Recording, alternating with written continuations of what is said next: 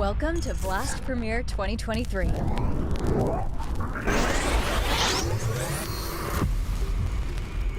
12 Blast Premier teams will begin their quest for victory in a season group state. Teams seed each other, creating 3 groups of 4. These teams then play out a double elimination best-of-3 group stage. The 3 group winners go straight to the season final. The remaining 9 teams will fight it out for 3 season final spots in the cross-group gauntlet. The 6 teams that failed to qualify for the season final will be cast into the showdown, where they must fight to survive in a merciless single elimination format, where they will be met by 10 teams from open qualifiers from around the world. Each seasonal showdown will be split across 2 regional tournaments. 8 teams will compete within a European and CIS bracket, whilst the remaining 8 will battle in the Americas and rest of the world bracket. Winners of each showdown will secure their place in the season final to join the 6 teams from the group stage. The 8 finalists will face off in a GSL format, leading into a single elimination playoff bracket with quarters, semifinals, and grand final. The champions of the season finals will be joined by exceptional skilled teams, including winners of the CSGO majors, ESL Pro Leagues, as well as the 2 teams that topped the global leaderboard. The global leaderboard is a year-long point-scoring system that takes into account the performance of Counter-Strike teams from leading tournaments from around the world. Teams hoping to qualify through the global leaderboard will have until November 28th to claim as many points as they can in a number of events. In the event of any duplicate winners, spots will be open to those who have fought their way to the top of the leaderboard. These 8 champion teams will come together for one last clash as they battle it out for a prize pool of $1 million. Join us in 2023 as victors are crowned and heroes are made.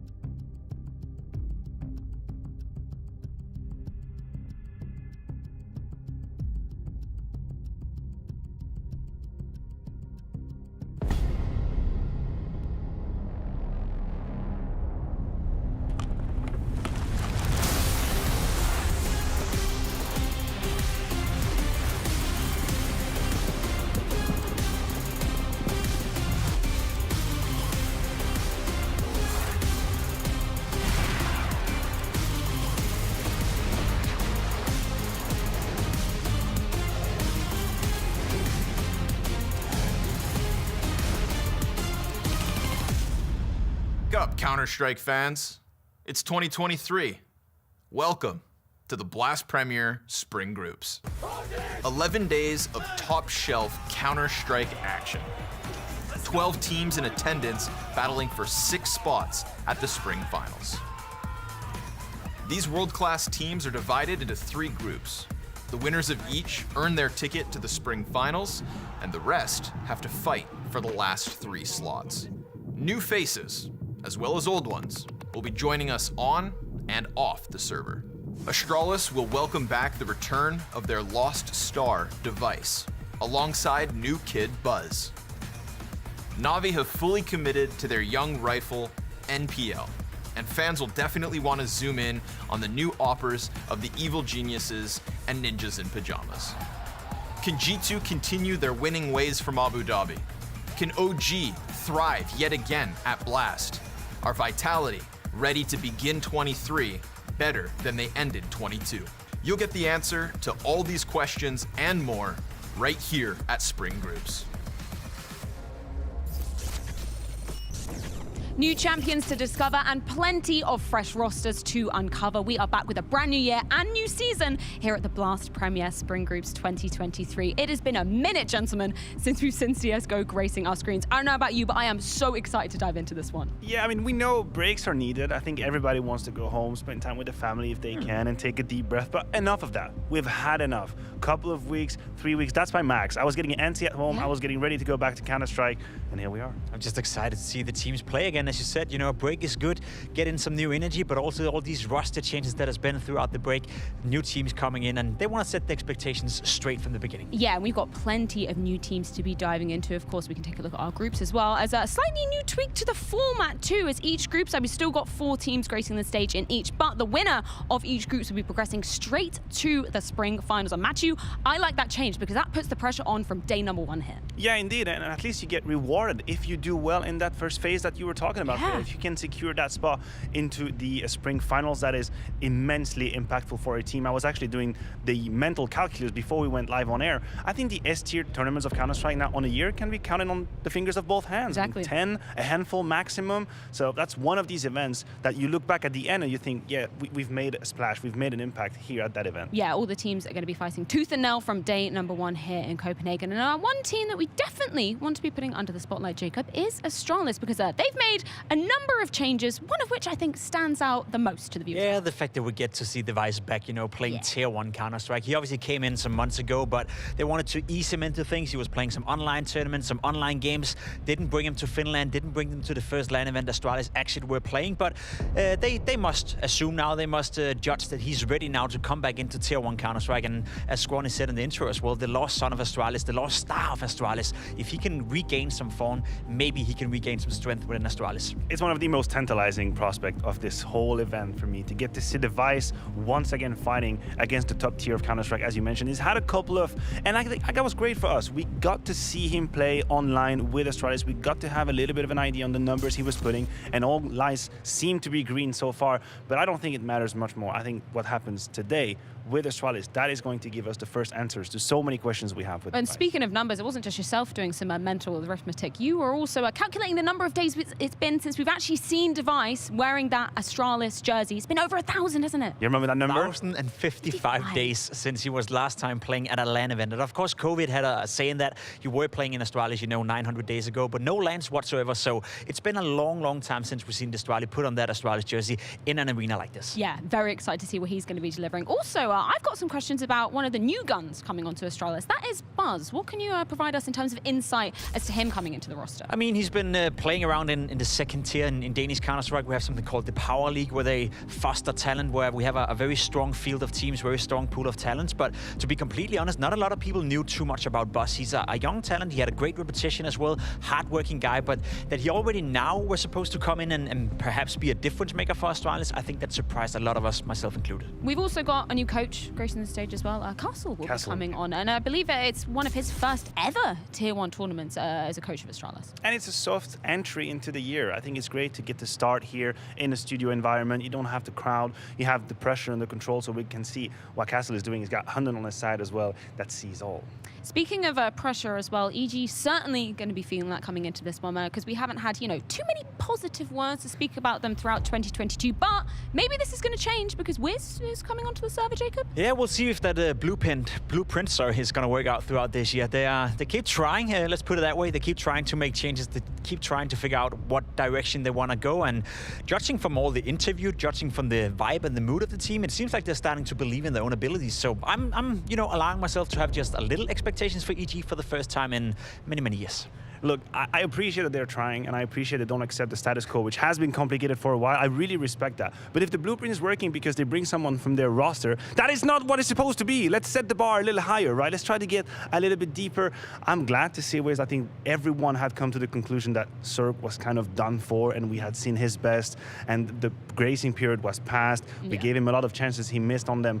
They brought new talents. We saw Needham as an IGL. We saw Hex, who I believe struggled with pressure for a while at the major, for example. That's not the case here. We're in a studio environment. They get to start the year against Heroic. It's going to be a tough start. Let's not mess around. But maybe, just maybe, this man can be one for the future. Yeah, I'm very excited to see him gracing the server in our first game of the day here at the Blast Premier Spring Groups. Also excited to see NPL officially joining for Na'Vi as well. Of course, we saw him coming in for a few maps here and there back at the World Finals, but now he should be gracing the stage on all maps they're going to be playing in the It was rough during the World Finals, let's be completely honest. That was not the start he was hoping for in PL, but the fact that Blade and Na'Vi have still chosen him, have still chosen to give him a proper chance and fully integrated him in towards Na'Vi must, you know, suggest that he's been good in practice and they believe in his potential. We've seen him play in the WePlay Academy League. He was one of the highest rated players, so definitely some talent hinted within MPL, but we just didn't see it whatsoever at the World Finals. Maybe this stage, you know, with a little less pressure is going to make it easier for him. Look, I wish for him that this goes better than the World Final. I truly do, because I think it's a blessed opportunity for him to be on a server next to Simple, Bit, and Electronic. I just don't think that this format is the one for the future for Na'Vi. I think we have to free Electronic. I think this is that's a short-term band-aid they're applying onto this. Maybe realizing SDY had limitations, we're going to bring NPL, he can do more. I don't think it solves long-term issues. I think it's a temporary position that Na'Vi is holding, but we know they can be dangerous even if pieces are moving. Yeah, one more roster move that I do want to put under the spotlight just briefly is, of course, NIP bringing Hetrick in, which is an interesting one because we were just chatting in the green room to James and Maui. The fact that he's not actually a native AWPer, I don't know, are they just dodging having a proper primary AWPer on the side? The floor is having a real AWPer.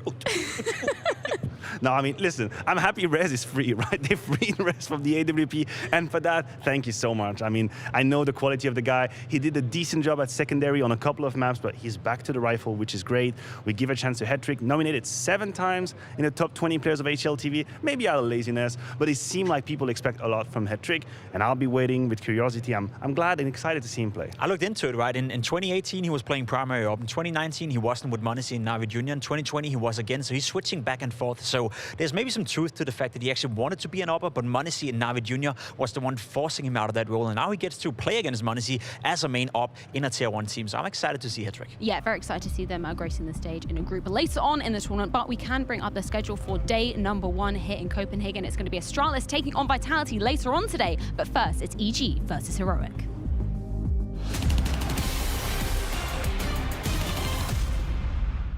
They need B right now. Two. That's split. That's split. It's some B split. I'm guys. going B. I just I'm going want- B.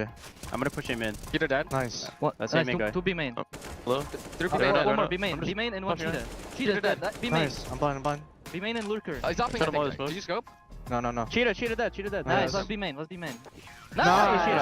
Off the cheetah. I got up. Okay. Temple. Temple dead, Emo. temple dead. Emo one. Nice. Emo. Emo, one way. He's dead, Nice. he's dead. I got cheetah. Bomb down B main. I got the bomb. He's out. One Hobbit, aim. guys. Hobbit or No, Ninja. Emo. Dead. Nice. Nice. Ninja clear. I got cheetah. Emo is clear. I'm in triple. Mid player and A player. What's he flying? I respawn temple. I'm just playing. Ninja one. Yeah, Ninja? Cheetah dead. Nice. What the hell, he didn't see you? Yeah. 2 CT I think. Done. His ramp. Hall's No. dead. Hall's dead. No. Nice. I'm coming back around from here. One I'll on try. ticket. On top of ticket. Yeah, he's ticket. Ah, can't cross. I'm calling number. I'm going to area for a second. Is he left side or right side? Is that Up on default? Yeah. Could be halls as well. I'm watching halls now.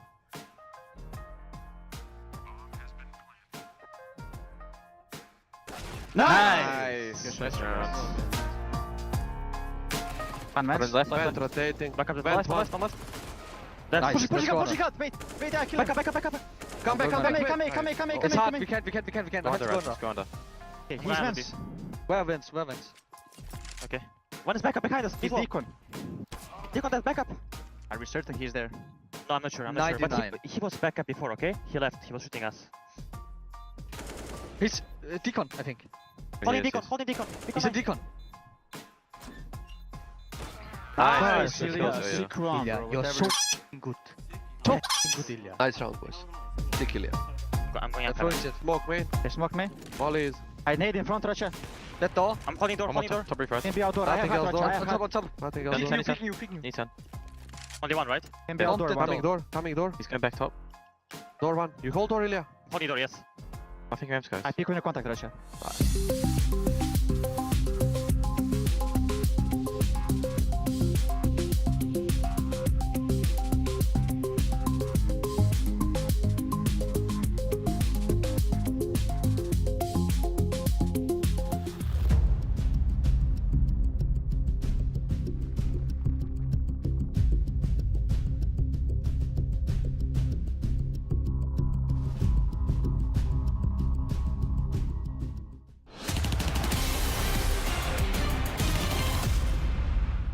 Heroic by nature as the current reigning world #1s, now with Stan back in tow once again. This marks their 2023 debut here on home soil at Copenhagen for the Blast Premier Spring Groups. Their first clash is going to be up against Evil Geniuses. Now, gentlemen, on paper, it would be fair to say this should be quite a one-sided affair, but a new puzzle piece for the side of Evil Geniuses is going to be coming in the form of Wiz. We can see the new gun coming in right here on our screens.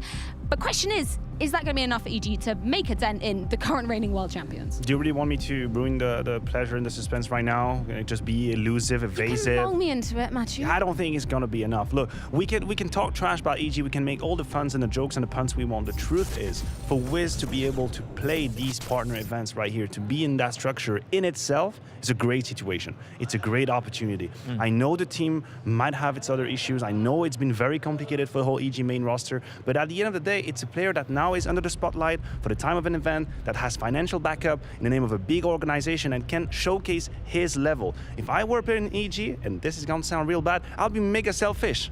Screw this team. It's my time. I can put myself out there and maybe I can reach somewhere else because I have sort of lost the hope in the whole project as a team, as a roster. Yeah, that's a problem, right? If that's the mentality the players are coming in with, that's a massive issue, but I don't blame you or them for maybe thinking that. That's the issue. EG in this tournament, let's be honest, right? They're outmatched. We have some of the best teams in the world, and that's not necessarily where we look at EG right now and think they're supposed to be. So again, I've said this many, many times, and I hate myself, sorry for saying it one more time, but it's a learning experience. See if you can get double digits. See if you can make the games competitive. See if you can learn something, but this is not the tournament where we expect EG to win it. Some of the online cups, some of the online tournaments, some of the lower tier tournaments, tier 2 lane events, that's where we need to see EG make moves, but at a Blast event, I have no expectations. And I like that he's talking about experience because it's true. They're not in a position where they have deep runs and all the big tournaments throughout the whole calendar. I was actually trying to find some of their results on LAN. If you want to look back to their latest victory on LAN, you have to go back to early October 2022, and it's because they also don't play a whole lot of games. Yeah. That is an issue. That's when it becomes sort of a vicious cycle where you don't really play a whole lot of LANs, and when you do, you usually get absolutely smacked, so you don't exactly learn a lot. You have to make the most out of these moments. Number 32 in the world, right? As of right now, number 32 in the world, taking on the best team in the world. So let's just paint the picture very clear right here. There should be no way whatsoever that Heroic is going to lose this game, but there is a way where EG can show some of that progress and make the game competitive. Yeah, I think that's exactly the point. I mean, you may hate yourself for saying over and over again that it's a learning experience, but Vorborg literally echoed the exact same sentiment in a HLTV interview, saying he's coming in here, you know, with some new arsenal in his army as well, which obviously in the form of Wiz, who we've been talking about. Do you have any expectations in terms of how he's going to be entering the server to kind of replace Cirque? Are we looking at a similar playstyle here, or are we expecting something different? I feel like Cirque's playstyle kind of disappeared in the last few years we've seen him, right? We were very far away from the aggressive, difference-making, confident Cirque that people might have seen and appreciated in 2019. So I'm not going to make any comparison between the two. I think Wiz, from the get-go, has to display initiative. I think he has to display aggression. He has to make or take risks. I don't mind if he overdo it. I don't mind if he sometimes put himself at risk and loses. It's fine. But just don't be passive. You're in a team that won't allow it. You need to make a difference, take risks. Keyword is initiative, as you said, right? Because that's something that Cirque lost completely last time around. He was in EG. We were seeing games where he was opting to go for the rifle, even in rounds where he could have afforded the AWP, where he could have made the difference with the AWP. It felt like Cirque lost the confidence in his own beliefs, and he lost the initiative as well. And I fully agree with what you're saying. I don't care if Wiz is overdoing it, if he's having a couple of rounds where he may be at fault for making a mistake or over-peaking whatsoever. As long as you take initiative and you try to change the tide of the game and actually play with a certain responsibility, then you're doing more than Cirque did. Well, let's hear from the new gun himself. It's Wiz with Banks. Okay, so Wiz just starting 2023 with the main EG roster. It's your first S-tier event. I want to see, were you shocked and just how did you feel when this all came about? Yeah, so it's a little bit unexpected for me, but I think now that I'm here, I just got to kind of just work hard and just play my best, and then just we'll see where it goes from here. I love that. That's a good attitude for sure. Now, how much practice time have you had with the guys? When did you get to Europe? How's it been looking so far? Yeah, so we've been boot camping here for around like a week and a half. Got here like January 5th. So not like the longest time in practice, but I think we've been working hard. We've been working relatively long days, and I think we have a somewhat cohesive plan coming into this game. And what's the biggest change for you personally when you've come into this team and anything with your roles and stuff like that? I think personally, the biggest change for me was getting to play with these new experienced players. I think they have, a lot of beneficial like tips for me to kind of integrate myself into their team play. So I think that's probably the biggest change. Okay, and in terms of this is going to be your first game against a serious opponent in terms of like heroic tier 1, you know, not an easy team, but in practice and stuff, have you noticed it's a lot harder or is it much the same for you? It's definitely a lot harder, but I think that I kind of adapted pretty quickly overall. Obviously, I don't think I'm quite tier 1 ready yet, but I think over time I'll get there. I like that. So you got the confidence with it. And when we're talking about confidence, I heard in Vorborg's interview, he said that you have huge potential. When you hear something like that from your coach, does that add any extra pressure or does it make you feel better? I mean, a little bit of both, but it's definitely like very helpful to hear from my coach that that he believes in me, that he thinks that I can reach that potential, and hopefully it comes true. Hear a grounded answer coming out of Wiz just there, saying full force, I'm not totally ready for tier 1, but this is the opportunity to be springboarding and potentially reaching those heights as well. Of course, we do see the map vetoes coming in, and this was something that we were also talking about, Matthew. If there's another thing you want going wrong in the way of EG, it's Dust 2 being removed from the map pool, obviously in favor of Anubis. Yeah, listen, bottom line, it was always going to be complicated for EG to maneuver the veto, and even more so now that Dust 2 has been replaced by Anubis. Dust 2 famously the veto of Heroic, which they said in a couple of interviews, we can technically play 7 maps now. Sure. Your EG or go for Inferno, I don't think it's a particularly weak map for Heroic. Might not be the one they go for, but they can definitely play it.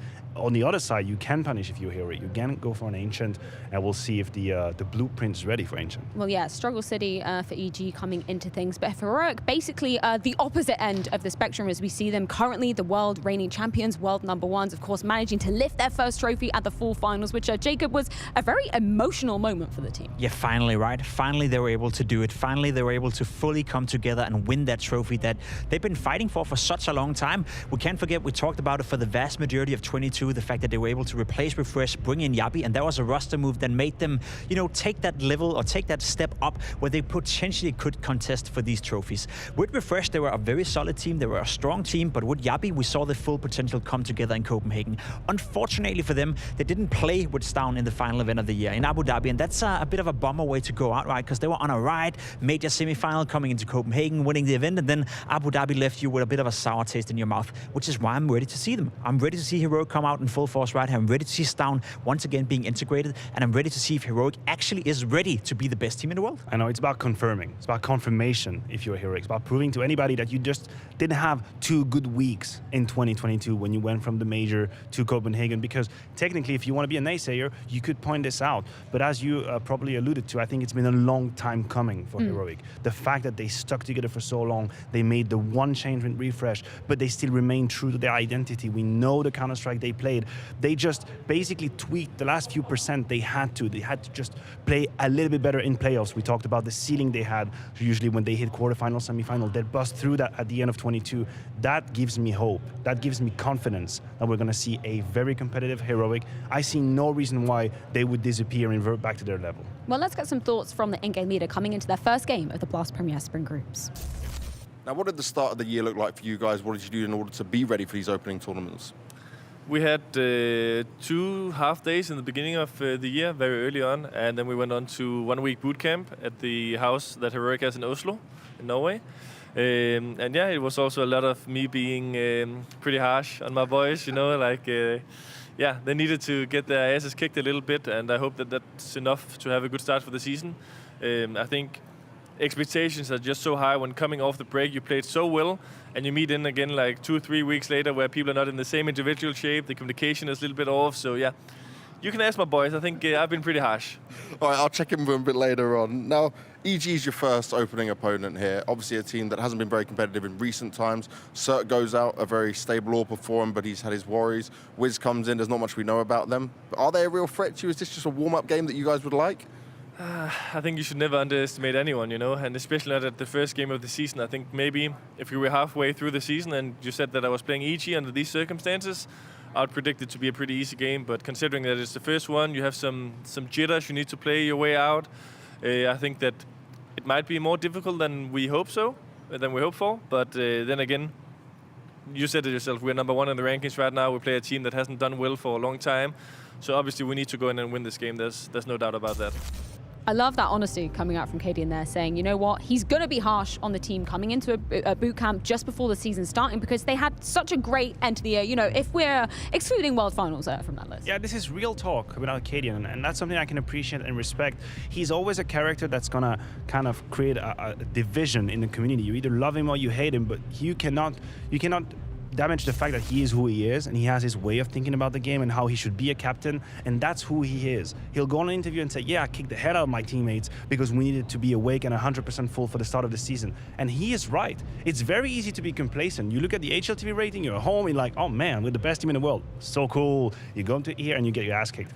Good for KDN to be aware of that. The one thing that worries me though a little bit, the fact that we now speak about Heroic as being a favorite. We speak about Heroic perhaps being ready to be the best team in the world. And if you look at their team and the way they conducted themselves historically speaking, they've always thrived well being the underdog, right? Everyone is against them. You know, the whole coaching scandal with Hunton, etc., etc. It was like the Heroic against the world. I feel like they feed off that energy. I feel like they perform the best under that energy. And now KDN is coming in saying that he's being very harsh on his teammates. He wants them to come out and be prepared for the first tournament of the year. It's a complete new added pressure to be the best in the world, or at least trying to defend that position. Can Heroic withstand that pressure? Are they made for that? Or were they better being the underdog team? That's my only concern in terms of whether or not Heroic can maintain this level. Yeah, that is a very interesting point coming into things, whether they're actually going to be able to survive that pressure when we're looking at, you know, the stars that surround KDN in this as well. Obviously, we've talked about Starn already, but the fact that they needed him so much in this roster, I mean, the numbers, you just got to look at them in 2022, absolutely stand out from him. Yeah, listen, I wouldn't say that they rely on Starn the way a Na'Vi would rely on Simple or Vitality would rely on Zywoo. I think it would be unfair to the rest of the cast, but you cannot argue against the idea that he is the best player in Heroic, he's one of the best players in the world, and he has such diverse capabilities. Yeah. We know what he can do with the pistol, with the secondary AWP, with the rifle, opening, closing. He can do pretty much everything. So of course, when he's not here, they're going to struggle. But I don't think it's a dig or an attack on the roster. No. I just think that's how valuable Starn is as a player. Well, let's get some thoughts from Starn coming into this match. Now, KDN told me that when it came to the boot camp, he kind of gave you guys a little kick to get yourself ready. What was that like? What was he doing? Yeah, I mean, it's always like that when you get when you have a break, everyone, like, with family and stuff like that, and you don't touch CS that much. And then once you get back, like, the communication is not always there. People are probably missing some shots and stuff like that. And of course, he wants to set the bar high, and I think that's really good for the team. And yeah, in the beginning it was a bit rough, but we've managed to come after it. Now, looking at your group and the other teams in it, right, you've got Easy to start off with, then there's Vitality, Astralis as well. But do you guys consider yourselves the absolute favourites here, and do you think just getting the straight spring final spot is the only thing you guys are focused on? Yeah, I mean, that's the main goal, right, to qualify. And I would say it's going to be exciting to see what Astralis will bring with the device coming up, to see how his form is and stuff like that. So yeah, it's an exciting group. Is that a match you'd like to have? Would you like to face off against them? Yeah, for sure, always.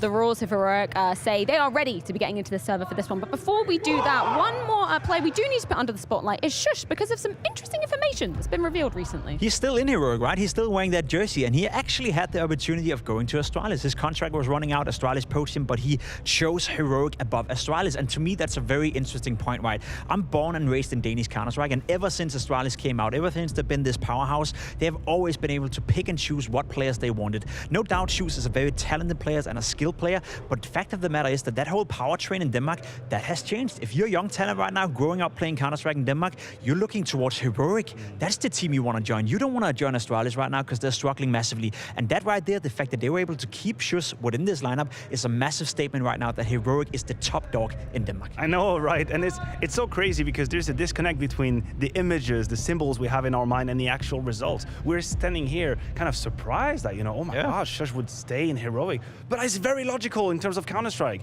The power has shifted. Heroic is the best team in Denmark. There's no comparison possible. Astralis are merely trying to catch up with them.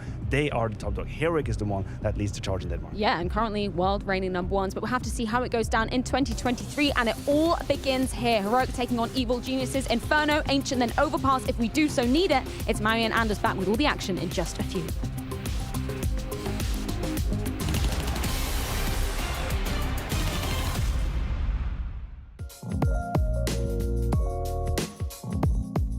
The first experiment's underway. The first experiment, it's not much of an experiment. We want to let these guys size each other up. We want things to be even.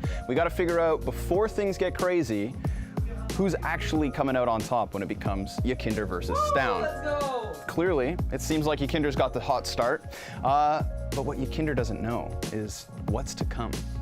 For now, again, things will be simple, things will be easy, we'll keep it nice and clean, but they don't know who's in the chaos room, who's in the Zen mode, and ultimately, it's this guy right here, Yakinder, who's about to get screwed with. So we'll let him enjoy his moment, we'll let things go as they do. At the end of this, though, things get interesting. We'll go check in with Stown.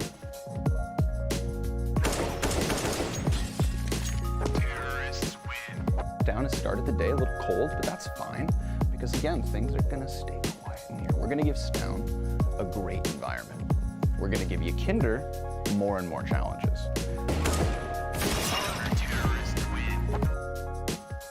This was the easy round, okay? This was when things were the most normal. Warm round. So Stown, we're gonna send you back to your room. Some things stay the same, some things are about to get very different.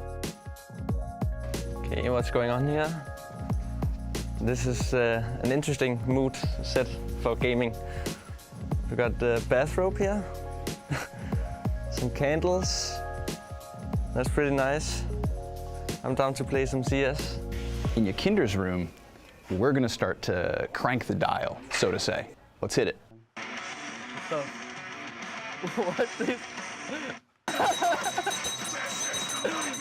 If you think it's gonna distract me, it's not gonna work. Okay, maybe it does work. Chill out, I'm losing.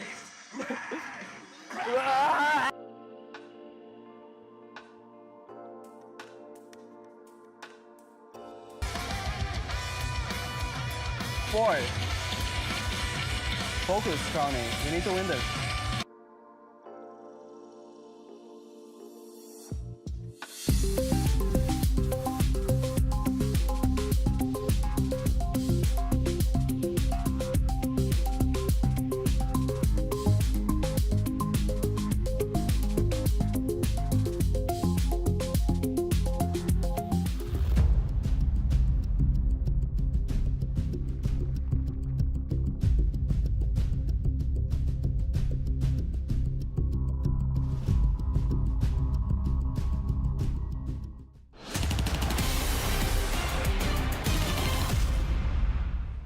And welcome everybody. 2023 is finally here. In case you didn't notice, it is New Year of Counter-Strike.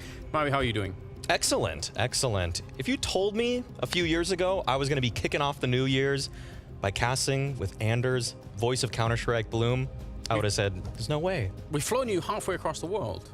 Pretty much the whole way. Yeah. I probably went over the world twice, actually. Well, it's a good thing that you're here because we've got EG playing up against Heroic, so we need somebody with a little bit of North American fan insight.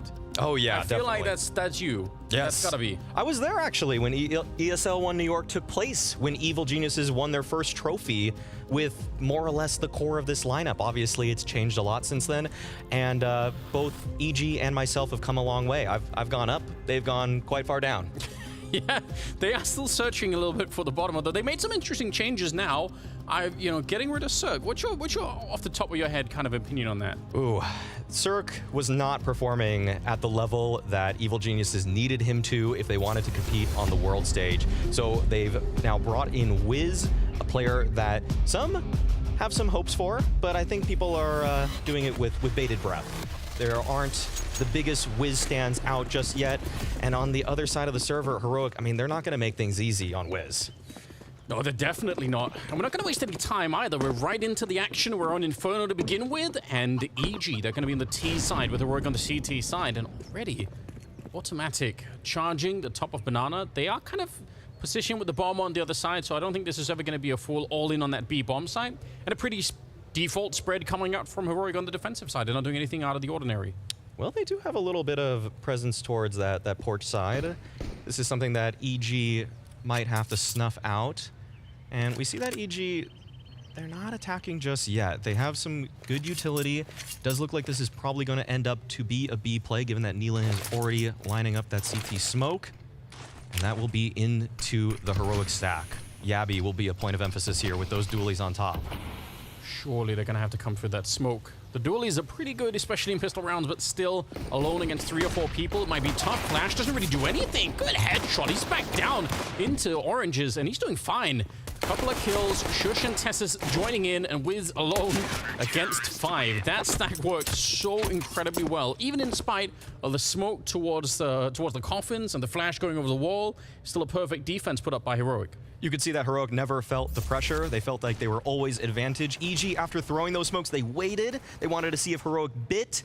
But if you're the favorites in this kind of matchup, you don't need to swing through any smokes. You don't need to do anything unnecessary there. And EG, just not enough oomph in their step. Not really finding too much. Heroic, they've been one of the successes of the previous year, though.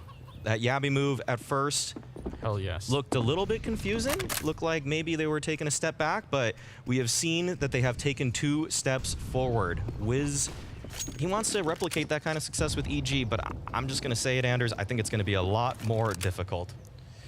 I would be excited. I hope this EG project works out one way or another. I really want it to, because, I mean, I still feel like somebody like Automatic has more to prove, even if he seems like he's been sort of in the background for a while now.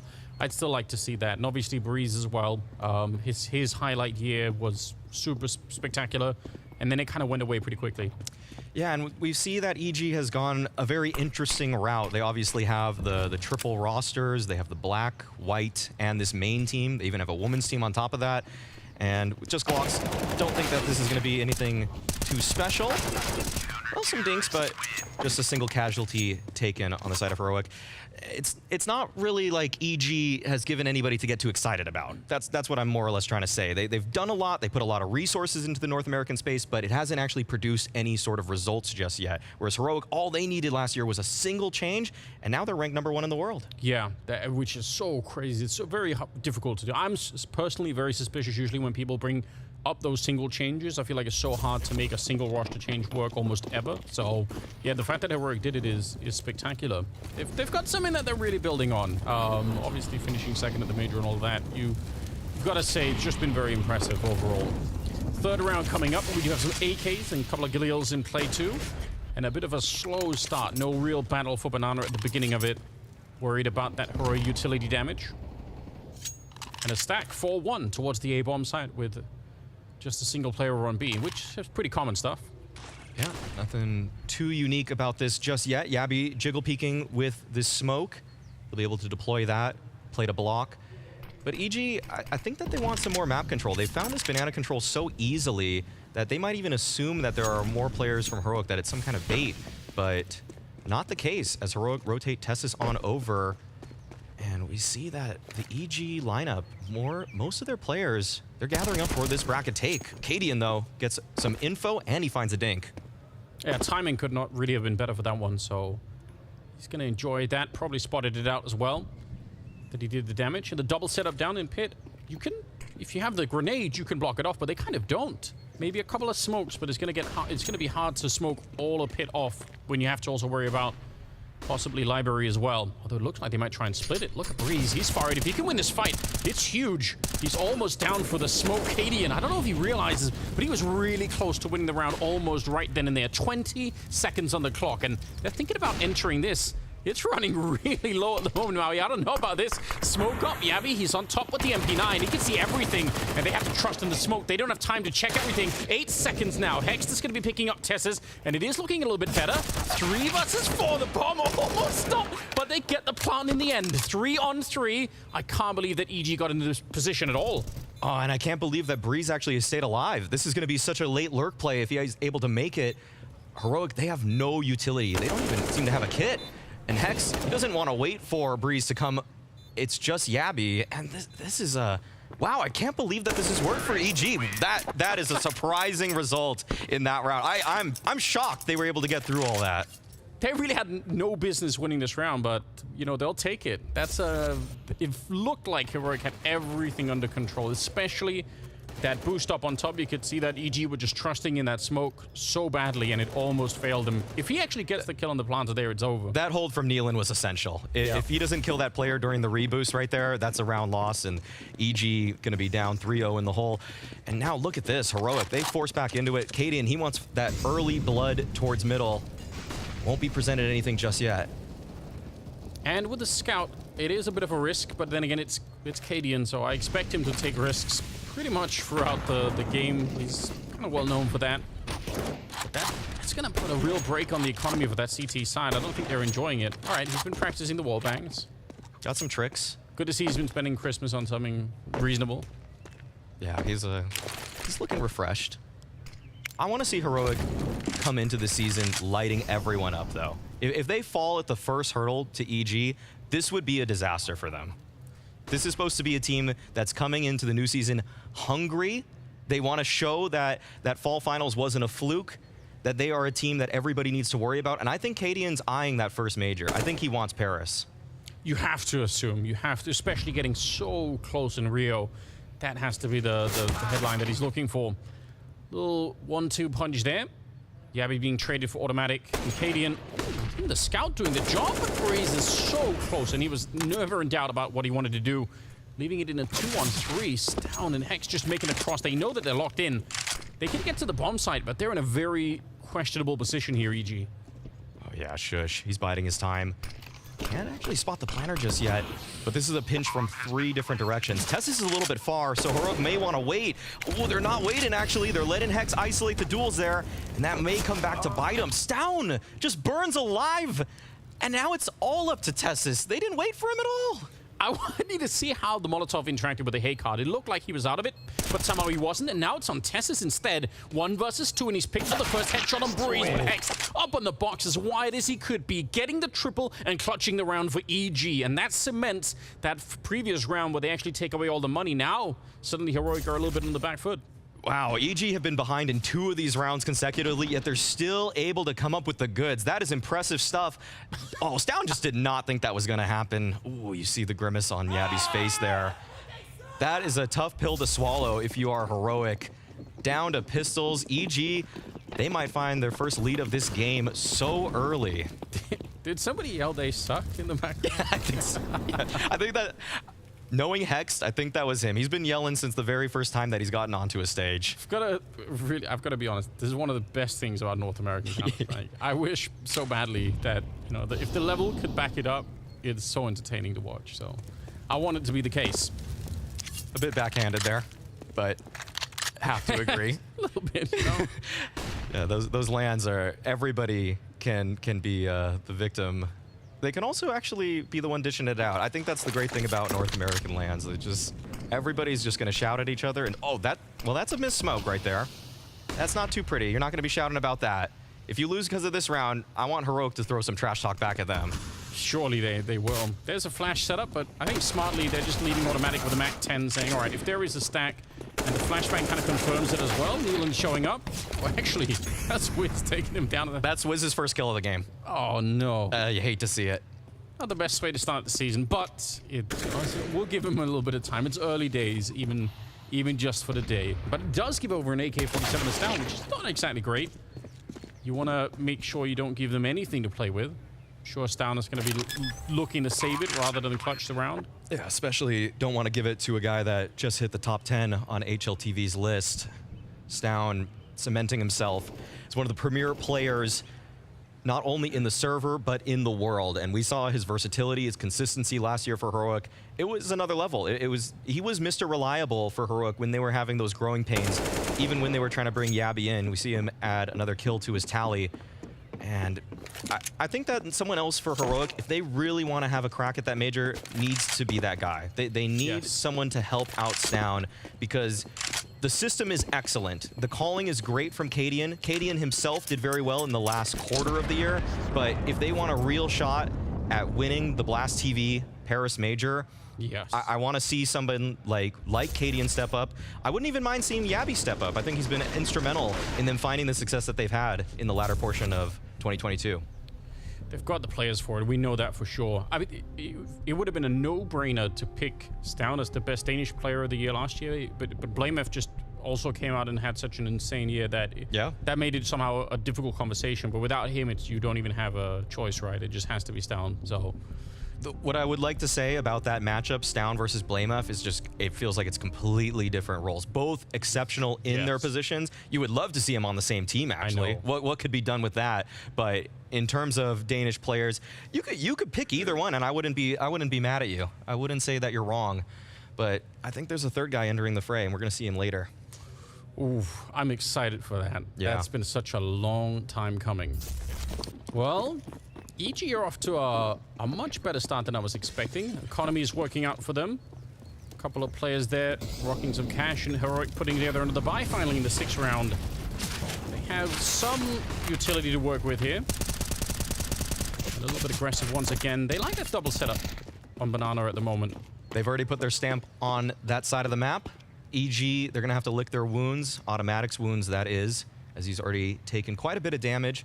But this is the classic setup from Heroic. You get that banana control early, you leave Tessus to jump spot a car, and now you can play 4 towards A. This is when the defense is impenetrable. It is when you are so disadvantaged as a terrorist. But this is why EG have to show that all that time in the lab, all those rocket scientists that Valens was propping up, they have to come to work right now. Yeah, hopefully they can. Hex this off with a good opening. That's not bad at all. Yabby's fighting at all fronts, but he's got some backup with Shush. If Shush doesn't get that kill, he's going to get shot in the back instead. Yabby pretty much sealing the round with that double. That's huge. Very hard when you're swiveling around like that, looking basically at your back half the time. Breeze and Neelan, 2 versus 4. They need a mistake. Instead, they get shot for the smoke, so something of the opposite happening here and again. Oh, wow. That's just unfair, isn't it? Yeah, not much you can do there. I mean, there were tracers on the earlier shots, but the USP to finish it off. That's why it's just so difficult to play back, though. I was prefacing it with that early banana control from Heroic. We saw that there was even a clean entry from Hex, so it was nice there, but just the follow-up from Yabby, the swing, the fact that Shush is covering his apartment so that he can fight towards that porch side, everything went the way of Heroic. That's exactly how it was supposed to play out. And the main thing is that EG, they're just going to have to do a little bit better in taking map control cleanly if they want to actually fight against Heroic, who seems to have entered the server and is playing at the level that we expected from them. And this current iteration of Heroic also, once they're in the lead, they seem much more disciplined than some of their early days in terms of not giving up those advantages, right? Which again, I mean, if you're up, you know, 4-3, 5-3 or something like that, it's usually it revolves around the superior side making a mistake that they don't need to, and I feel like Heroic are pretty good at limiting those at the moment. So yeah, they had a couple hiccups in the earlier rounds that EG lost, but I would actually almost just credit some of the individuals from EG's like Hexed, who just hit very nice shots. Like there's only so much you can do if Hex is wall banging you with an AK. And Cadian, he opened up the round, wants to clean it up too. Just doesn't seem like there's too much for EG in this one. Slight reposition every time, keeps them guessing, and he's back with another one. A little bit of a double jump, and that's 4 kills with the AWP. Still nice to get that warmed up, and I'm sure someone will pick up the AWP, so Hex, not really anything you can do right now. Looking for another Deagle headshot.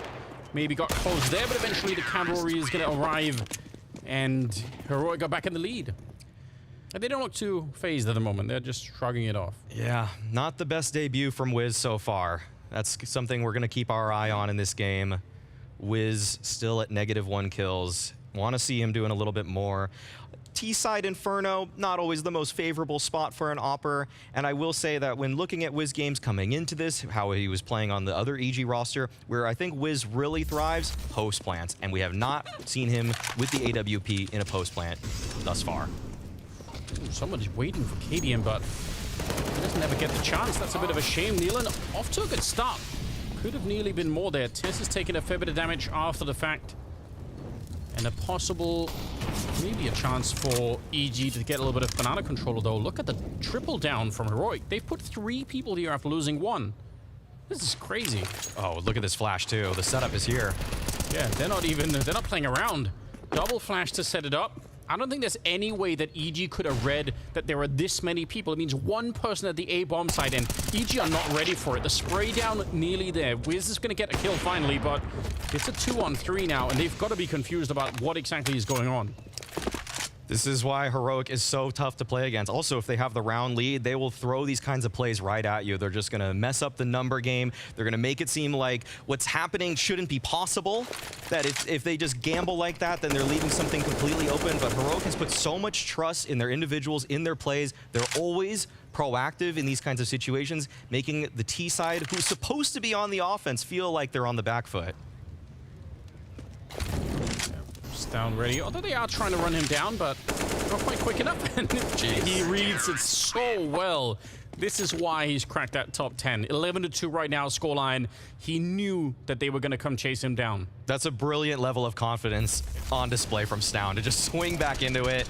I mean, it's supported by the fact that he had a teammate that could have rotated in from CT, but you throw the molly, you usually want to play the time, but he knows that the T's expect that. They don't expect him to swing back in there, but once again, Heroic, they're showing that they're just completely in control of Banana. It is very tough for EG to find any significant footing on this map. I think that they have to change it up significantly in the next round because they threw a lot of bodies at the problem there, but it wasn't enough. So they're going to have to find an answer somewhere else across Inferno. He was flashed into that fight. Kind of surprised that he stuck around up in the apartments, but it's an interesting problem that you bring up. I mean, if you can't win the fight on Banana, what can you actually do on this map? You could Halls pop, you could take bracket early on, you could go for a fast bracket play. All of that is going to be really telegraphed unless you do it right off the bat, right? That's the thing. The mind game now that's at play is that EG have lost Banana 2 gun rounds in a row. So it's very obvious that they should go for something A-centric. And so if you're Nealon, you're just in a very poor position for calling this round. Because you've been losing Banana consecutive rounds, and you know, and well, Heroic knows, all right, expect the A play. And it played out just like you were alluding to even before it happened. They were ready. They had 3 people. They had a huge crossfire setup here to stop this kind of a Halls pop because they're not that worried about Banana anymore, and EG kind of gave up on it a little bit. They're back with rifles now, but man, it's tricky. Even if they don't take the B bomb site, surely they just need to show, like, they just have to plant a flag on Banana at some point, even for like 10 seconds to say, we hold it. Now you don't really know what we're doing, but that's not been easy at the moment. Looks like they're going to switch up the tempo, actually. They want to let Heroic burn their utility early on. You see that nobody from EG has even entered Banana just yet. They want to see if they can just have Heroic set up in a 1-4 and then do a late clear. And this is it. This is the late clear. This might actually work out for them. Cadian, he does have backup, but he's been pushed back. And this is an interesting approach from Evil Geniuses. I have to commend it because now they're the ones that are in control of Banana. Yeah, finally. There's 3 people on the A-bomb site. No. That is... that's a grenade. Yeah. But you can have Banana, but not for free. No. It hurt. It hurt, but they got it. Small celebrations, perhaps, but... Question is, what could they do with it? They're going to be pretty quickly. That's actually nice. They're really moving fast behind it. So still 3 people at A. They need the opening, though. And Cadian and Yabby, the crossfire is so efficient. Finally, there's Wiz taking up Cadian. Yabby, they know he's somewhere in the site. The flash, it did work. But unfortunately, Yabby was flashed as well. It looked like all 3 members of EG were flashed behind that. And maybe that could have been a miraculous spray down. 3-on-3, though, in the afterplant. And the fact of that earlier grenade is still haunting EG. Wiz and Breeze are very low on health, and Hext, see what he could do. You mentioned Wiz in the afterplant, and this is maybe his first chance to really show what he could do with the AWP. He's locked in there in the back. Just a grenade, but not an HE to land on top of him, so at least that's something. The smoke, though, making it hard, and they almost lined up for him. Down with another shot. It's all on Hext, and he can't handle it. 1 versus 3. They fell too soon in that afterplant, and the defuse is going to be in. That was a perfect piece of utility from Heroic right there. Yeah, they got this one. It was close, though. EG, they actually came up with a great idea there in the early mid-round for getting banana control, but that nade damage, that late smoke towards new box, all excellently placed utility. This is why Heroic are such a strong team in the world scene, because they always just have a trick. They always have an idea. One piece of utility, doesn't matter what it is, they're going to make the absolute most of it. That is a very well put together round from Heroic, even though EG put a nice one together themselves. That was one of the more competitive ones, I would say. It was, and if they can go back and win Banana 1 or 2 more times, just to kind of show what they can do. This is one part of the strat book, surely, is to like execute it pretty quickly behind it. I'm sure they have more things, but again, they have to be able to continuously win that banana fight, or at least make it a little bit competitive. So yeah, curious. But that round is as close as it gets. So I mean, some credit to EG for getting it there. But the problem is also now Heroic are on this win streak, right? They're just walking rounds back to back now, and that's a problem. They need to have more of a buffer going into the second half. You can see them on fire now. It's a 7-3 scoreline there, and things are looking pretty good for the Danes. Yeah, it's a hell of a lot of momentum. See a slightly different approach towards Banana. And Heroic, they're not actually sending 3 people early B. So this may work out in the favor of EG. Although it's just automatic. He's playing a very passive style here at Broom. Just wants to see if Heroic get a little bit too eager. And they didn't really take Banana, but they're already signifying that they want bracket. And it's a clean take at that. This is a position that EG hasn't really been in where they've had this bracket control. So actually a lot of options have opened up for Nealon and the playbook. Kaden coming back into it, and he does check it. That's some heads-up play. Breeze goes down, and Cadian, he is so bold with that AWP. He's not going to give it up. A 3rd kill as he takes down Hext. And Wiz now, 1 versus 5. And that's the kind of confidence that's so ridiculous on somebody like Cadian. You can tell from that first kill, he was going to keep going. Oh yeah, he's brimming with confidence right now. He feels completely emboldened by the fact that he doesn't probably expect that there's an op trained on his angle. So those dry peeks likely, well, okay. Nice shot from Wiz, but yeah, those re-peeks from Cadian, very bold, but also there's just not much that EG are going to be able to do from it. I mean, they just won around Heroic, so they know that the money's not the best for EG, and this first shot, that kicks it all off. After Cadian hits that, he also feels like he's in his bag in that moment. We do have a world-class replay team here at the Blast production, but if you do miss some of those shots, you can go to blast.tv and actually you can rewind it instantly down to that little timeline. If you guys haven't checked that out, you should. It's a good place to hang out. Lots of regular people over there, so definitely do it. 8-3 is the scoreline, and Heroic, they don't seem like they're going to stop anytime soon. EG keep running out of money. Same cannot be said for the CT side at the moment. Look at that. Got a lot of cash in the bank right now. And we're back to the 4-1 split. Yeah, they're quite healthy. Heroic. Yabby, he's forced off the angle. Good Molly being deployed. This is actually going to make things rather easy for him. Nice shots, actually, from Automatic to clean him up. But it's still a 3-on-3 situation. And this push from Shush, it felt so unnecessary, but I love it. Why is he pushing when he's the solo player at A? You're not supposed to do that. That's a high-risk kind of move, because you're right. If he goes down to Hex, then it opens up the map, and suddenly it's a really weird 2-on-3 that Heroic have to juggle. But the fact that it works just takes all of the surprise out of EG's round, right? They know exactly what's coming after that Heroic. They have such a good idea of it.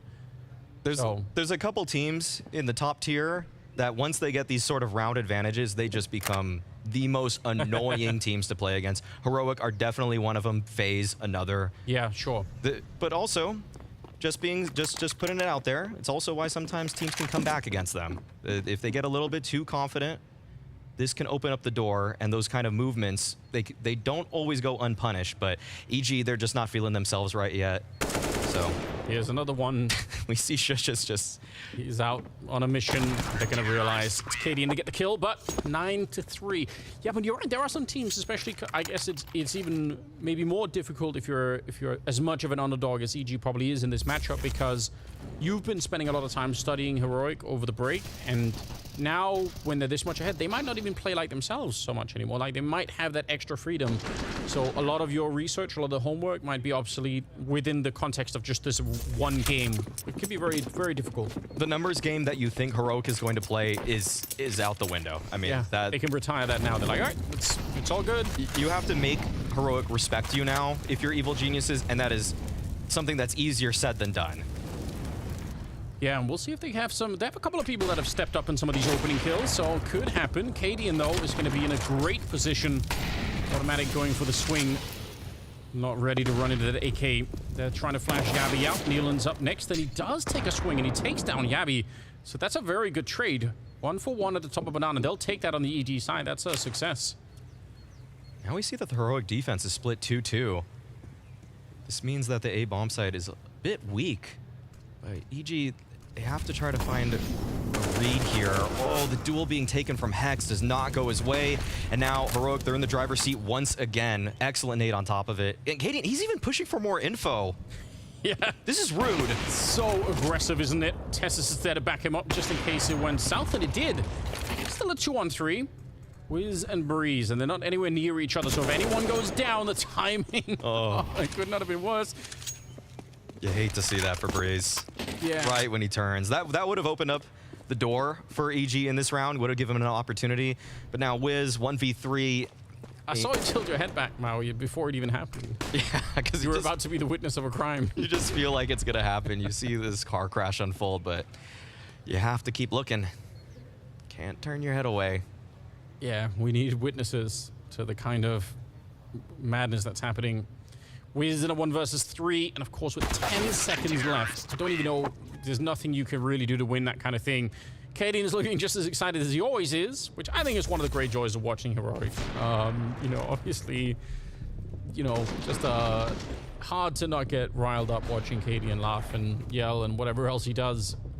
10-3. Yeah, this timing was awful, but if you're winning, there's not many people you'd want sitting next to you other than Cadian. Yeah. Like, he's always going to make you feel like you've already won the game. Hyped up. But in a way that keeps you focused, just like a good in-game leader should. Timeout being called. Yeah.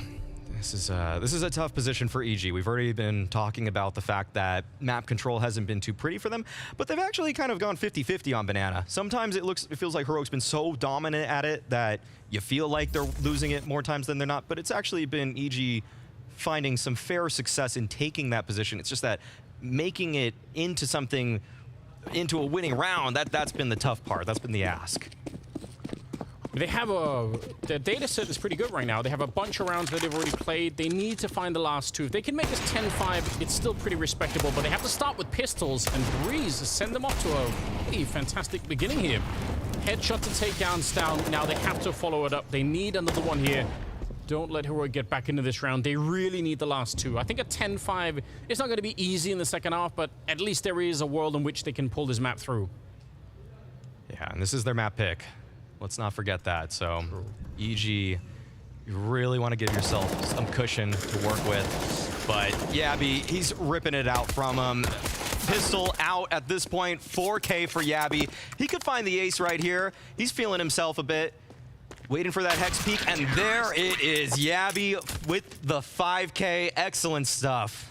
And again, he was low on health. He could have justified walking it back and saying, I'm just going to hide it in construction and wait. But he's like, no, I'm going to sit out in the open and hit the instant headshot. That's how we do it. Heroic are teaming with confidence. Yeah. Every single person peeking when maybe they shouldn't be, taking all of these fights, but they're winning them. And that's sometimes what Counter-Strike is. If you're winning all your fights, you can do whatever you want. And also scoring a couple of points for the M4A4 in that round. Oh, yeah. Yeah, we should keep a track of that. Yabby has been making it look pretty good in this half thus far. I could appreciate that. You know, it didn't have the instant impact that I was expecting. Oh, look at this. You talked about boldness, but this is outright criminal. Just pushing for the smoke and taking down automatic. At least Breeze is able to get one in return, but it's still a 4-on-4. Actually, I take it back. Breeze is hitting the shots right here. Cadian is in the middle, and he's got someone with him from Banana as well. So this is just an all-out chaotic round. They've switched places, and now Heroic are struggling to get back to the A-bomb site. Oh, and we see that no one even from Heroic was defending the site. That's a molly out from Yabby, but EG, they have a free bomb site for the taking right now, but they're not getting in. Yabby still fighting, and Breeze dinked, taken down. EG have no idea that there's nobody here still. Okay, finally, they've opened the door. They've realized, but yeah, how could they know? It's so confusing. Nice shot from Wiz, good read, and he takes down Tessus, but they still need to plant that bomb, and it's on him, so eventually he's going to make his way off that balcony. 2-on-2, and the timing is godlike, walking it through, but Wiz, he's able to find the shot anyway. Great double, and now it's Cadian versus Hext. 1-on-1 here, and Cadian is very, very low on health. Kid already picked up. Molotov on top's going to buy a little bit of extra time for Hex to reposition, knowing that Cadian could not possibly be defusing that bomb. And Cadian, he wants to go for the one shot. He's saying, you know what, I've got one chance at doing this. One single shot, might as well make it an AWP. He's going to tag it, and Hex will take him down. 11-4 at the end in favor of Heroic, but EG, maybe a slight chance in the second half. We'll see after the break.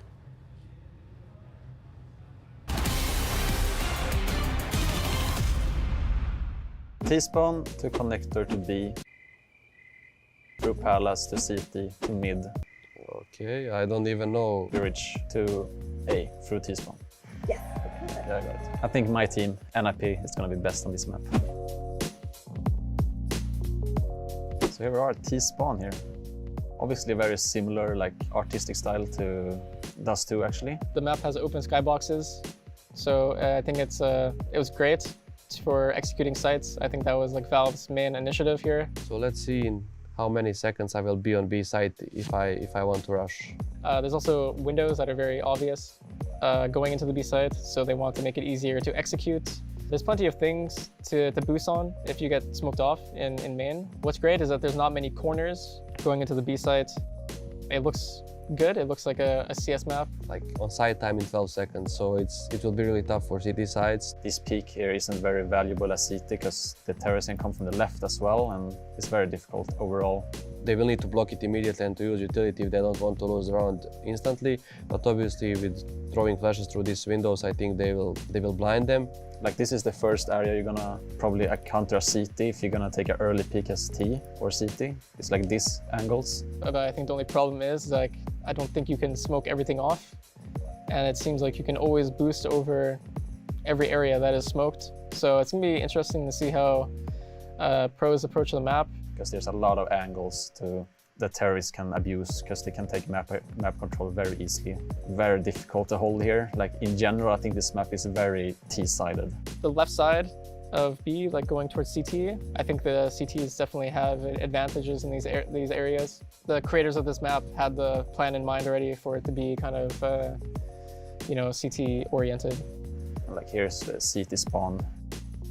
What I think is like, I think that there's gonna be 2 guys at B, 2 going to mid and 1 going to A. Like that's what I think it's gonna be like.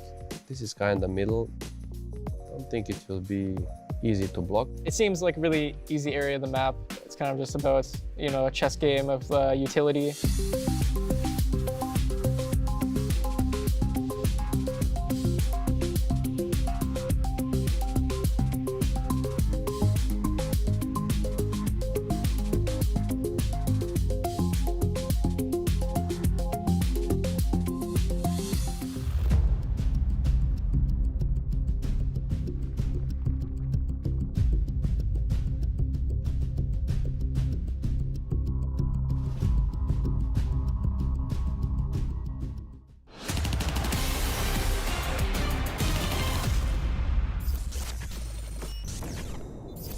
Ja, 3, 2, 1 nu. Alle er med backside, gutter. Jeg kan prøve at smukke Jule, måske. Ja.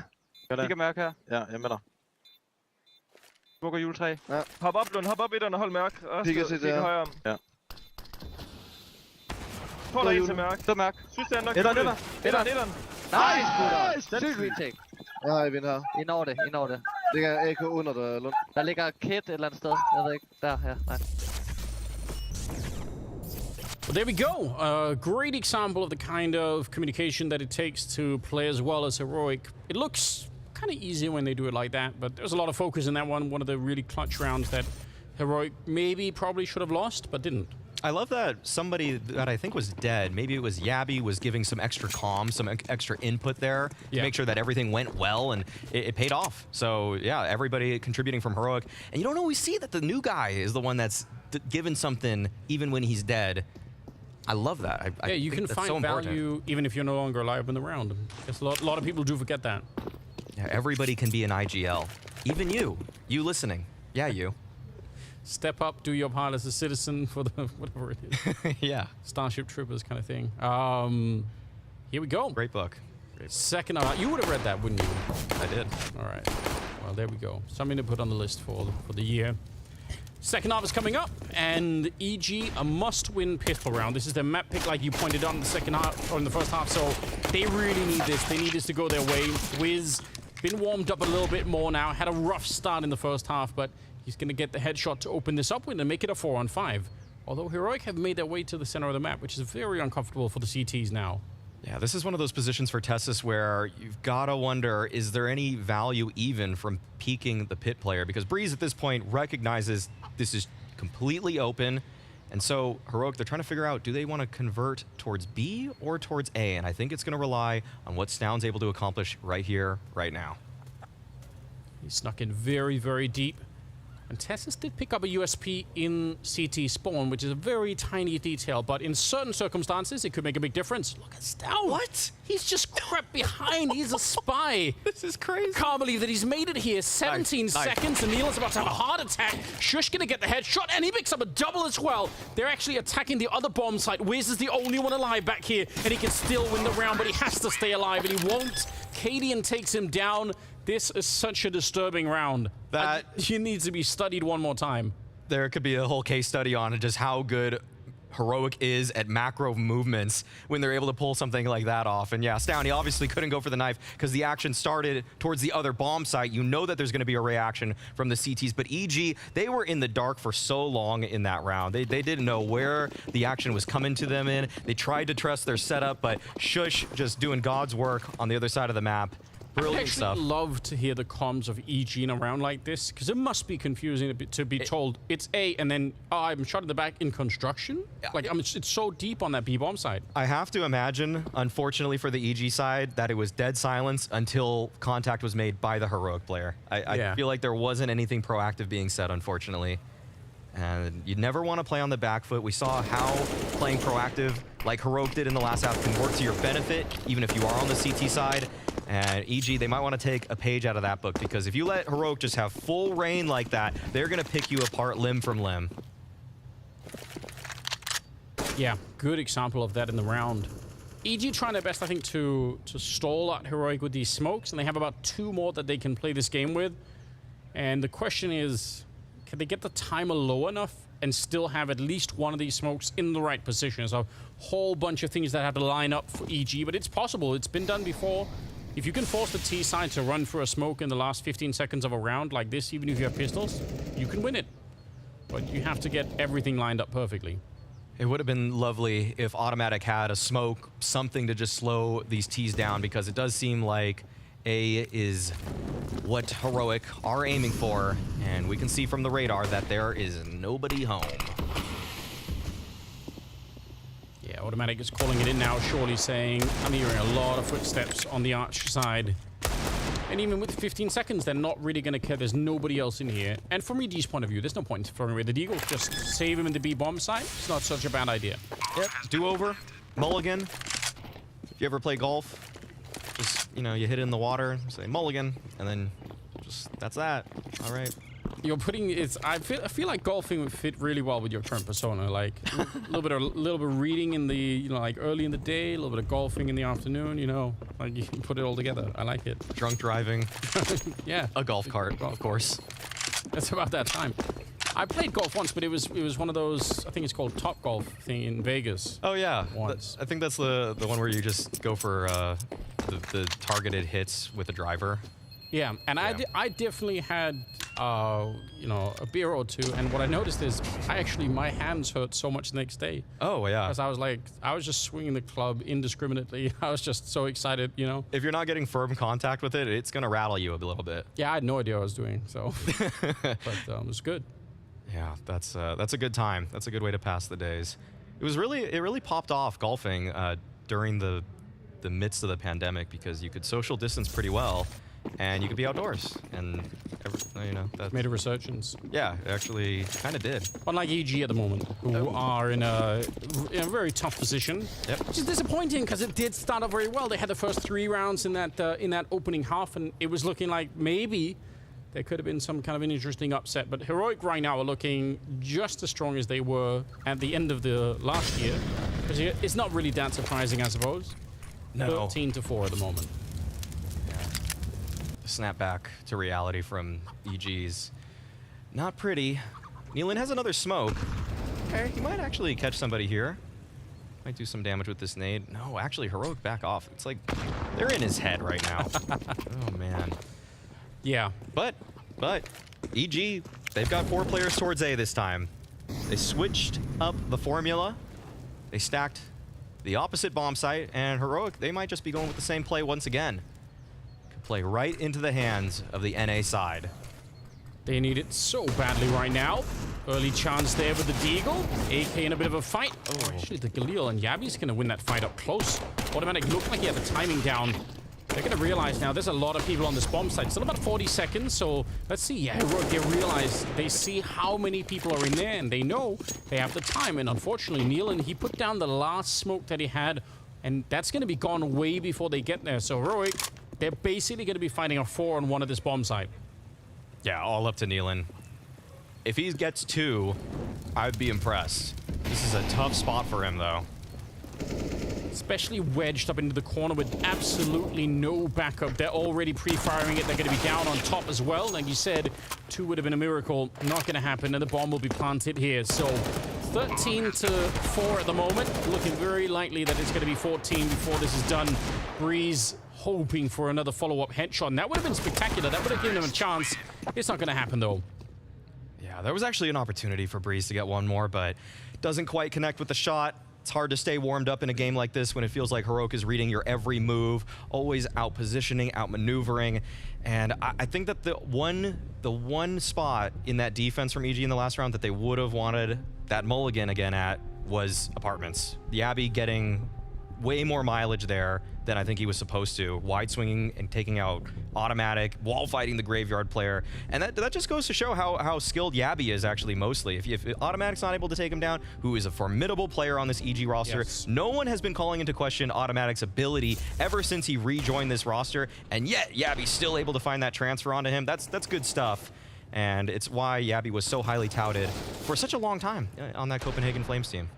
Yeah, and it's like you pointed out at the beginning of the show today, a little bit of a step back once he joined, but then they made up for it and then some, and they're in an amazing position. Look at some of the score lines on the Heroic side. Down is 17-6, KD is 19-9.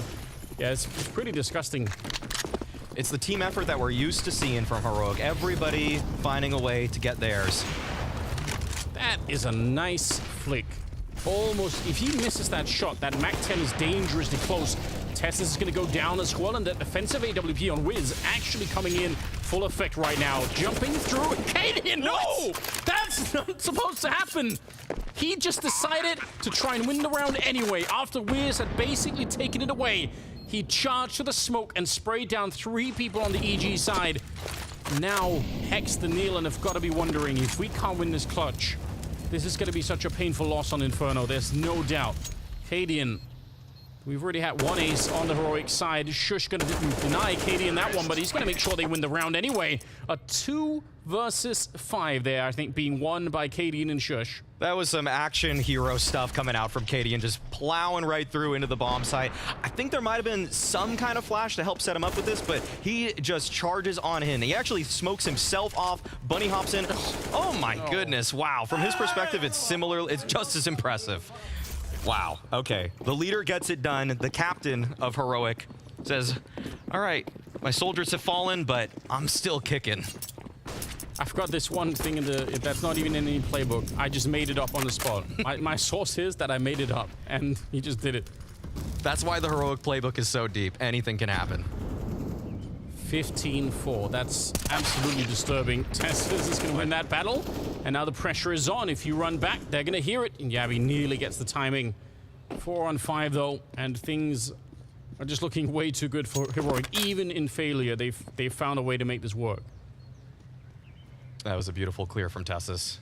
And Cadian, he's already trained in on the angle. Nice shot from Automatic. Takes 2 down. Okay, there's a little bit of life here for EG. Although it's slowly being snuffed out. Tessus finds the return. Now 2 on the round. And they're just leaving Hex here with an MP9.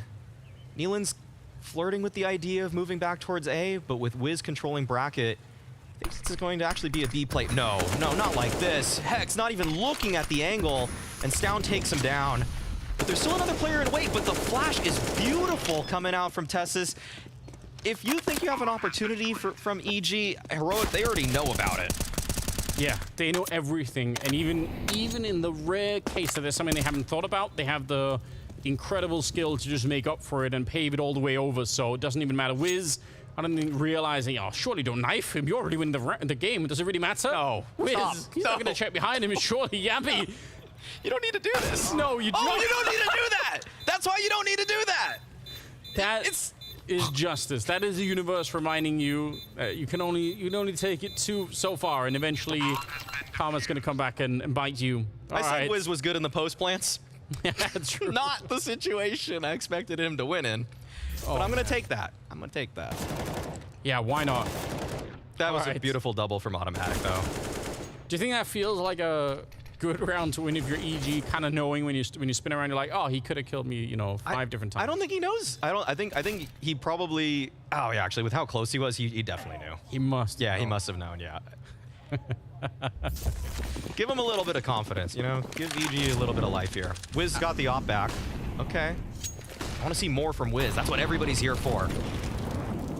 He's starting to get there. 12 kills plus actually another one from the team, right? So 13, I guess. Yeah. Yeah, he's actually top fragging for EG. Good stuff. Nobody said it was going to be easy to be EG in this game. Nobody said it was going to be easy to be Wiz. But you know, he's got more chances to prove himself. That's another one. Taking out Cadian, no less, which Cadian's had a very good day so far. We gotta give him some credit. I would love to see the run back straight into overtime here, just for that one attempt to, you know, to try and knife him in the one-on-one. It'd be so funny. You're a sick man. You are a sick individual. It just feels like that's how it's supposed to work out, but you know, the path that Heroic are on might make it a little bit difficult for EG at the moment. Looks like a pretty plain 4-on-5 B execute coming out here from the Heroic side. That's a set piece to try and take this down, although Hexter's going to defend it expertly with the AK-47. No problems at all. Goes for another one, but it doesn't really matter at that point. Nealon will take down Shush, and it leaves Yabi in a 1 versus 4. That, again, he has absolutely no chance of winning here. They know where he is, and eventually Wiz is going to be the one to find him. So, yeah, all right. Another step in the right direction. Yeah, the young guns are kicking for EG. Wiz in the previous round, Hex in this one. The new additions. As somebody once said on Twitter, the blueprint is working. I can't even say that with a straight face. But you gave it a good shot. I think that's all that really matters at the end, you know.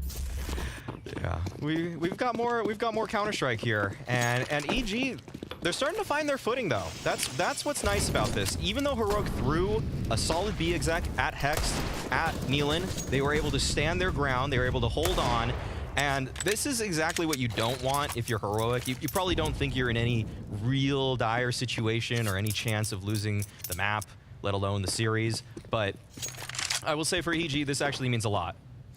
Yeah, they're getting a chance to get a little bit more warmed up. Feel like they at least, you know, like they can mentally excuse themselves and say, okay, we've had a better start. Maybe we could add a lot more, but we just had a slow start to the map, and that's all right. Pistols is what they're up against here, so should have another shot at maybe a 15-7 before Heroic can really start to make their appearance once again. A lot of firepower on the other side. Hex with a double, nearly a quad kill. You look at the health that's on Cadian and Stout. Yeah, I thought he was going to be good for at least one more there, but now an AK has been retrieved for Heroic, and it's in the deadly and scary hands of Yabi. This guy is just so sharp sometimes. First bullet accuracy, unbelievable. I would not want to be on the other side of that barrel. That's what I'll tell you.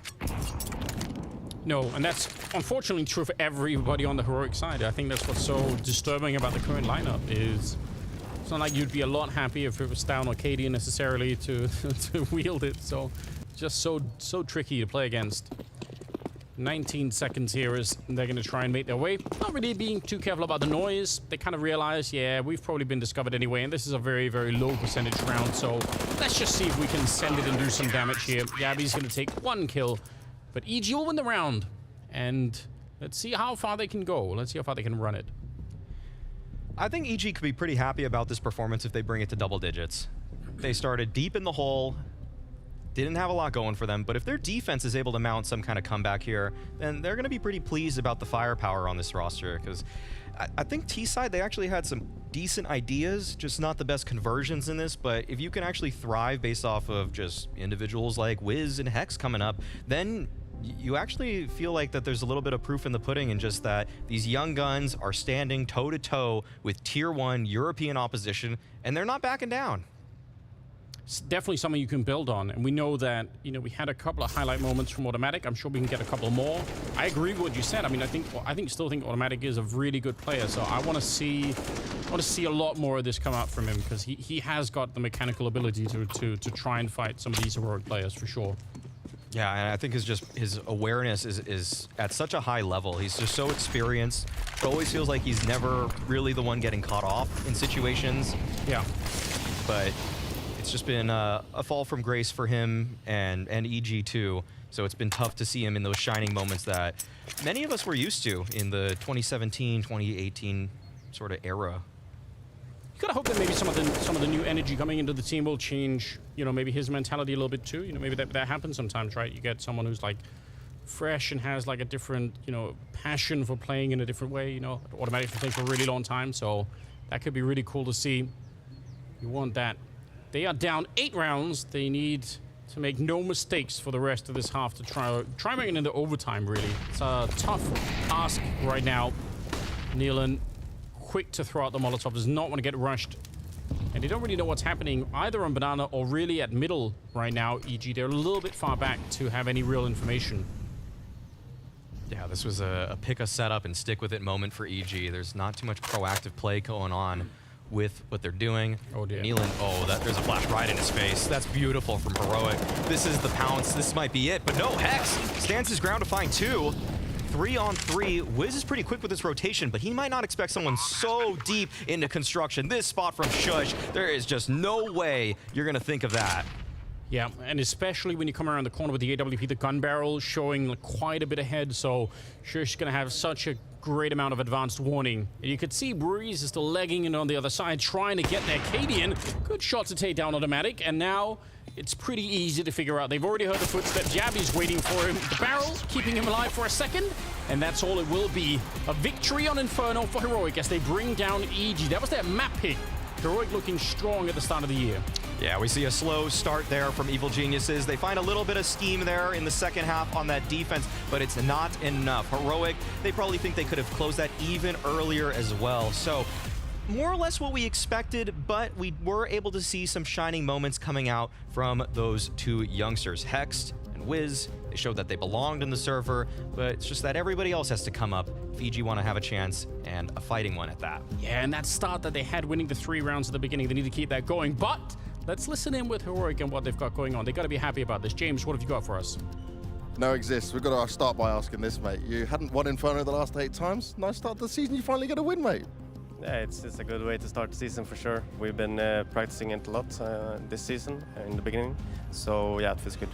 And how do you feel with, like, you know, sometimes teams can get off to a bit of a slow start? How do you feel the guys were in terms of communication? I heard from Cadian when I interviewed him, he said kind of needs to give the boys a bit of a kick to get everyone focused again. So has that worked? Yeah, I mean, we had a boot camp at the start of the season. I think that was really helpful for us to get like a kickstart. So I think, yeah, that helped a lot for sure. Now you've got Ancient coming up next, your pick, and EG have never ever played it, so this will be just an easy 2-0, another stomp? Yeah, I mean, we looked a bit at the stats and we saw that Wiz, he played it once in his career on HLTV. So, but we'll see. I mean, the map has changed a lot as well, so it's going to be some new stuff for us. So, but yeah, we're comfortable. Well, I'm looking forward to seeing it exist. Well done. See you soon.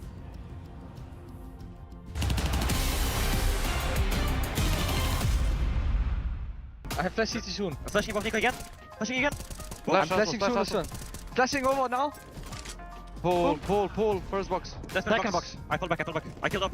I'm coming banana. I can flash over late. Sure. Guys, I killed up, smoke okay? is gone. Come. Coils and the banana. Where is he? Banana and coils. Coils, Chill Lilia. Side. Side, go. He's taking the bomb on the first box. Nice! Yeah. Hey, boost me fin first. Wait. They don't know. Nothing. Dead. High now. He was ups. Yeah. Long time ago. I have CD. You are risks. Hiding dark.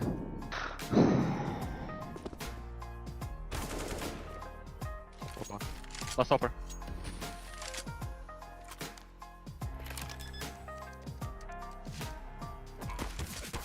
You want Delia? No. Let's go! Very good job. Very good. Let's look faded. Same guy shooting. That's him. Nice. Can be anywhere. We don't know. Upper already. Outside. They have AK. One core maze. Yeah. Standing. Yeah, he's walking banana already. he's waiting for the smoke maze probably. I'm pushing zero. Yeah, I'm walking inside as well. Walking banana. Walking. Could be second. Second. And maze probably. Jesus. You have smoke. Nice! That's one. It's fine. Let's go together. Come, safe. I Boost that, boost. Oh, I smoke two again. I smoke two wins. I just smoked city. I think on one side. I think on one side. Knee box. Through city. City out. That's city. Knee box dead. I'm coming to you. 10 seconds. Can you plant? Can you try to plant? Yeah, planting first. Turbo flow. I don't have bullets. I'm going knee box. Boost. I see it spawn to the smoke.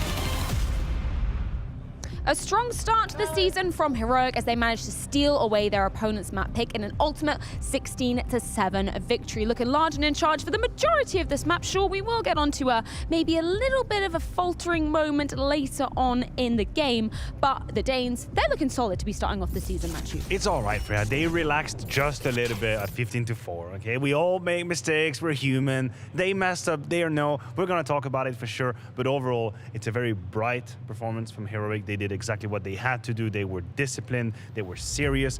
They basically confirmed any situations they had in their advantage, and they stole away rounds from EG. We have the stats here, and they don't lie. All of the players pretty much in the same category. Tessis maybe a little bit on the low down, but a very much one-sided victory from Heroic. Yeah, exactly like we kind of expected coming into the game. One thing that annoys me a little bit when looking at that scoreboard is Automatic and Breeze. We didn't really mention their names too much coming into it because we talk about EG as being this project trying to find their footing, but what is the best way to get a project like this kickstarted? It's by having your, what's supposed to be a star players, play well and actually deliver on this server, and we haven't seen that from Breeze. We haven't seen them for Automatic in this game, and that's a bit of an issue for EG. I feel like Automatic last year were one of the few highlights for EG where you're like, he's doing okay. Maybe there's some hidden potential, given some more time coming back from Valorant. Breeze as well, we saw glimpses of it. We know what he did a couple of years ago, but you need your star players to actually show up and put up a fight if you even want this game to be remotely close, and they didn't. Exactly, and that first half was particularly painful for EG because even when they did manage to get onto the bomb site, Matthew, Heroic were there to take it right back. They were in control. They were going through the motions. We have round 10 that we can pull up to kind of showcase to you guys at home how Heroic knew exactly what they had to do. We see here a great nade from Cadian, touches down two players, put them below the 50 HP mark. Then the execute's going to go in from EG. It's quite well organized, quite well refined.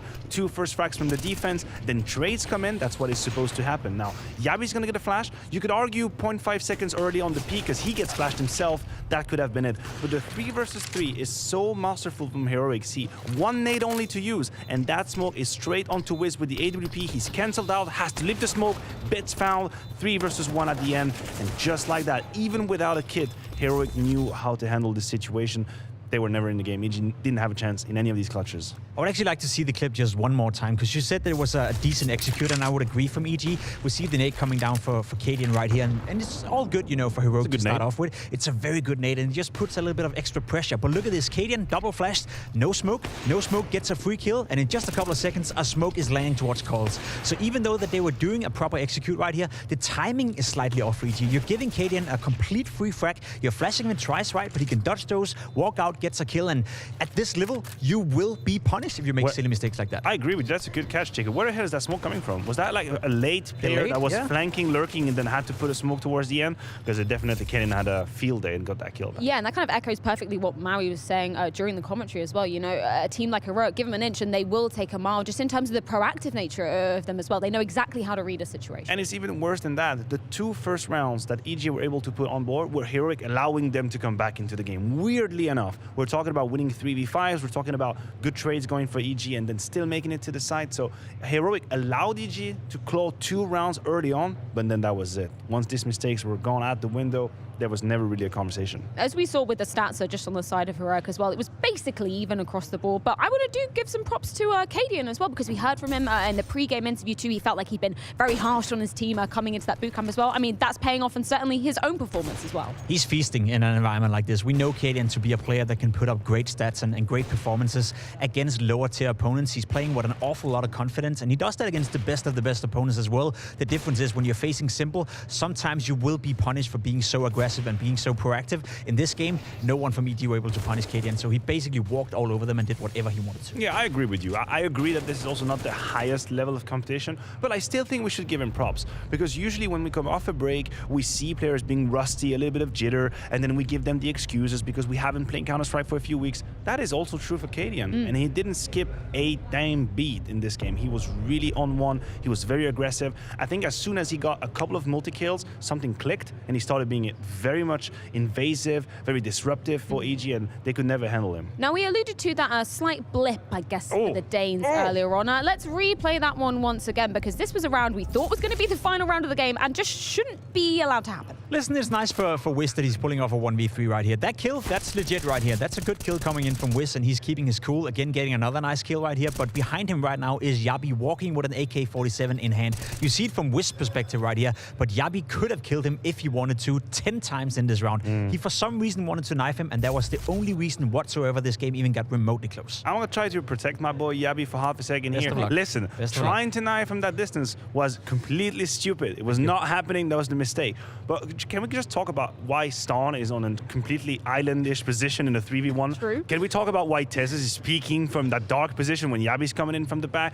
Like, that's so unfair, because of course Yabi looks like an ass. He definitely looks like an ass. Doesn't make a third one better. So it's like there's so many mistakes before that situation. I can imagine the communication, like, guys, I'm coming in from CT, I'm safe. Stone dies. It's like me in Face It. I'm like, guys, I'm coming from behind. Guys, I'm coming from behind. Guys, I'm CT spawn! And then he tries to knife him, and obviously that's dumb, but yeah, he wasn't helped either. A whole lot of mistakes were happening in that situation. An uncharacteristic, rather disjointed look, I guess, from Heroic, but they do manage to push this one over the line, and now we do come onto their map pick, which is Ancient. Of course, as Banks alluded to, it's just been wins after wins after wins, basically, for the side of Heroic. Then we look over at EG. They haven't played it in the last 3 months, and they've only played it twice in their whole career. Even Wiz has only played it once in an official as well. Gave us a bit of a nugget right there, you know. One time in his entire career, you're coming into a new team, you're coming into a first tier 1 event, you have to play Ancient, Heroic, the best team in the world's map pick, and you've only ever played it once in an official game. All I'm saying is best of luck Wiz, best of luck EG. It does not look good. They do get to start on the CT side, but as we spoke about, the update coming in for Ancient, it's a more T-sided map now than it were before. At least the work conditions are slightly easier, especially in regards to the mid area. I can't see a world where Heroic is not winning this. Let's make it quick, short and sweet, Freya. You go to the restaurant, you have a whole menu. The entree has to be easy, it has to be light. It can't be too much to eat because there's a pièce de résistance coming after in Astralis versus Vitality. I've had enough of this game. It's fine. I've had enough vegetables. Let's move on to the You're game. saying this is like the salad before the steak. Exactly, you know, you don't want to eat it. You just kind of 22 rounds and you had enough. Yeah, well, let's throw this one over to a quick break, as I believe we are ready to get the action ensuing on the grounds of Ancient. It's going to be Heroic taking on EG. EG need to fight back coming into this one if they want any hopes of pushing it to a third and final decider. We're going to see how it goes down.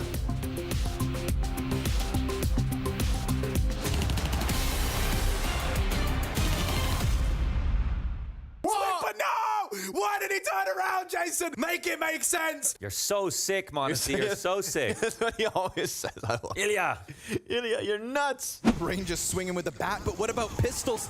The prowess of the pistols. They're coming down. They drop down ladder. How does he manage a kill like that? AK from Hooksy recovers. And G2 out of nowhere. Oh, they've got a little bit on a low buy too. Pop, pop, up with the pistols, and we've got another tied game. It felt like all the X Factor was in FaZe. That's so sick. Wow. Flames is rotated off. They're putting a lot of faith in the hands of Dexter. Config's gonna challenge early, quietly. Dropped mid and doesn't commit to B. Instead, he's clearing out A, They which can't is where fall the back. bomb is. And if the bomb tries to come back now, it's gonna go right into Whoa! it. But no! Why did he turn around, Jason? Make it make sense. Cadian's found him, and that was a huge opportunity. That was the chance for OG, and it's just sailed right past them. Oh, and now Config has infiltrated the CT side. What a heartbreaking maneuver. Whoa, what happened? Dude, that is brutal. That is like walking into a room and upon getting there going like, what did I need from this room again? Yeah, like why did I come that here? was like the Counter-Strike equivalent. He gets all this way up and then he's like, what am I even doing right now? And then just turns around. And now that AK, given over to Nico, fully HP, nearly, sitting into this backside. And it's his brother right in front.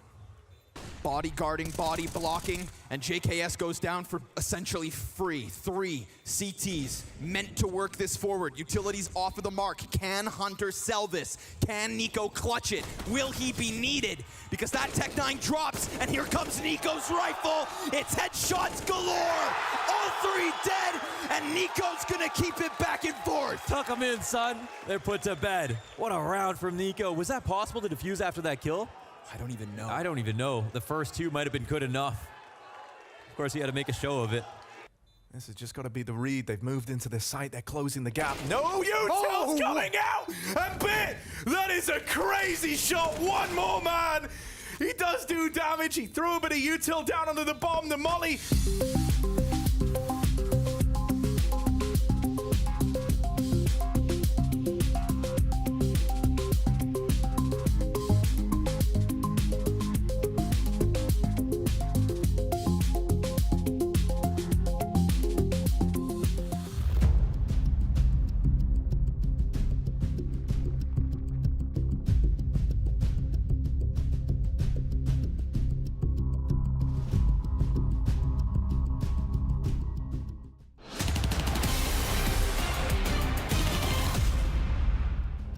Welcome back once again. Second map is coming up. We've got EG and Heroic, and, you know, in spite of EG trying to run it back a little bit there on Inferno, Heroic just look really good at the moment. Can EG do anything to stop them on the second map? Oof. Not given the stats that James Banks fed me in the off time. The fact that nobody from EG, no 2 players as a core unit, have played Ancient. This is a punish pick coming out from Heroic. And I think that it's kind of odd that EG have actually never really played Ancient, but then I think about it a little more, and it's because they don't really go deep enough in tournaments that people can or need to punish them. Yeah, that might be true. I mean, it feels like they might not have the sort of internal experience from playing with each other on the map. We know Heroic are going to be good on this particular map. Everything seems to be stacked up against them, so it'll have to be EG to shock and surprise us to even get this close. Heroic looks so good right now. Yeah, and I don't even think that they can really rely on their up-and-comer in Wiz that much. He wasn't really playing this map too much either with the previous iteration of EG that he was on, and we can see that Heroic, they're already going for an explosive play. Hex, he has a smoke that would likely be used for a retake, but he wants to actually just control some space right here. But Heroic, they're not even respecting this smoke, jumping right on through, and that's one for nil. Oh my goodness, actually, wow, EG, they're on the site already, and Heroic, that was a perfect smoke from Hex. Okay, I gotta put this out there. Hex had the counter. He knew exactly what he needed to do, and it enabled everybody else from EG right there. Well done. Great flank through the middle. They won every single fight that they needed to. That was a good setup. And a nice start for EG, which obviously they need to keep this going now. They let Heroic early into the game on Inferno, and that can't be the case here. Just they have to power through. And Heroic, they're just gonna buy it. They're like, all right, fine, have some Tech-9. They might run the same play. They're just rushing once again. Yeah, Tech-9s to lead. Hex, that MP9 is doing great work. That's a good double. Buys some time, slows everything down enough for the rest of EG to really get here. Gabby's trying to fight it home, but it's not gonna be possible. So yeah, good. Even the couple of kills there just buys the extra time. It slows everything down, and that's good to see. They withstand a second B rush. All right. 2-0 for EG. Biggest lead that they've had this series. Yes. 2 rounds. Heroic, trying to show no respect there, playing quite quickly. And just like that CS money, fast and easy. That's how EG feel about it. Yeah, and I mean, that's a little bit like what they're doing on Inferno, right? Once they felt like they had the confidence Heroic, they really tried to abuse it as much as possible and just let EG know that we're on a different level. So probably maybe just trying to keep that same philosophy going. But now that they've been shut down, it'll be interesting to see how they're going to bring it back. Yeah, and we haven't even really brought up the fact that starting off big for Heroic, I mean, with how lopsided this matchup is, you would think that it doesn't really matter as much if they get a hot start, but Ancient still is very CT-sided, so this is not something that you can just count your chickens on if you're on the offense. And no, that's very true. They got to shape up. Heroic definitely have to shape up. They're probably feeling a little bit overconfident from the previous map and how things went there, but EG, they're not slouches. They're still professional players too. Got to show them the respect that they deserve. But they're winning that respect early on here on the map, so we'll see. Rifles are going to be picked up once again. No AWP on Heroic, but AKs and plenty of them. There is an AWP on Wiz though, so that's a nice luxury to have, especially on that CT side. Very mobile in the back line. If you want to be, you can run around from that B bomb side in the middle, or even into CT spawn looking at the A bomb side. There are a lot of ways to go with it. Okay, this is not something I expected to see so early. Heroic trying to get into Red Room immediately. They want to hunt down Neelan, but he has deployed some excellent defensive utility, but Tessis disrespects it. Wow, that is bold from him, but his teammates, they've been cut off. That's one prong of the attack eliminated, but they still should have a bomb plan here on this A site. Yeah, not the most traditional position, but that kind of is explained by the route that they even got there. So 3 versus 4, and EG have to put up a really good retake. But look at Heroic already. They're ready to fight way outside of the bomb site. They want to put the pressure on EG. They know that some of them are going to be retaking from this position. There's 3 people waiting for them. Wiz taken down by Cadian, and now it's right back into a 2-on-2. No smoke at the moment to try and cover that bomb, but it doesn't even matter. Automatic and Breeze. Good couple of shots with the kit on top. EG are going to be able to win the round, but that could have got so scary. I was really worried about the lack of a smoke there. If it turns into a 1-on-1, I don't think you're going to be able to defuse. That was a very hectic situation for the side of EG, but they were able to piece it together. The man advantage was just too much for them. That early hold towards Donut, I think that was Hex that found the multi-frag early on. That was instrumental there. And we see that the retake was well pieced together. Automatic with that late take towards CT, and then the final kill onto the bomb site. EG up 4-0. But something also to talk about really quickly is Heroic. They were able to get mid last round, and yet the Magic Molly is no longer there on this map. So that is impressive map control coming out from them, but they weren't able to secure the round. So we'll have to see how many times they're able to find this sort of space. It's not looking good in this one already. And Neelan sneaking in through Donut, just able to pick up Stown. A nice start. And because of some of the earlier rounds from EG, even if that last one ended in a 2-1-2, which is going to take away a lot of rifles on the EG side, they still have somebody to work with. Heroic need to, even if they're going to lose some of these early rounds, they need to make it a bit more expensive. They need to make sure that EG are at least feeling the economy side of this. Because like you pointed out, otherwise this could be a very CT-sided map. EG could be in for a good little string of rounds here. Looks like Heroic want to see if they can test that A defense, but there's already 2 people here, and Wiz is not that far away from being a 3rd man on the site. Smokes are set up to try and get in, and makes them able to swing really wide into the bomb site. 50 seconds on the clock, and they're going to go straight for the bomb plant, but hear the smoke. They're ready. AK and M4 on the other side, and Shush is denied. Oh, there's nowhere to stand for Heroic. They can't get the bomb down, but they're making a proactive play regardless. In typical Heroic fashion, they are the masters of their own destiny, but Hex, he's aware of this, and he's holding the line. Takes down Tessis, Cadian 2. There is nowhere for Heroic to go. 5-0 for Evil Geniuses.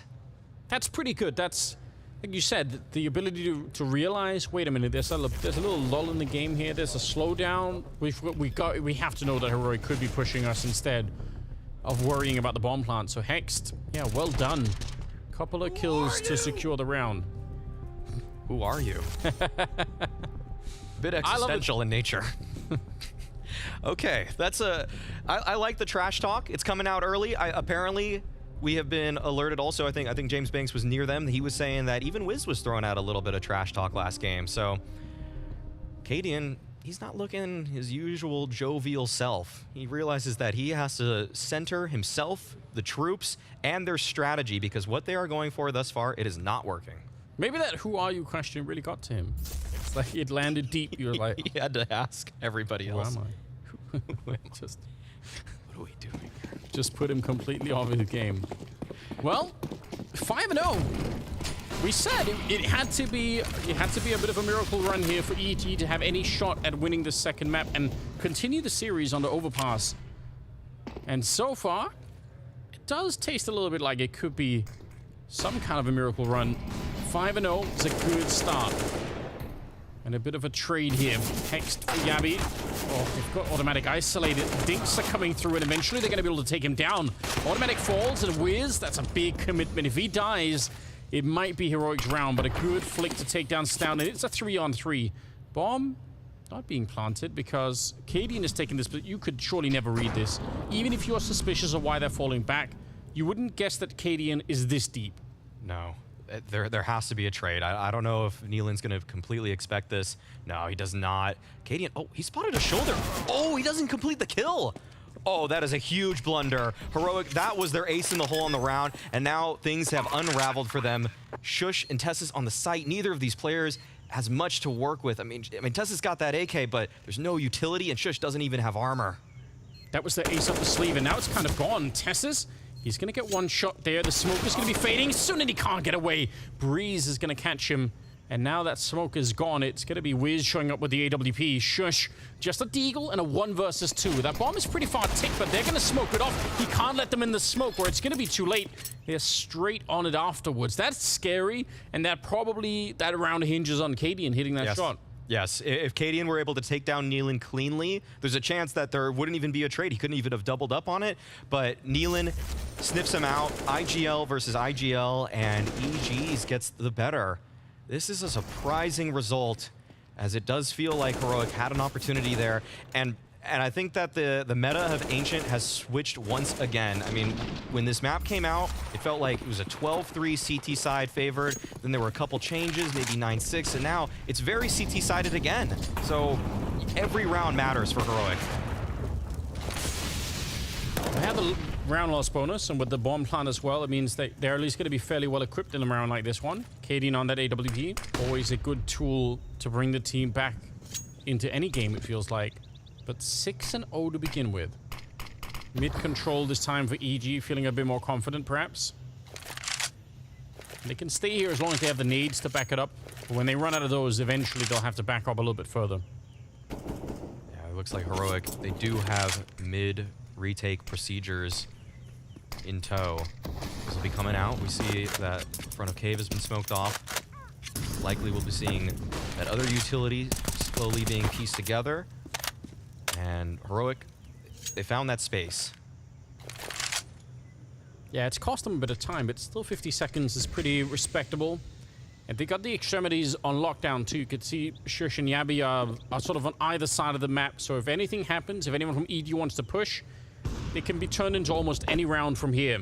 Breeze is going down early. That's Cadian finding the shot into Donut. Puts a lot of pressure on the A-bomb site. Neelan's kind of listening in on this and probably calling it out, saying, yeah, there's a lot of action here. I'm hearing them running. Question is automatic. He actually commits. He could have maybe waited to try and fight it, but he wants to be the hero and hold the entire site on his own. It's not going to happen. Stown will take him down, and it's a 3-on-5 that I'm not sure EG want to fight. No, this was a very well pieced together round for Heroic there. The contact play to take down Breeze, who I think was playing Donut, and then automatic. He had the opportunity. He had the keys in his hand, but he fumbled, and that is not going to do it. So Heroic, they're going to put their first on the board there with just changing up the pace. It felt like first few rounds here, they really wanted to just keep the momentum coming in from Inferno. They wanted to play fast, they wanted to play quick, but EG, they showed that they're a team that needed to be respected, and because of that, Heroic showed a little bit of their playbook. They showed that they have a way to switch the tempo up. They showed that once you settle into the spots that you like, we have ways to dislodge you, and we have ways to actually take ground on top of that. Looking at the scoreboard for Heroic, it's kind of crazy. I mean, like, they have almost no kill. Like, top fragging is at 4 kills. I think someone still has 0. They're really, yeah, there we go, Shush. Generally speaking, they haven't even had much to say in the rounds that we've been playing so far. Yeah, that's not the usual Heroic that we have been used to seeing, at least for the last 6 or so months. Feels like everybody's been such a consistent contributor, but still early days. And I'm sure that Shush will find a way to have some solid impact in this game. He was stellar for them in the previous year. A huge reason why they could run so many of the different plays that they had, because they could just leave Shush on an island, and he always knew a way to play to block, to play to multi-frag, or even to just to find some info very safely. So, not always the point of emphasis for Heroic, but a guy that has to do a lot of dirty work. And he's a guy that deserves a lot of credit for that. Yeah, it's usually very hard to highlight in the middle of all the action, but you could probably make a little mini documentary just following Shush around and seeing all the work that he does. I agree. So you almost always are going to be underrated if you're in that position, but yeah, it's worth highlighting every once in a while. 6-1 the scoreline, moving into the 8th round, and through the smoke, before they even step foot in the middle, it's Breeze to take down Tess. It's got to feel like some good revenge for dying early in the previous round. And what is the follow-up for Heroic? They really wanted that mid-control. This is Heroic trying to go for the same play. They went for the same sort of late mid-control, but there was a good counter-smoke there at that elbow that I think EG deployed right in the nick of time, and that gave Breeze an easy opener. And now we see actually that Heroic, they don't have a lot of time to work with. 25 seconds, they're going to have to rush one of these positions if they want to find any in on the round. Oh, this feels very awkward, doesn't it? Just looking at the timer, 17 seconds. And now they're going to be making noise. Everyone knows what's coming. A bit of a missed opportunity, but Breeze is still here, and he catches Shush. Good turnaround. He could have had that double. Going to go right for the bomb plant. Nealon is there to try and see if he can shut it down. He's going to get 2 kills, which is about as good as stopping the bomb on itself, because it's a 1 versus 4 at the end, and Stown could never make it out of that one. So 7-1 the scoreline, and EG again looking well in control. Yeah, after that opening pick, EG were just able to find the way to turtle. They were able to find the rotations that they needed. You could see that even though Heroic were gaining some ground onto the bomb site, they had to basically lock down every single opening if they wanted a chance to hold on to it. So, good look once again for EG. They really found out what Heroic were able to do in the previous round that was successful for their opposition, and they were able to think one step ahead this time around, and it's causing Cadian Exist a timeout. Well, I mean, it now feels like the point in time where you want to try and do that. Just get everything a little bit centered. You have some things that you had at least one round where you had the opening at B with a little bit of a rush, and you had a couple of rounds where you maybe had some action in middle. But other than that, it's been hard to find early success at all for Heroic. Yeah, I think that they have to start thinking about Cave again, start thinking about B lane. They've really put this emphasis towards middle. They've been trying these A splits repeatedly. They've even been trying to get into the red room at top mid, but going to the tried, the tested B lane approach, banana, cave, whatever you want to call it, any of those positions, it's something that they have to consider because mid has been very strong for EG. Well, so far they are trying to test Cave just a tiny bit, trying to figure out what's happening. Cadian's going to be taking down Breeze again. Wow. That's the one round they have so far, Heroic. It's based on that same kill, so maybe they can do it one more time. Automatic here with the M4A4, and he's going to go down with the opening 5 versus 3. And starting to look good. EG can still fight this round, but they can try and stack it and just be very proactive. But if Heroic slowed this down enough, they should be in a winning position. 5 versus 3. This is an opportunity you cannot give up if you are Heroic. With how hard these T rounds have been for them, they play the waiting game. Stown's able to collect. Nealon falls. A good position to punish from Stown. And now Hex is a cave by his lonesome. He's going to have to come up with something miraculous if he wants to bring this back for EG. I think that Heroic have an idea that there could be another player in cave. We're seeing the diligence come out from Stown here. But Hex is able to get one. Ooh, good spray through, and Wiz is picking up Shush as well. For just a minute, I was hoping that maybe we'd see some sort of ninja defuse, but I think you're right. They were going to check that every single time. Cadian has flashed, and lucky to be alive. He just barely made it around the corner. 3 versus 2 at the moment, and with that bomb already ticking quite far, EG, they've got to worry about the rifles as well. Even if they have the money, The one thing that could let Heroic back into this first half is if they lose all the rifles and suddenly lose the economy behind it. That's got to be a really scary thought. But second round for Heroic at the very least, 7-2. They can still make it back into this first half. This is absolutely not done yet. Oh, for sure. There's definitely an opportunity for Heroic to run away with this half. We saw that they tested Cave there after finding the opening pick as Cadian went battle op mode here. That's not something you're usually seeing from Cadian, just swinging out that wide. We found it, but I mean, if it works, why not? Call your own number. I think that's kind of been a point that some critics of Heroic have drawn into question before. Cadian sometimes calling a play for himself when you have this wealth of rifles, but the confidence that he has shown in the latter half of last year, even in the last map, I mean, why not? And it looks really impressive when it works. So yeah, it is hard to argue against. Obviously, it could be a bit of bias there because you remember all of the good times and maybe you forget the times where it fails. He certainly has other options if he needs to. Mid control once again for the Heroic side, so they're going to be able to get that without too much damage. And Nealon here, very awkward position to be in if they come through the middle. He has to find a new spot to stand in. He's just around the corner, but you could already tell he was never going to be in the right position. Breeze goes down, and they make that play for the A-bomb site. No problem. That was clinical for Heroic.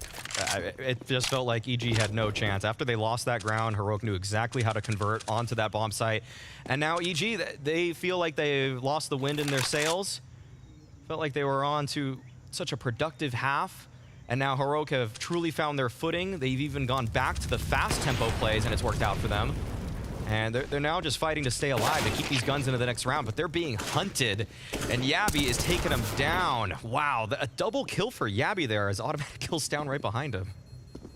Yeah, and this is so painful. Again, we just now mentioned it, the economy, how much of a difference it makes, and EG being forced to spend all of their cash just to keep up at the moment. 7-3. But Heroic changing gears just a little bit. The speed behind that round, you could see Nealon just getting completely caught off guard. Yeah, no idea that that attack was going to be coming that quickly. And we see that there's an attempted recovery from this player swinging from Temple, but Cadian, he's holding the line. Cadian had that shot actually in a post plant early on in this game, and he missed it. And it probably felt like a huge opportunity that he whiffed on, but he gave him the second chance, and he doesn't miss twice. Love that from Cadian, from the leader. They've thrown everything into this round, Maui. They've got 2 from us. Not all the grenades that they would maybe want. They're desperate to make this one work, because the truth is, if EG lose this round, they're going to be saving in the next one, and Heroic will get up to about 5 rounds, and probably they're going to be fine at that point in time. Yeah, with how Ancient is playing nowadays, I think that you're very happy with 5. 3 is okay. Like, I would say it's mediocre, but if you have 5, you feel pretty good. So, Cave emphasis once again. We see that Hex, Automatic, and Wiz are the B defenders at this point in time. And Heroic, they've actually amassed all of their troops towards this position. This is going to be a huge test for Automatic and company. Well, the Molotovs are raining down everywhere, but a good defensive smoke put up. That actually might slow them down. The timing on that is really good. And he kind of ran to that ramp with the smoke out, so potentially a little bit risky. But look at Heroic. They say, you know what? We feel like there's a lot of utility used on this B-bomb site. Maybe we want to switch it up, which seems risky. I mean, there's not going to be that much time left by the time they can recommit to the A-bomb site. Oh, yeah. There was a smoke actually deployed, I think, from Breeze towards A main, and it's not actually even going to impede Heroic. They're clearing out mid now, EG, but this smoke is going to fade in just a second, and now Heroic, they're going to be in control, but they might not expect that there's a couple players that'll be contesting them from Donut. The swing is in, and they're at least going to be able to trade it. 5 seconds left. Automatic, he's going to get one there, and a follow-up headshot. The bomb is just planted. It's down on the double instead. He took down Cadian, and that's not how it's meant to go, so it's still a 1-on-3. And let's see if he could find one more headshot. He needs that to even set up this clutch. He knows they're all around. Good click to take down Wiz. And they're still not on that bomb defuse. They have a kit on Nealon, so time is not really the big issue. That jump nearly got him killed. He's still in it fighting, and now they're going to come try and run him down. And finally, Automatic able to pick up the kill at the end. A good round from him, but that got so close. Yeah, he played around the box very well, but just couldn't connect with the shots. And so EG, they're able to survive.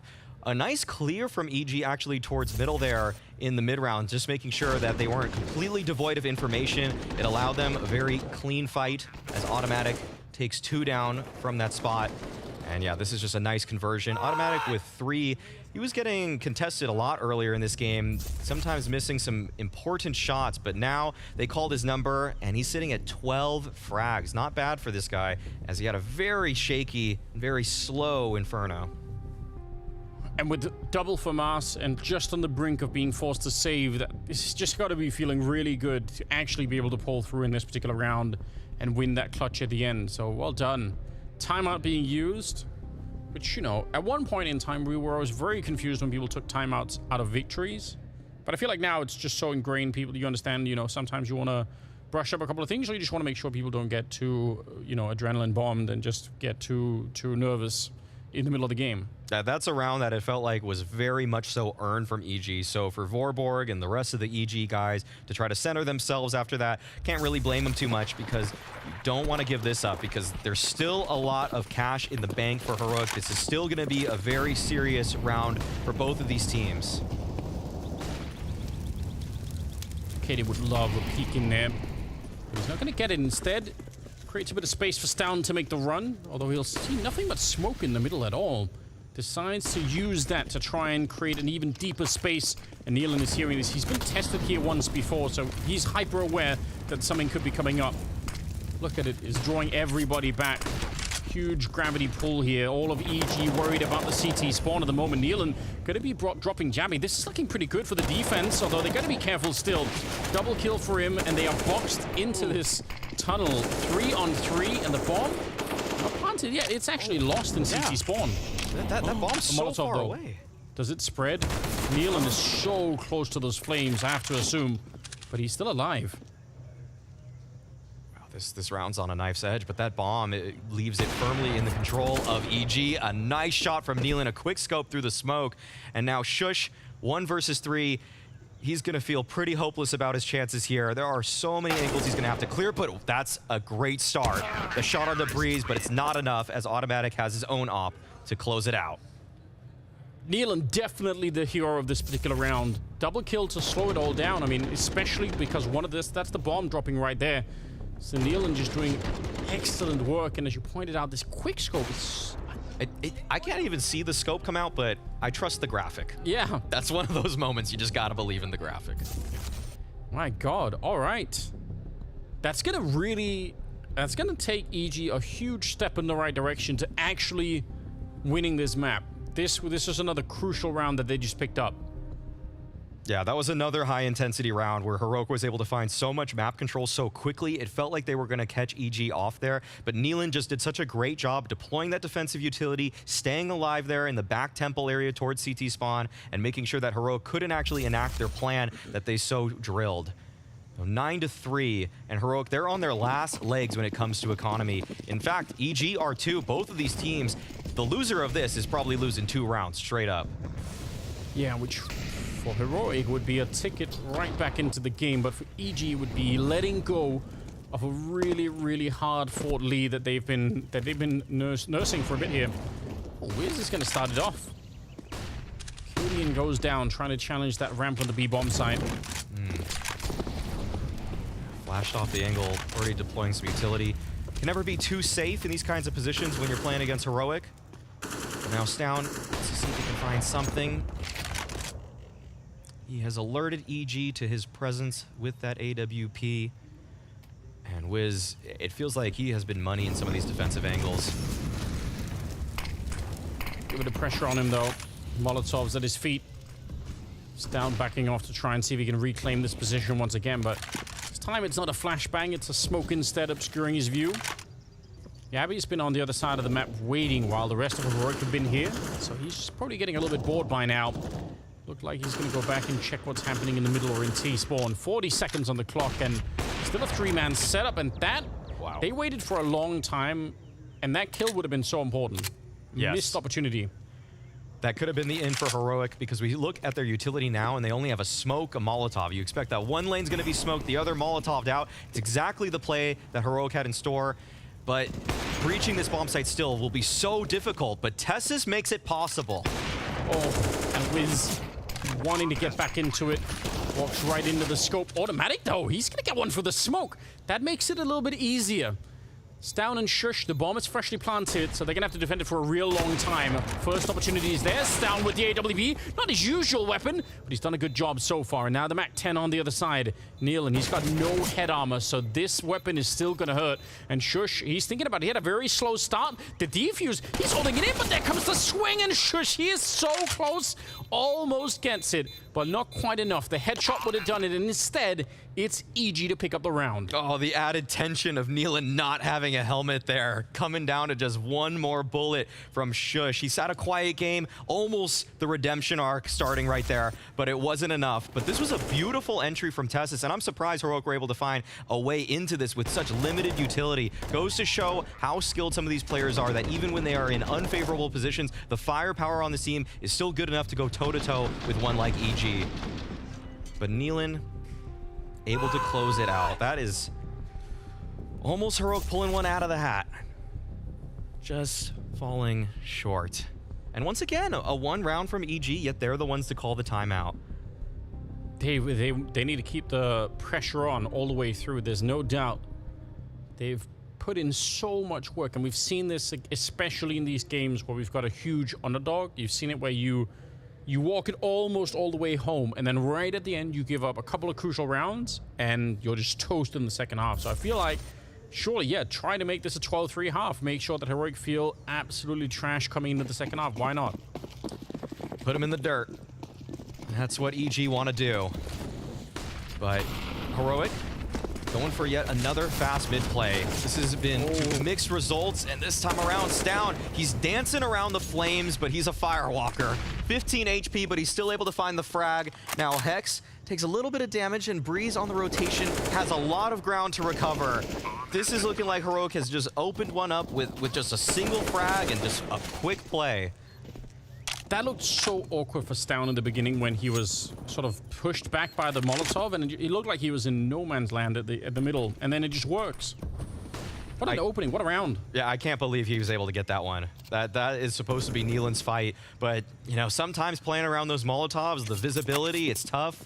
And even though Nealon had his back against a dark surface, which is usually the key in those kinds of visibility matchups, Stown was able to see him. So I need to see Stown's optometrist, because this guy's got hawk eyes.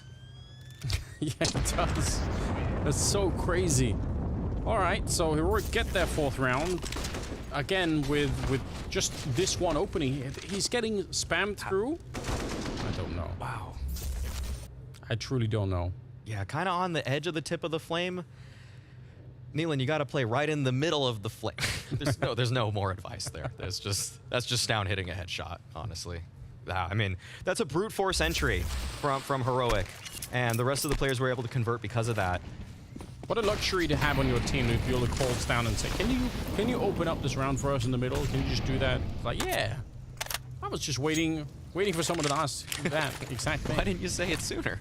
Oh, here we go. Something that we sometimes see FaZe do a little bit. This very aggressive push down, especially with a MAC-10 as well, or an MP9 in this case. You just try to push down with those SMGs and get a little bit of map control.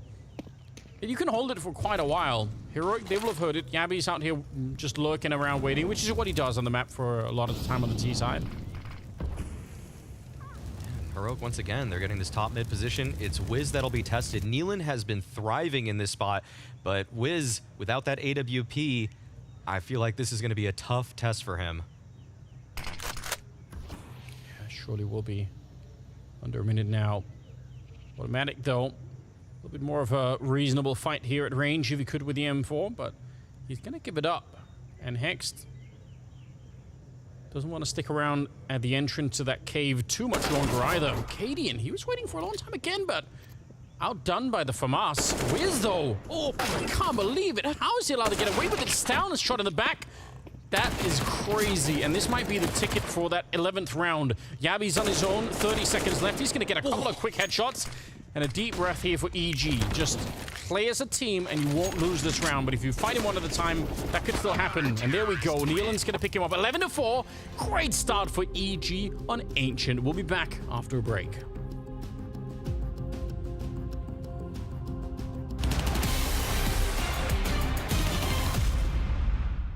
Welcome everybody to Skin Riders. We are here with Blast in Abu Dhabi, and to my left there's this beast. Twist will do us the pleasure of being in it and going around the laps. What he's gonna do is draw skins, in fact, and then we're gonna have 3 players guess which skins these are.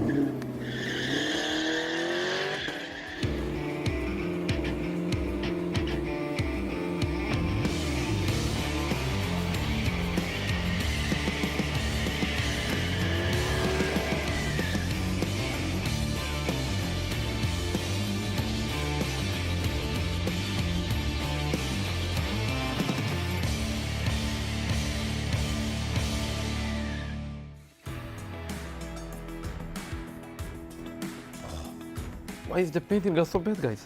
They don't want me to succeed. This right here is like something that a child would draw. We need some art classes, so we help people start doing like normal human beings, and right now it's a complete mess.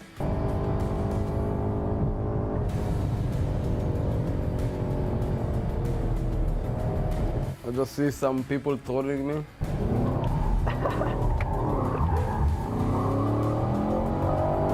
A player or an animal do this.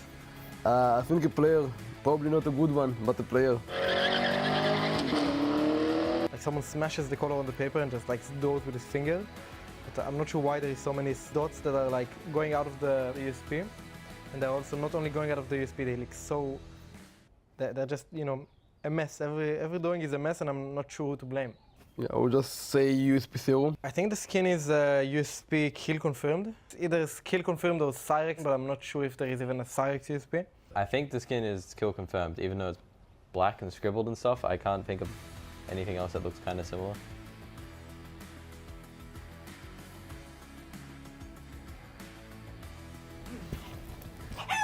Guys, Dualies. How can I know Dualies' skins? Oh, I don't even know a name of Dualies' skin. All I can think of is like they're blindfolded or something.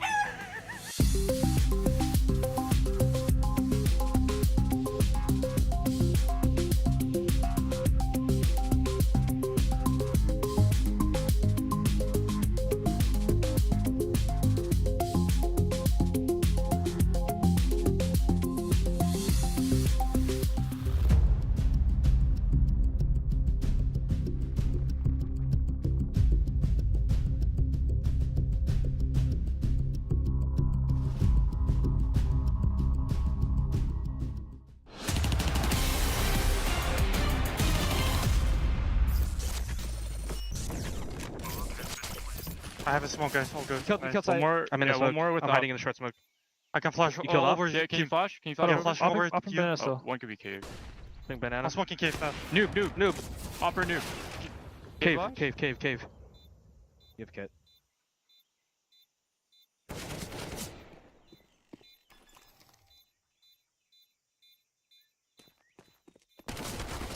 Nice! Yeah, good job, man. Go. Good shit. Oh. Should have picked a different map! Off blue, right? Love that from Hext. Telling him that their map choice was wrong. EG came into this map with none of these 2 players having played Ancient in this team's history, and yet they are up 11-4 against the #1 team in the world who is counter-picking them. So, yeah, tell it, Hext. I'm enjoying Hext with the shout-outs. Now, all they have to do is not screw this up. Easy for any other region in the world, Maui, but this is an NA team. For NA, it's different. It's just different. This is the hard part. This is the hard part. Getting the lead all day, but closing it out, that's the big question. Tessus, oh no, not like this. 2 instant headshots. Shush contributes as well, and now Yabby finishes it off. That was supposed to be an A exec, but Heroic didn't even see the nades. All they saw was blood on their screens. Yeah, great mechanical ability being pulled out there with the USPs, and also just having the right people in the right positions here, obviously, for that kind of an A jump. So a lot of different ways you could have positioned yourself, but this is perfect. So, good start on the second half for Heroic, which we'll see how long that keeps going for. EG went on a nice run to start the first half with. We'll see if the Danes could do something similar here. They're kind of all started to get there. Shush with 0 kills for a long time, but he started to wake up a little bit. Good flash in the middle. That's going to be frustrating. M4A1 runs out of bullets, but it doesn't really matter. Yet's down there with a quick backup, but they're laughing. Never a good sign if you're on the opposite team. That's what you have to fear. A Yabby laugh. His kills come at a blistering pace, I will say. When Yabby's in his zone, it is really terrifying. And he was that it factor for Heroic. He's what Shush said, they needed more. When they kicked refresh, they needed more. They got it. They have it. Yes. And they still have it, even though they're down 11-6.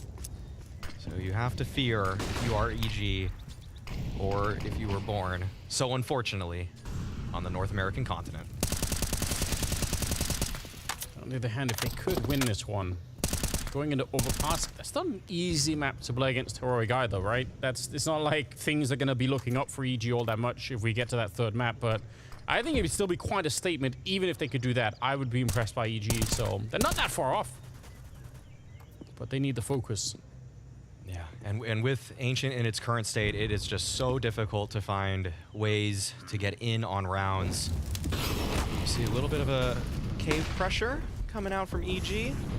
They're actually pushing Heroic back nicely, but it's all about the conversion here, because even when you push people off of these multiple angles, there's still so many more to tuck into. And EG, they're well aware of that, but this is a risky setup between Cadian and Shush. This is one that if your first player doesn't even get a single kill, that second player, he's not making that 180. He's not going to turn around in time. Yeah, but they're getting a lot of backup in middle as well. There's a double push coming out. They've kind of left the B bomb side entirely just to be able to fight this. So I don't know exactly how Heroic knew that there were going to be that many people in mid. They still almost get wiped up. If not for the mid part of this could have still blown up in their faces. 2 versus 3. Bomb is dropped in the middle and no one's close enough by. They can't win this round anymore. Unless Heroic fight them, I don't think finding the bomb in the middle is going to be an option. No, there's simply not enough time. It's going to make a mad dash for it. I think Hex recognized that too. Yeah, there is no way. You got to save these guns into the next round. And don't want to die after time, Breeze. Okay. Yeah, risky. Yeah, that was very risky, actually, to be making noise that late into the round. So Heroic are able to recover with a signature proactive play in the mid-round. It's something that we saw EG actually employing in that first half.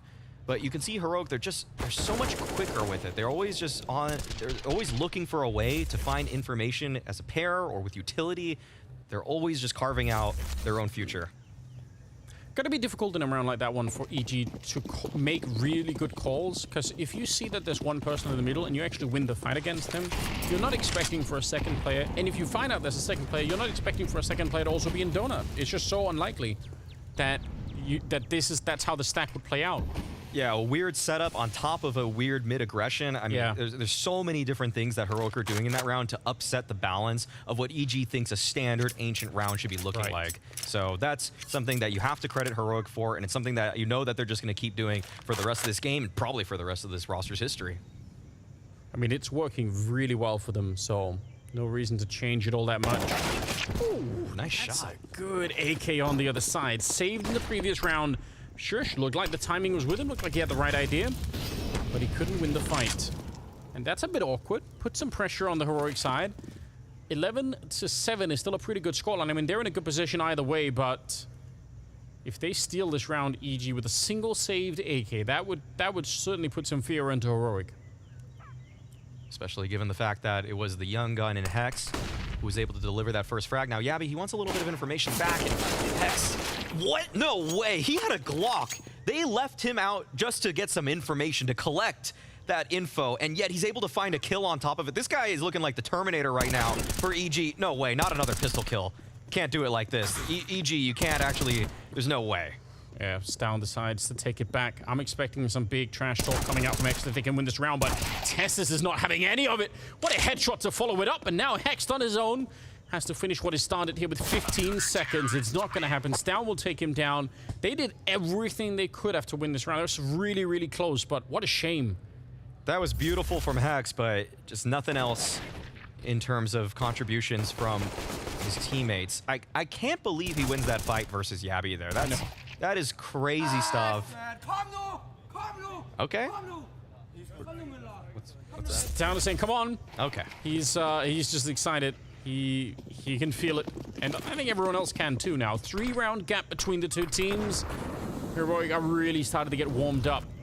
The economy is still not super impressive on the CT side, and that has to be the one shining light that EG could look for at the moment is if we can win just maybe a couple of rounds here, then maybe there is a shot at it still. Late mid control being taken. We see that Heroic, though, they're pushing from cave at the same time, meeting him and greeting him. Sound, he is looking so sharp right now. He is just taking names. How does he know? Yeah. How? He's played a lot of battleships. So oh, what? He just maneuvered around. No way. This is a masterclass round from Stound. I cannot believe he is outmaneuvering them in this fashion. Automatic, the 1% ramp. If Stound clears this, he's just a beast. He did. He kind of did actually. Yeah, he jumped to look over. He had every intention, and he got the quad kill. He almost aced. He basically won this round on his own in just the most comprehensive fashion. Automatic. Not much you could do from here on out. Another kill would actually make a difference in terms of Heroic's economy, so there's still something to fight for, but yeah, it's just absurd. Yeah, I need that whole thing replayed. I just need that. Yeah. I want to watch him maneuvering through the smoke. How does he make that? How does he choose that? Which, by the way, if you're watching on Blast.TV, you can do. So, you know, for all the people that are already doing it, they've already done it. But for the rest of you, it's an option. This is happening. Yeah, there we go. Man, this is a demo to watch. It gets worse every time. Every new kill is like, wait a minute, but I have more questions. Can slow it down. Keeps going. That's even just hard to communicate if you're EG. Yes. I don't know what you need to say or what you need to cover. You just don't expect him to make those maneuvers. There's a wild animal in the middle and you have to leave. You have to get out. Yeah. It's in the room with us. Oh no. 21st round. Heroic winning 5 in a row and catching fire, and EG on the other side probably started to feel a bit awkward at the situation. Hex already let go of some of the trash talk, which we do appreciate, but it always sucks when it backfires. Smoke was fading. Katie unable to pick up the first frag on the Nealon. And it does feel like Heroic are picking EG apart in this round. Not too much to work with. EG just half buying into this one. But just don't want to be giving up that lead. EG went into this half with 11 rounds, and they're still at 11 rounds. Heroic, they're the ones that are making the comeback right now. They definitely feel like they're in control of this game. And so, EG, I mean, they took a lot of timeouts in that first half after winning rounds. It'd be nice to see it now, though. Yeah, they do need that. Some of the confidence here. Tesses with the headshots over at this bomb site's been pretty impressive. And once again, like you mentioned earlier, the proactive plays, even on the CT side here, as they were taking this fight. Shush was pushing in the middle. He was ready to capture them. It's so hard for EG to set up something without also being set up on at the same time. Yeah, it's just so tough to play Counter-Strike when you're supposed to be on the offense, you're supposed to be dictating the pace, but then the opposing defense is trying to also always carve out a new position that you no longer have control of. And Heroic are just the masters of that. That's really been their MO for such a long time. And you can see right now how it's become so frustrating for Nealon and the rest of Evil Geniuses to deal with. One round difference. Heroic, they've walked it back.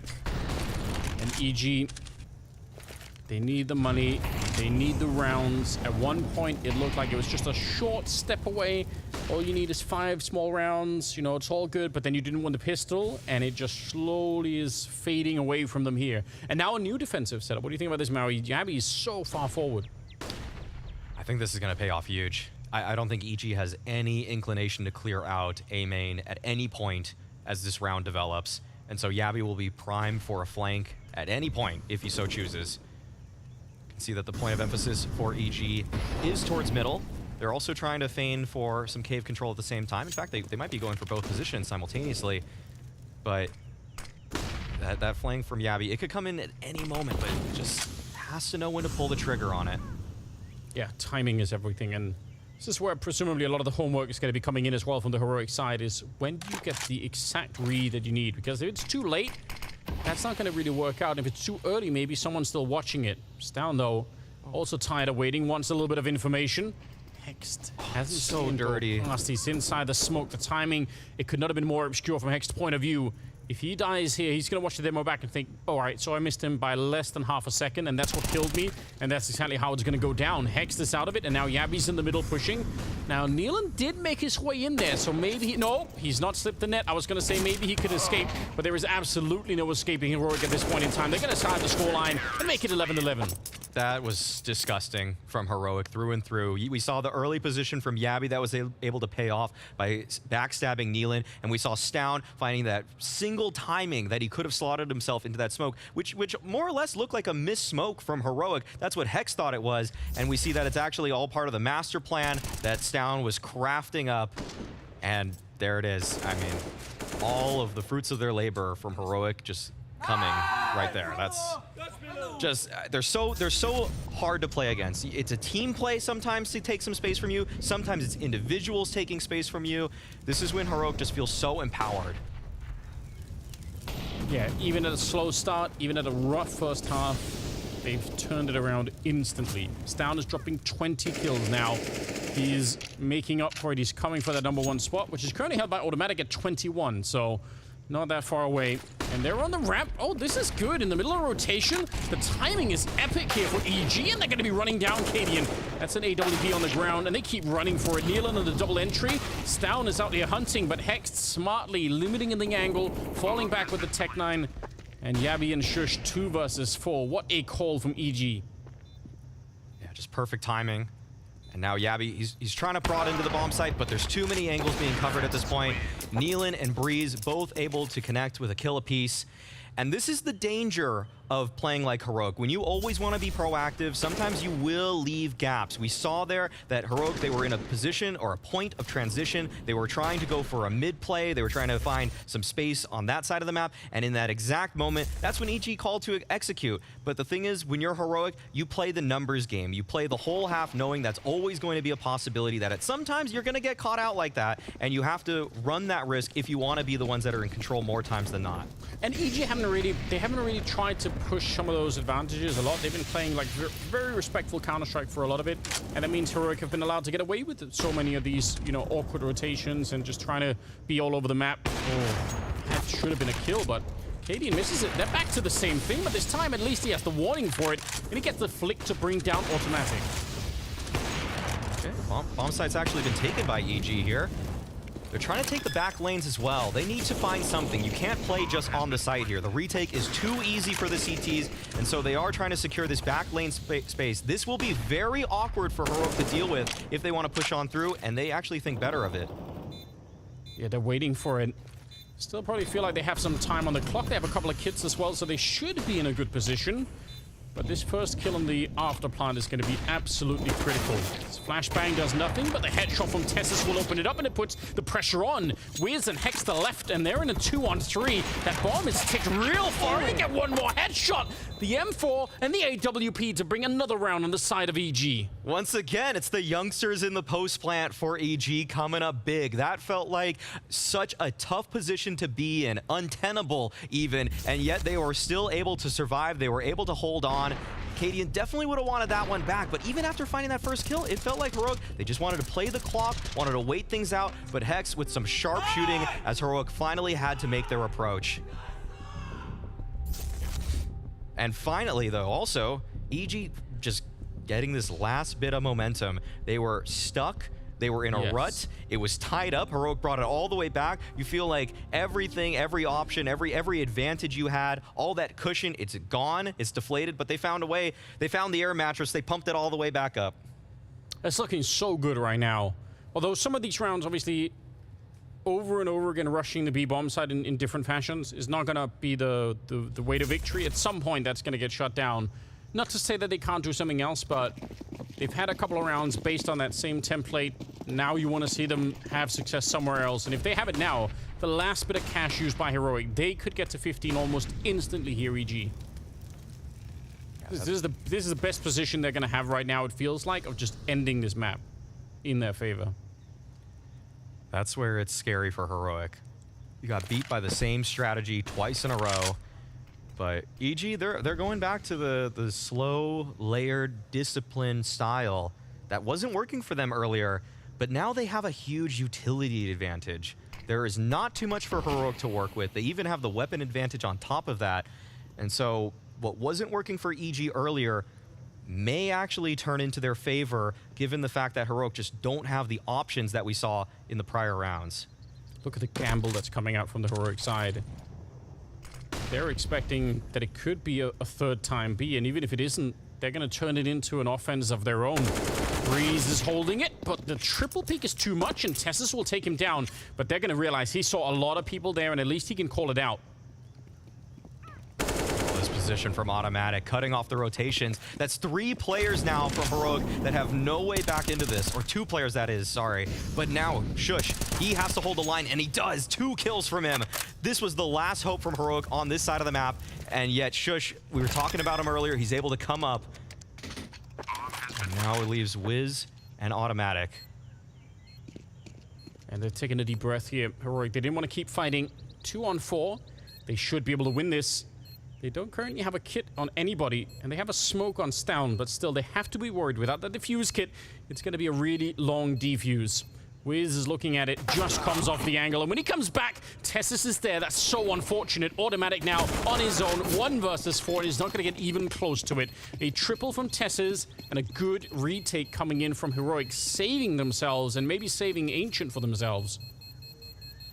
That's a brutal way to lose, actually, for EG. A lot of things were in your favor for that round, but Breeze losing the opening duel to just a wide swing peak, that's not how you want this one to fall apart. Shush doing an excellent job, though, at Donut. That has to be said. Those 2 kills right there. If he fell just 1 for 1, there would have been a perfectly reasonable post plant that EG definitely could have brought back there, but just not the case. Not really the game, not really the day for Breeze. Pimp was calling his name. He was saying he wanted to see more from him and Automatic. I think Automatic has shown us he's got more left in the tank, but we need to see more from Breeze if you want to actually extend this series. Yeah, I agree right now. We know he's got it somewhere in him, but now would be a really good time to show it. 26th round is here. Cadian is back on that AWP. A little bit more money on the side of Heroic once again. Very tight series here on Ancient. Nothing like what we saw in Inferno. Just a completely different game being played. Early mid presence being shown from EG. Good nade, actually. That is a lot of damage. Feels like Heroic know exactly what's coming. Yabby holding the line. 2 kills already, and Stown chimes in with a 3rd. Heroic have walled off the cave. Yeah, we try and peek that player. Suddenly, there's a second guy in there that's down. Look at how they're covering for each other. And again, the aggression and just the absolute certainty that they're going to win those fights.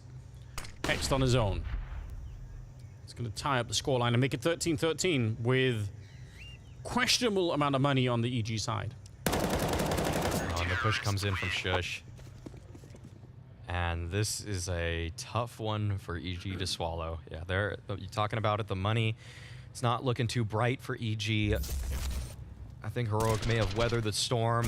The couple of B execs that EG threw out there, you called it right after they happened, just calling into question how replicable that sort of style is. We see that EG, they try to go back to the slower, more methodical style, and it hasn't really been working out for them. And once again, they're setting up in a pretty spread out default, even though the only rounds that they have accomplished on this offense have been off of just 5-man B exec. That's got to feel like hell as well for an in-game leader. If you wanted to call B a 3rd time, you feel like you're probably losing the team a little bit at that point. Especially because if it blows up, you're going to be, yeah, of course that didn't work. You know, of course they were going to be ready. So hard to know what to do if you're in this position currently. 27th round, a little bit of a forward position here. Just Shush ready to Molotov if anything shows up. And looks like they will eventually. Automatic is working on the other side of the map to figure out what's going on. Once he clears the middle, guessing that's going to be right around the time where they want to go. Yeah, just dancing around this corner. Seems like EG, they're setting up their utility. Oh, wait, he switches to a smoke, actually. And he's going to be able to collect off of that. That's even better than the Molotov, as a matter of fact. Nealon just trying to charge right through the gray screen. And now Breeze, he's unlocked towards middle. And unlocking this map is what he's doing. What a shot. Takes down Katie. Okay, that's what we wanted to see from Breeze. Giving us something to believe in. And now the mid-round becomes so simple for Nealon. Yes, it really does. That's the sort of stuff that Breeze should really remember that he's capable of. I need to see a lot more out of that. That was so quick. It was so fast. Yabi and Shush 2-on-3, and then I get even close to the action. They say, all right, that's it. We're done. We need the rifles. Let him have a 14th round. This was... The awkwardness of the timing of that smoke, I'm sure convinced EG as well that he's not going to be ready. Like, it was too close. So they're like, all right, we have the window, and then somehow he just gets the rifle out. But that was, he was, I don't know, a tenth of a second from dying himself, and it would have been even more convincing round, probably. Yeah, that was almost the right call for EG, but instead of actually making the right call, they had the right individual in the right place at the right time. So Breeze is able to make up for it. He was having a real stinker of a series, I'm going to say. Yes. There was not a lot to be happy about if you were a Breeze fan in this one, but this second shot right here. Oh. Oof. Wow. Like, sit down. Yep. Yes. And Nealon's like, how did you do that? That was not how Nealon drew it up. Was it 2019 that was Breeze year? Am I making that up? I feel like that was the... I think that's about right. I mean, that's when EG were better.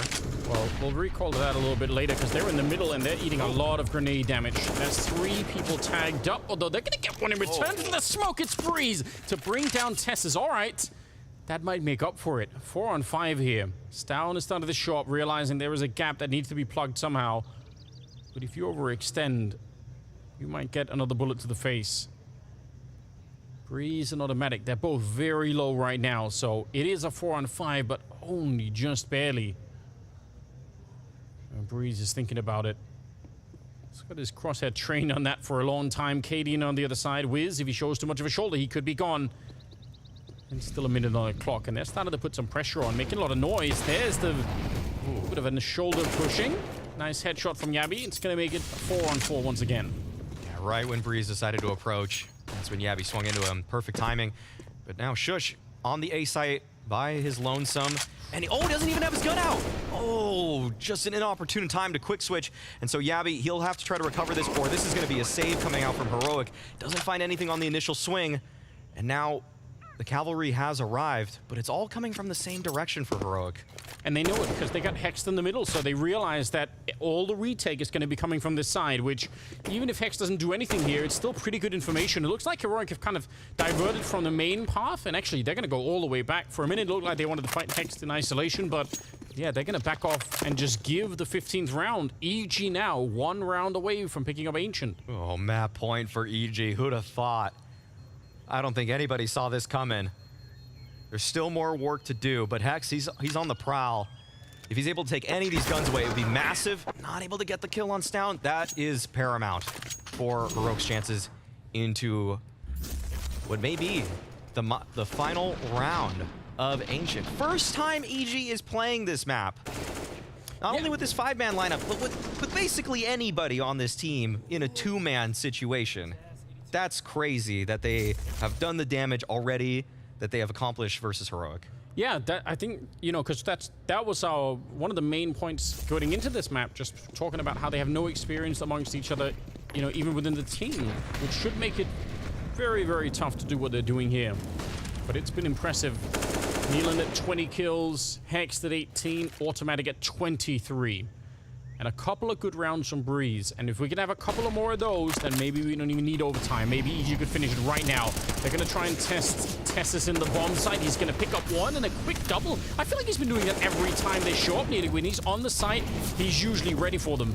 Stound's going to take down Nilan as well, and this time the B call is falling flat, and it's, I mean, you can understand why they want to do it. It makes sense for EG. That's how they got 2 of the rounds here in the second half. They wanted to try and see if they could catch them off guard for a third one, but they get denied.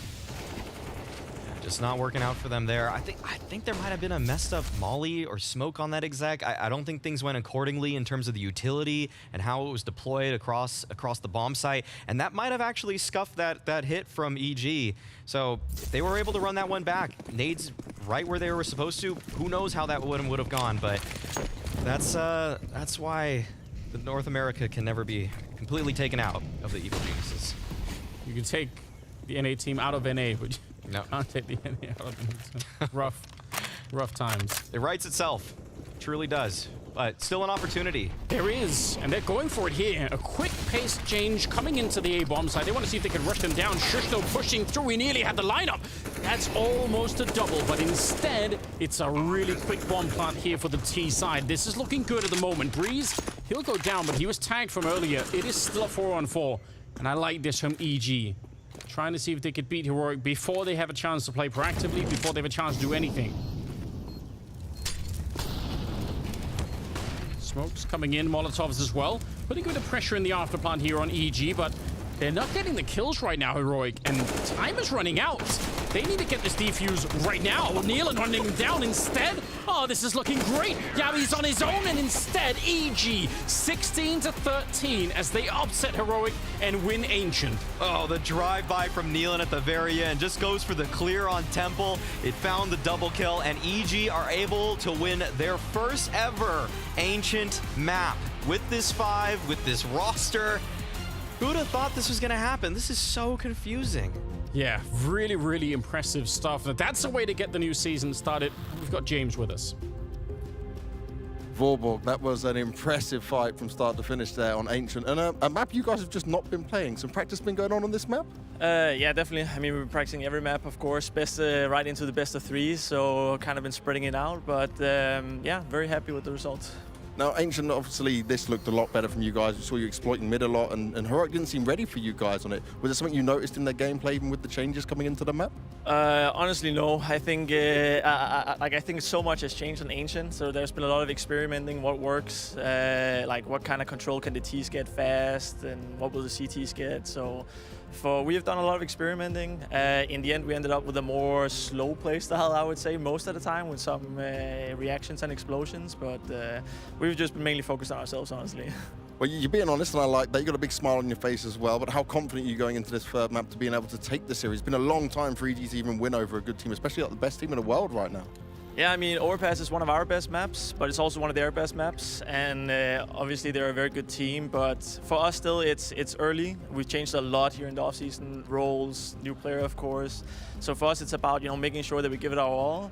Then we'll learn a lot. But I'm feeling hopeful. Of course, we have some momentum heading into the third map. And how's Wiz feeling? He's feeling good now. Okay. That's what we want to see. Good luck, man. Thank you very much.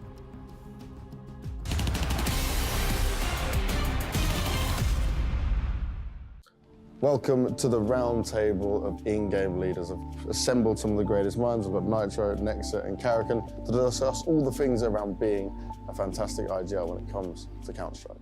This kind of discussion I want to start off with is becoming an IGL. Now, I know for you, Nitro, as an example, you just kind of fell into it. You went from being one of the star players into this. But how does it come into it? How do you just start becoming an IGL? How did it work for you, for example, Karakin? I think already in a young age, when I played 1.6, I kind of was always a secondary caller in that sense. Okay. I was a star player back in the days. People might not know from CSGO, judging. Yeah. So yeah, I played under great in-game leaders back then in the Danish scene, but also God B was like kind of the big IGL I had before. Mm-hmm. I kind of took it myself up. So yeah, it kind of came natural when I was 16 that I had like a strong voice and a vision for the game and how it should be played. But I waited until the right moment, so I was mature enough to kind of lead the bigger teams. I mean, for me, I never really wanted to be the IGL, right? I was always the secondary caller, and I guess the thing for me is I never really played with any like top tier in-game leader, So I don't really know how others do it. I just know that like I was always a secondary caller, and people kind of like looked up to me, and they said, yeah, bro, you should do this. Like, you know, you have what it takes. You should be the in-game leader. You know, you can do it. So I always went into that path. Like I tried to stop being an in-game leader like 3 or 4 times, but it just, yeah, like, you know, I was like, I think I'm better as a secondary caller, you know, like I can help my actual in-game leader, you know, and then just somehow I just kept coming back into it, you know, and then I decided to take the responsibility and you know, see where it can take me. For you, Nick? I think like 2016, I first tried, and I was really bad because I was really skilled on my team, and like I was like the second voice. And I think the second voice in the team is like the best because you can kind of do what you want and like also be playing your own game, right? Yeah, it's the best job in the world, But, I think, in the CSGO. 2017 is when I first took over and just went from there, and it was not something that I wanted.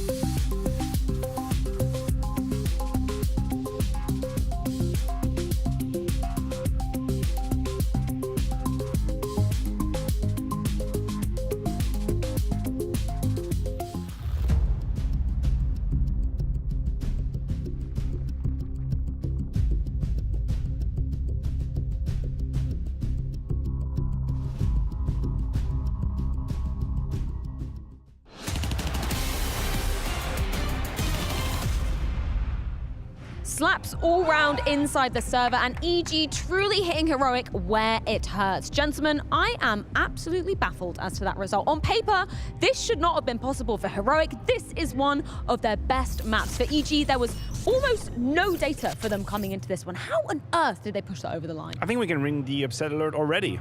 Disregarding the result of the third map, EG have already done way more than the credit we were ready to give them to. You talked about making it to double digit. I said there was no way in hell this would be a 2-0. They've made liars out of both of us. This was a very strong map from EG, not only basing on a good start, but also being able to close towards the end. Tip of the hat to Neelan for that. Yeah, the mid-round calling, the ability to claim their way back into that game, especially the later stages. You saw a lot of, you know, mid-round calling moving from one side to another. You saw them target Shush, who had a rough game as well on that B-bomb side, time and time again. They were playing a good pace of Counter-Strike and a very... I like to see when a team is playing slow, playing fast, playing slow, constantly making Heroic second-guessing, and I'm gotta give it to Neil and gotta give it to EG. That was a good structured T-side and enough to get the win. Yeah, impressive stuff coming out from EG. And we talk about that hot start. So, Danny, what exactly worked so well for the Evil Geniuses in that first one?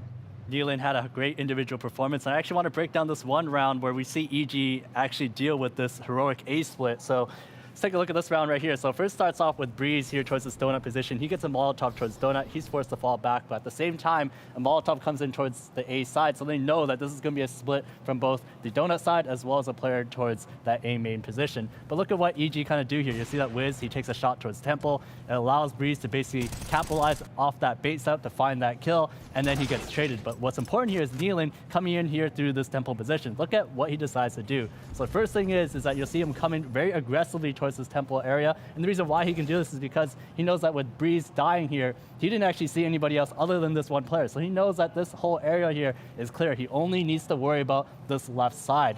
Second thing we want to pay attention to here is the way he pushes out. So first, you'll see that he pushes out when the bomb starts getting planted. It's a very opportune time, 4v2 situation, especially with only 9 seconds left. This is when you want to push to try to capitalize on only 2 players instead of 3.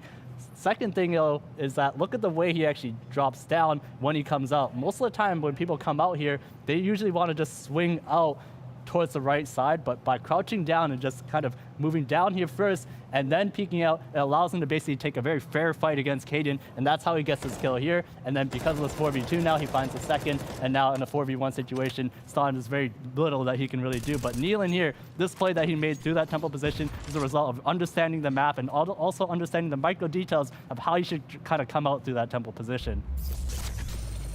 I love that dissection from the Mahone zone. I love that name also.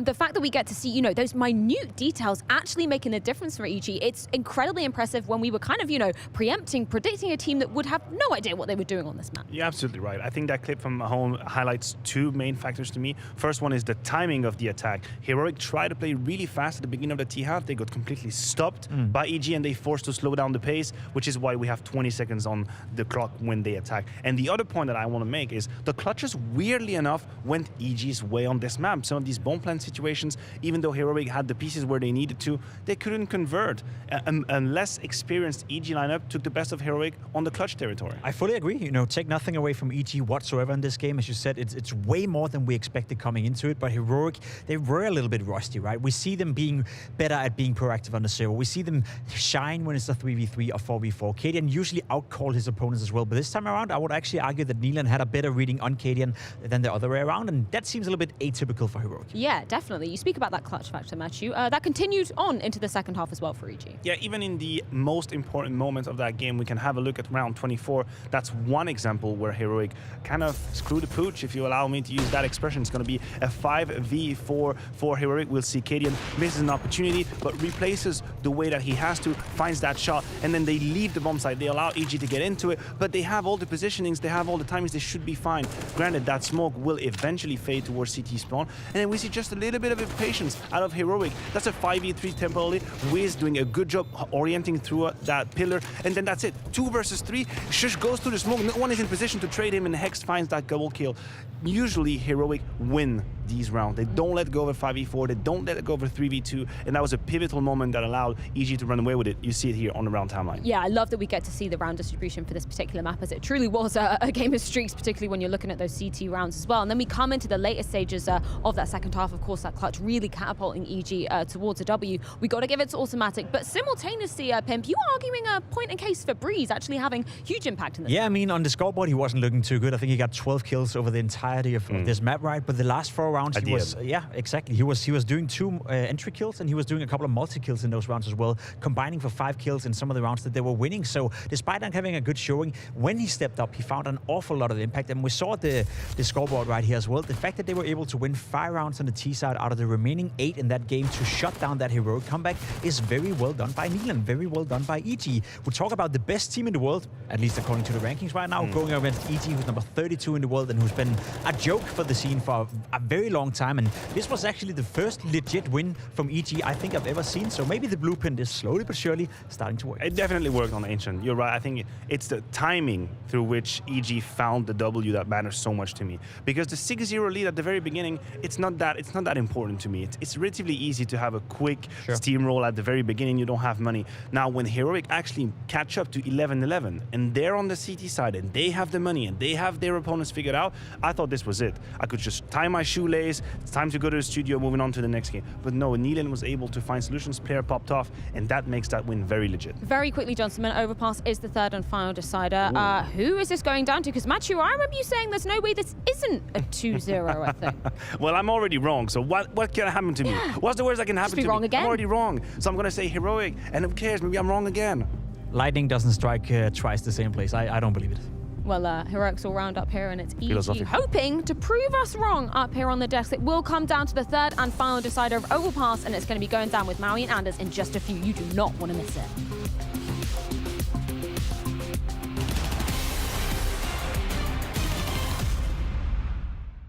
We're here for a round table with the coaches this time around. We've got Robin from FaZe Clan, Moses, the talent/ex-coach. Yeah, one of these is not like the other. And then Blade, the mastermind behind the Na'Vi system. And the thing I wanted to start off with this discussion with is how you view coaching and how you approach coaching initially when you're coming into a team. Well, for me, it started 2016. When I got into FaZe, I was very surprised, first of all, because of the communication was so different from what I was used to. When I played myself, we had, 5 Swedes. We were famous for having like really good and solid comms. Yeah. It was the biggest struggle, I would say, to focus on the communication to make it okay. I don't think as an international team, you can have like the same communication as, 5 players from the same country. So I'm satisfied with having our communication to be okay. So that was my first task to focus on. Moses, you're on the NA side of things, which there's a lot of communication, a lot of talking. Yeah, there is. And I think, too, not just the in-game communication, but the communication out of the game. I think, especially in my situation, was probably the harder part, was making sure ideas were kind of flowing between players and they were communicating properly. And when coming to me with the problem, making sure that they're actually communicating with each other about the same problem as well. And that was kind of one of the bigger challenges in terms of communication. But yeah, that's out of things. Sometimes it's rough to get everyone on the same page in that sense. And for you, Blade, there's a more unique system style that you got in place for coaching with Na'Vi, right?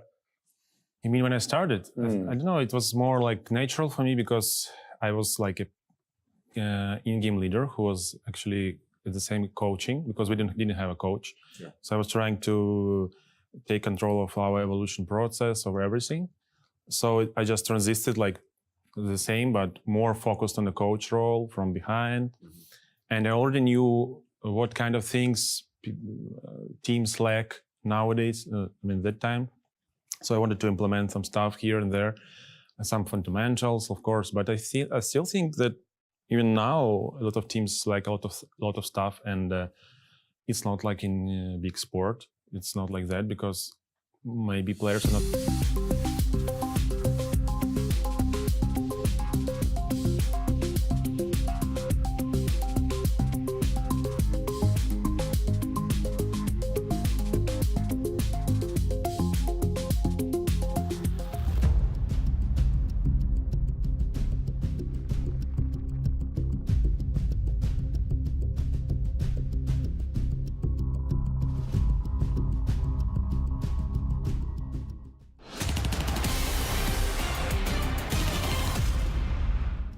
We are back once again, and somehow we've got a third map. I can't believe it.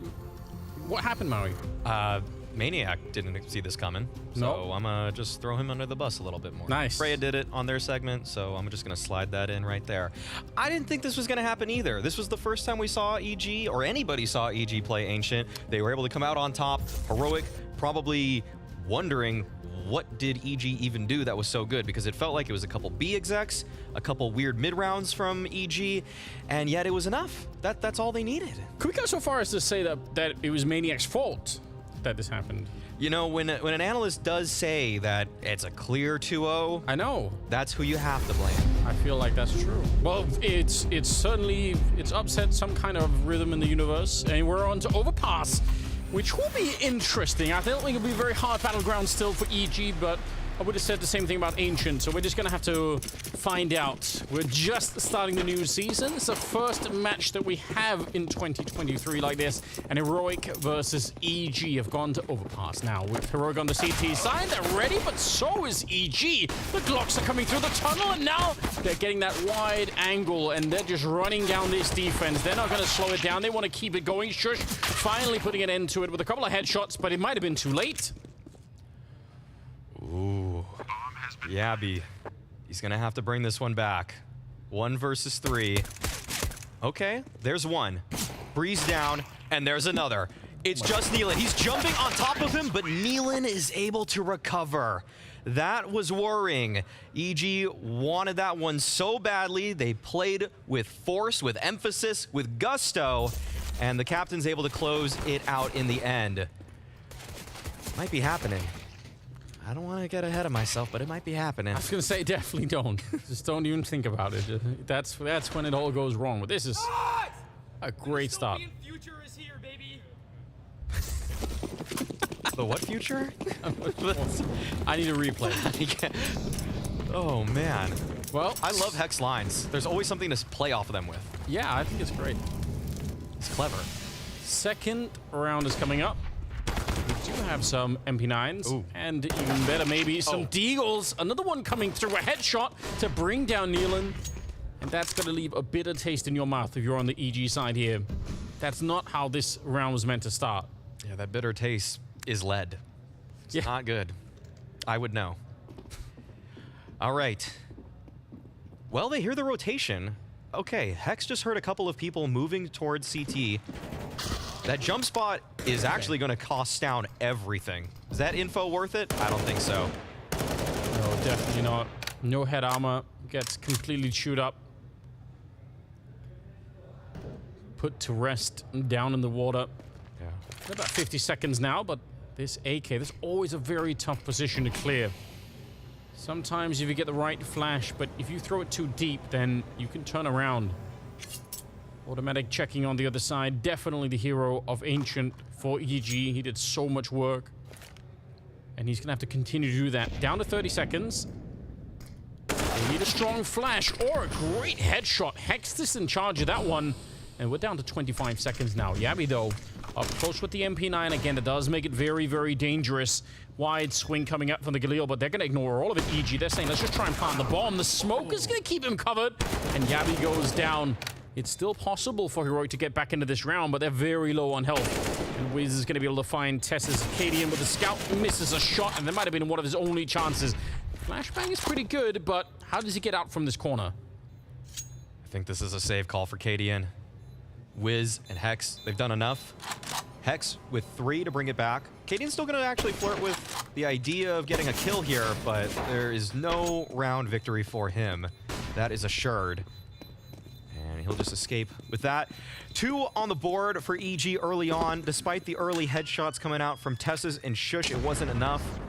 We saw that EG slowed the round down. They were not too quick with trying to recover the situation, and that was costly as it spread the defense thin. Heroic put 2 players towards A, 2 players towards B. Of course, it was after Hex was able to find that kill, and that was enough. What an opening. That kill from Hex is everything. Yeah. Hex has been really feeling it today. You could see his aim actually coming up big for him and winning EG some rounds that they had no business in. So there's a reason people were talking about this guy. He was the cleanest player for a long time on some of those early RBG rosters in that tier 2 space, and now he's showing that he's got it even on the big stage. Huge stack with a scout behind. Got to be real careful here. Another headshot. No. It's Yabby to follow it up. 3 kills on the side of Heroic, and this is a problem. EG, they need to do it one more time. They need to slow this down and find a way to bring this round back. Heroic getting away with so much. They had a minimal investment into the round, and they've got so much out of it. This is very hard to piece together if you're Evil Geniuses. Heroic with a very simple, aggressive play, and the players from EG just weren't able to hit their shots. That's more or less what it was. They got swarmed, they were overwhelmed, and now Stown is playing a disgusting off angle. If Breeze clears this, that'd be amazing. And Stown actually peeks in. That's an opening, but Hex has to do it too. Yep, they need at least 1 more of those, and probably even then, because the bomb is still stranded out here, it's going to be tricky. The panic is set in. Long-range dink, but he does get the kill on Shush anyway. We're down to 40 seconds. There are really no more surprises here. Almost running it down. There's Cadian with the aggression and taking down Hexton because Breeze is so low on health already. You would have to say there should be no way that he could win this one. Cadian's walking up behind him. Knife out. In fact, they both had the knife out. That's a bit awkward. All right, there's the headshot.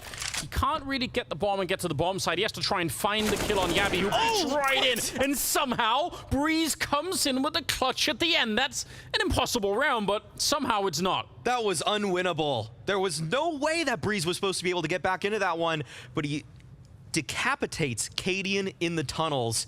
And then Yabby goes for the swing. And you can't even entirely blame Yabby there. He could have played the time, but at the same time, when Breeze is just shuffling towards the bomb, when he is running in a straight line like that, this peak wasn't even that bad for Yabby, but just doesn't hit the shot. Okay, Hex is wondering about it. I was trying to give Yabby a little bit of credit, but Hex gave him nothing. It's great. Absolutely. 3rd round on the side of EG. Both of the last 2 probably could have been Heroics. Last one definitely should have been. Yes. And now instead, here we are. 4th round coming up, and Heroic finally with some rifles on the side. This time not a scout, but the AWP on Cadian, although he's already tagged up. What a weird start to this game for Heroic, most of all.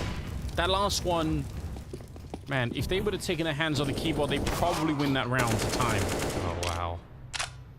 Another opener for EG. Just a spam through the smoke. Yabby playing a dangerous game there, but the lack of tracers, that's on his side.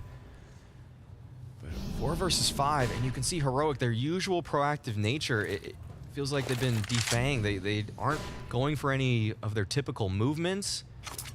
They're not going for any kind of push. They're just holding their ground and hoping for the best. This is not what you're used to with Heroic. They're so consistently on top of their opponents. But this time around, EG, they are going into the waiting arms of several. Nealon's going to get caught right there, but quick return. It's all on Stown. He's the only defender here. The rest of them are trying to get up behind him, but 20 seconds left. Oh, and that's going to commit the AWP. If they lose this now, they can't recover that sniper. That's an expensive weapon that's going to get thrown to the ground.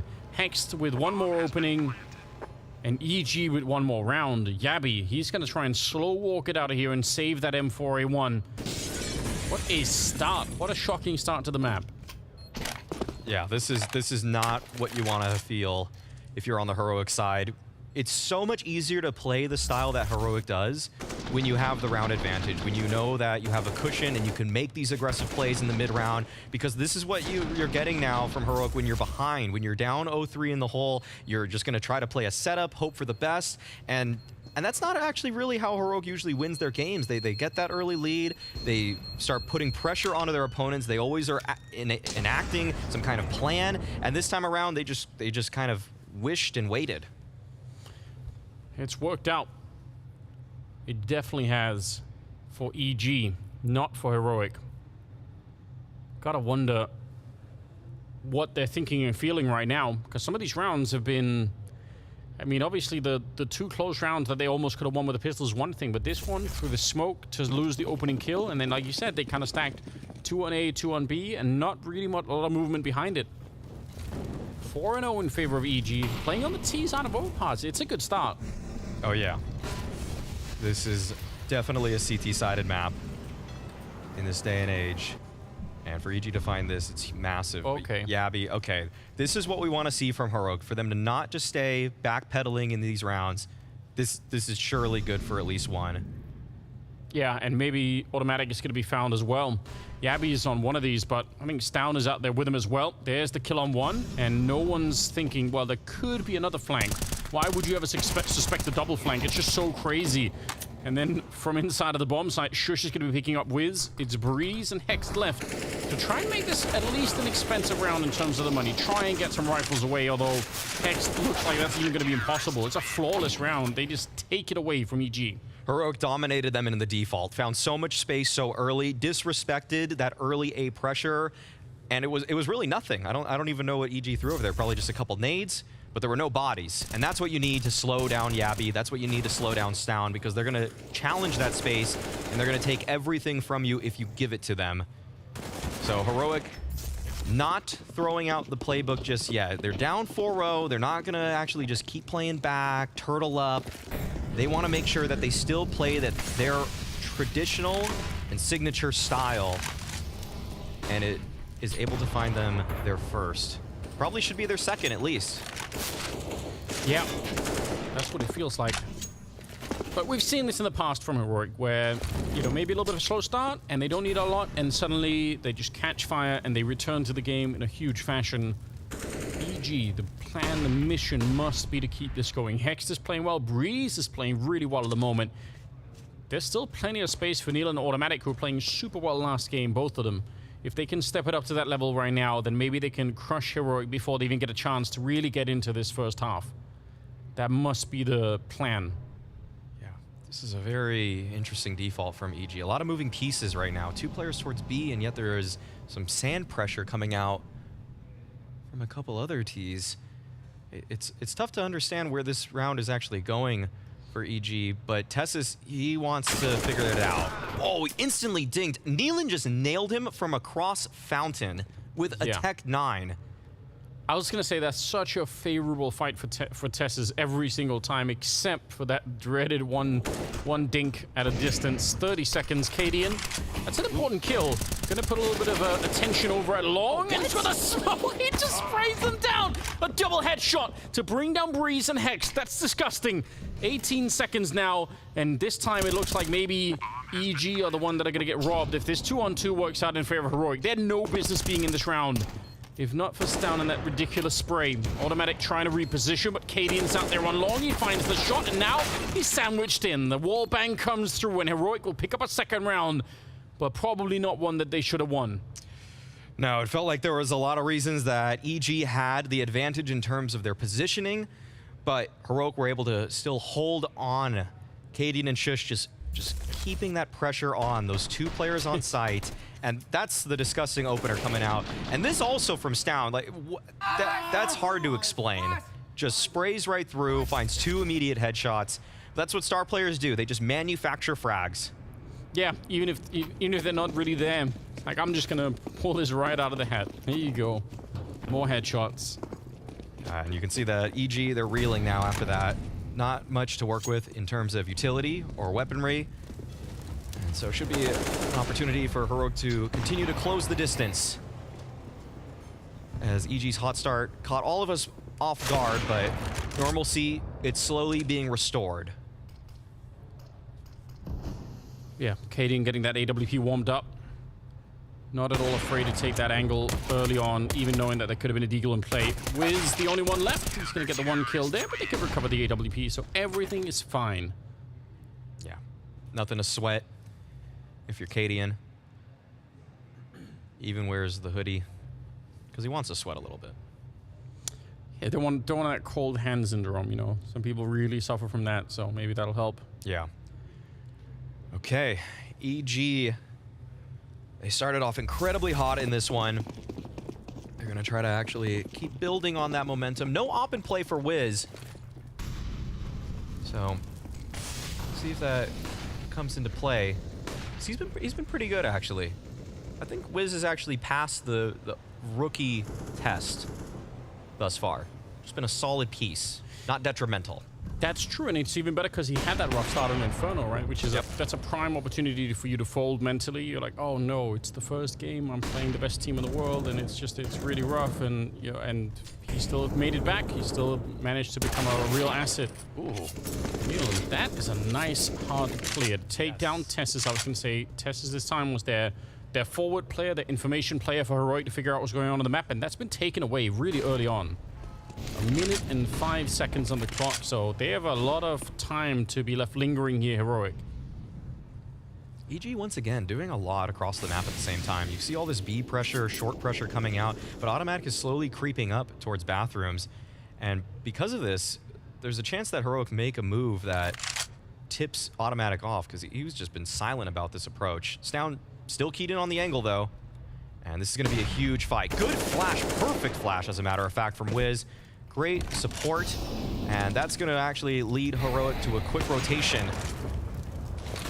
Okay, he peeked right into that crosshair. That's a bit unfortunate. 25 seconds. Shush has gone down, but there's still a chance because of the time that's left. The spray is in, and he gets the double. Yabi stopping the bomb and maybe saving the round on top. Cadian is there to pick up one more, and he almost gets caught falling back. But now the question is, how could Automatic put this bomb down? That's nearly a kill, but I don't think he knows it. He has to commit to the bomb plant. And that's exactly when Cadian could find the opening. 4 seconds, and Cadian thinks he might have faked it, but he didn't. Automatic risking it all and getting the bomb plant, and now Cadian is out in the open. A missed shot here could cost him his life, and I don't think Automatic knows. I don't think he's seen him yet. He's very exposed. V-Crime's back on top. He's gonna be seen, and Cadian, he's quick with the sniper to bring down Automatic. Ties up the scoreline at a 4-4. That was incredibly clutch from Cadian there. Knew the likely position of Automatic. Looks like he was already trained in on the angle with his op. And 3 kills for him as he's able to still mount a defense, despite the fact that EG were doing so much right. They found the opening pick. They got that kill on Stound at the corner of Long. This is a 3 versus 5, and Cadian brings it all the way back, starting with that first headshot there. But this was a magnificent spray down from Yabi, too. Oh, actually, wow, he quick scoped onto it and then was able to find it. Nice shot, actually. That is such a close round, but it ends in a 1 versus 1, and whatever that happens, especially we get the bomb plant, it does bring a nice position for the T side to maybe do some real economic damage. Yes, yes. Interestingly enough, Cadian does have a lot of money, but everybody else not working with too much in the reserves. But EG, they're actually solidifying their approach this time around. They've been very spread out in most of these defaults, but this time they're going for a very slow creep, and they're doing it with numbers. So this might be tough for Heroic to read, because there's been just so much pressure across the map. And you can even see the way Heroic's playing. They usually have someone that's being active across the map, but they're playing a much more turtled style And I think that's because EG have just been spread out so thin. Just want to catch off those individual players. Well, some good advanced warning. Nobody out there to be caught on their own. Cadian definitely saw one more player out there, so they have a little bit of someone to work with. It doesn't look like EG are going to change their minds, even after they've been spotted.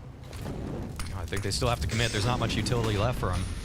Molotov doesn't really land where they wanted it. That has to go on top of the truck. I don't know where it actually went, but either way, creates a bit of space. Neelan's managed to sneak his way through, and Tessus on the other side dies. It's down. This is a 3-on-3. I'm so shocked that Neelan got that deep in, especially after the Molotov failed, but somehow that did work out.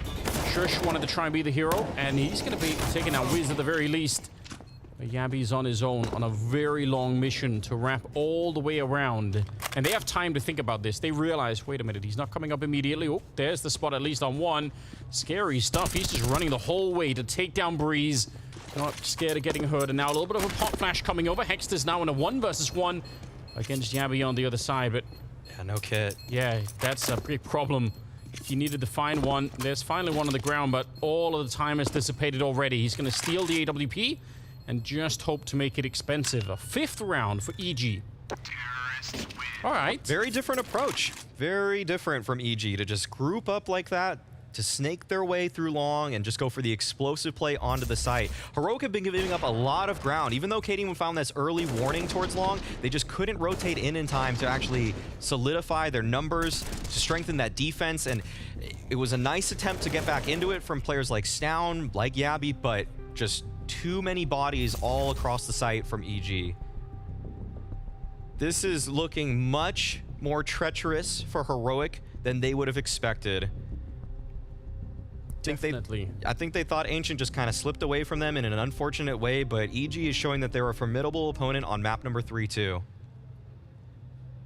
Doesn't seem like they've had much of a player break on that EG side. They've been investing their time getting caught up on everything. I think that's something that Yakindar noted about just kind of players in North America in general. They just take these long breaks. Those breaks, they start when they're set and they end at that other time. But I mean, EG, they've been working. They've been in the lab because this is looking sharper for them. They're looking better. It wasn't just empty words that were coming out from their PR teams. This is actually a team that people have to worry about if they're able to keep this up. Yeah, but I think like the desk said, even just winning Ancient is already such an upset, right? Mm-hmm. This would be the real miracle if they could actually pull it all the way through. You've got to say, Shush with a blind spray.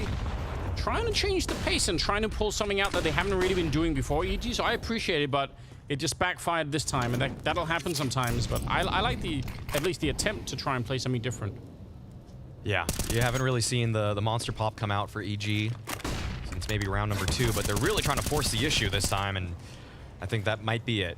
Neelan had to find a frag there, and at this point, not too much utility. They're still going to try to force their way in. Okay, they're still going to try to take these duels. But Shush keyed in on the angle with the op. It's so difficult. It's just simply so hard to imagine a world where EG's able to pull this one out. Yeah. They can do a lot of damage. It kind of still makes a little bit of sense, even though they don't have a lot of money either. They're only able to take down Shush, so I'm not so sure that, yeah, maybe not the best outcome for that round. Another 2 kills, maybe you could have said, all right, at least they keep the economy somewhat low on the Heroic side, but it did not work out that way. Yeah. But I mean, it still feels like now all of a sudden we're talking about Heroic kind of keeping up a little bit here. They're not dictating the game anything like they were on Inferno. No, this is a game that's still wide open, especially given the fact that EG's on the T side and they still have an even scoreline with Heroic. Ooh, nice. Oh. Not quite with that nade, but the only thing to worry about for EG here is that the playbook? Is there much more left in the tank for them? Are they going to have more ideas going into the next T-side round, or because it felt like they went for their defaults that had these kind of interesting layers to them, but then they kind of shortened it with the big long creep, and then they just went for a monster pop. That's kind of, it's starting to feel like the juice is running out for them. But we'll see. There's still many more ways to play over past T side. Yeah, I'm curious as well.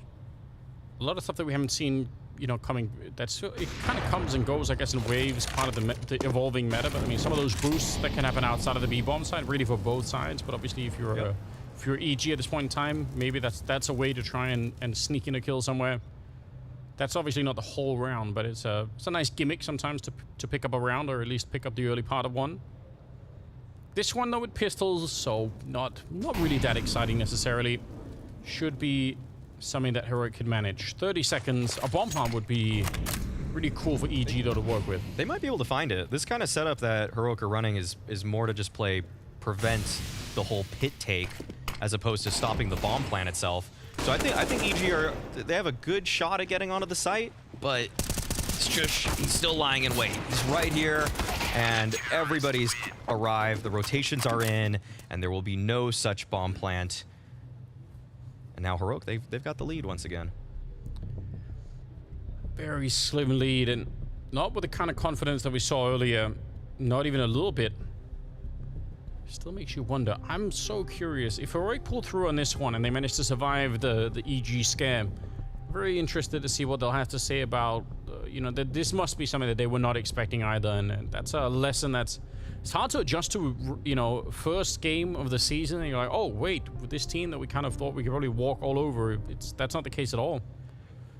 Yeah, if EG enter the fray as a team that just has a chance to find upsets, it makes everybody else's job so much more difficult.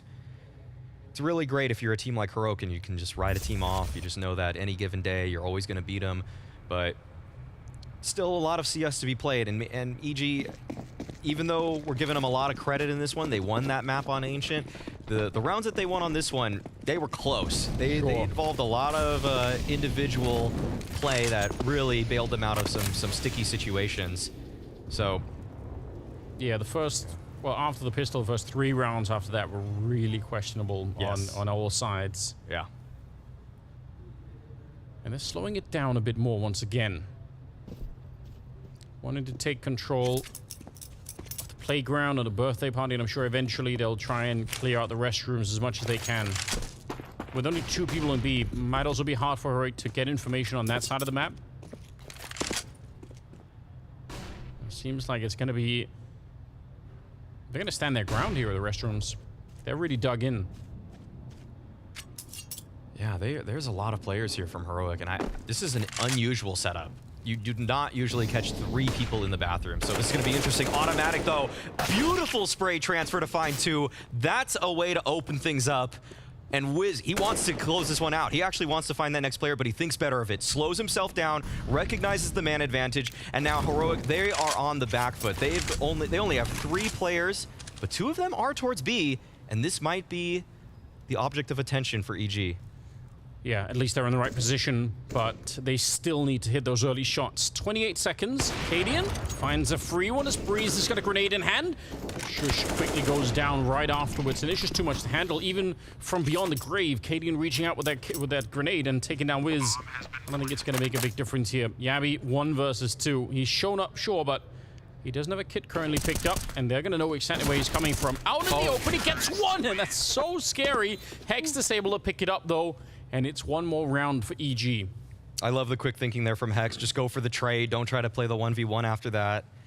You know, Automatic, before he got that double spray down, he first of all ran up and made a lot of noise. Then he tried to give the silent drop, but he actually also made noise dropping down. And he was normally that could dissuade a professional player from actually taking the peek. You might be like, well, wait a minute, like I just signaled that I'm coming. Yep. And he's like, well, it doesn't matter. We're gonna flash anyway, so who cares? But that was really impressive.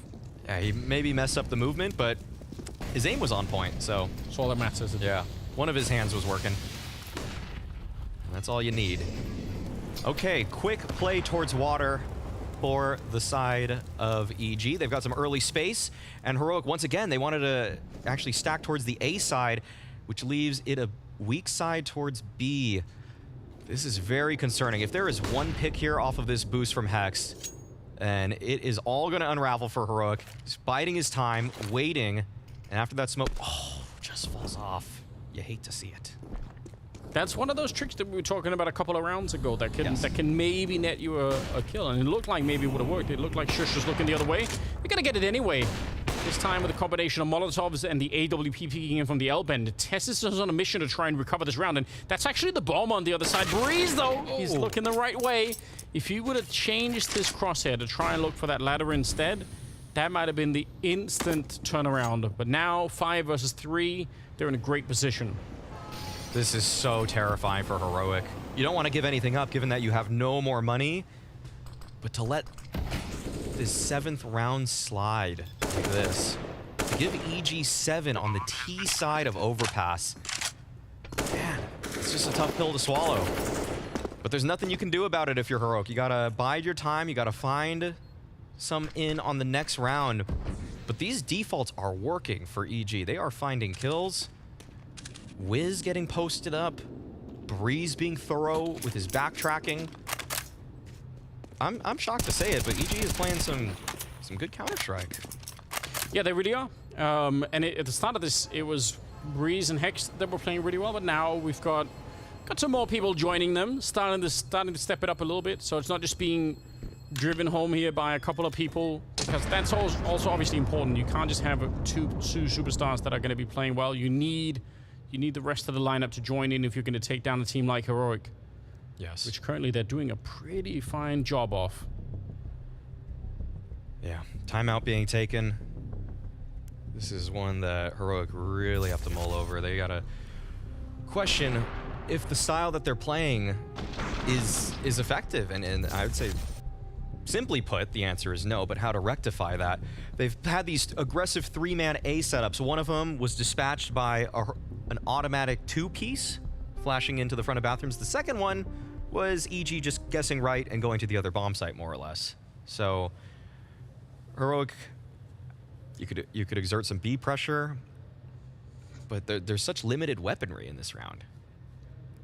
Yeah, that's one of the problems that they're now running into on top of everything else. But it also just feels like, unlike in some of the other maps that we saw where a lot of the really aggressive CT side style that we saw at Heroic didn't really get countered that well. They had a lot of success doing it. It feels like this time, at least they're more aware, EG. They have more of a, in the back of their mind, a little bit of a voice saying, you know what, something is up. We should be a little bit careful that we're not going to get run down all of a sudden. Round number 14. And Cadian, deep look in. Door has been blown up. I'm sure Breeze is well aware. So he's just hanging out back here. But Cadian is going to be careful too. There could be a grenade set up at some point. They're going to send instead Yabby to investigate. And Breeze, the patience, it's going to be paying off at the end. Wow. Even throwing the smoke to preserve his life. That is great prescience from Breeze. If he just went for that wide swing, many players just getting excited there. Okay, no way. You're not supposed to win that fight if you're automatic. That's supposed to be Stoun's all day. And Stoun's been playing such great CS thus far that you would have thought that he would have nailed it. But almost an attempt, or almost a connect from Wiz. And this is looking like an 8th for EG. There's not really any utility to work with for Heroic. They just have that single flash on Shush. I don't see a way that they can get back into this one. This will be an 8th. And man, EG winning the half. Again, not something I thought I'd cross off my bingo card today. No, I don't think anyone was really expecting it. Oh, he wants this. He wants this off. Take him out. Okay, hunting for it. And now they know Tessus' position, and there's no reason to just send everybody at him. EG, you're gonna have a buy into round number 15. You want to just get this gun out of Heroic's hands. Yep. And there it is. They'll get it as well.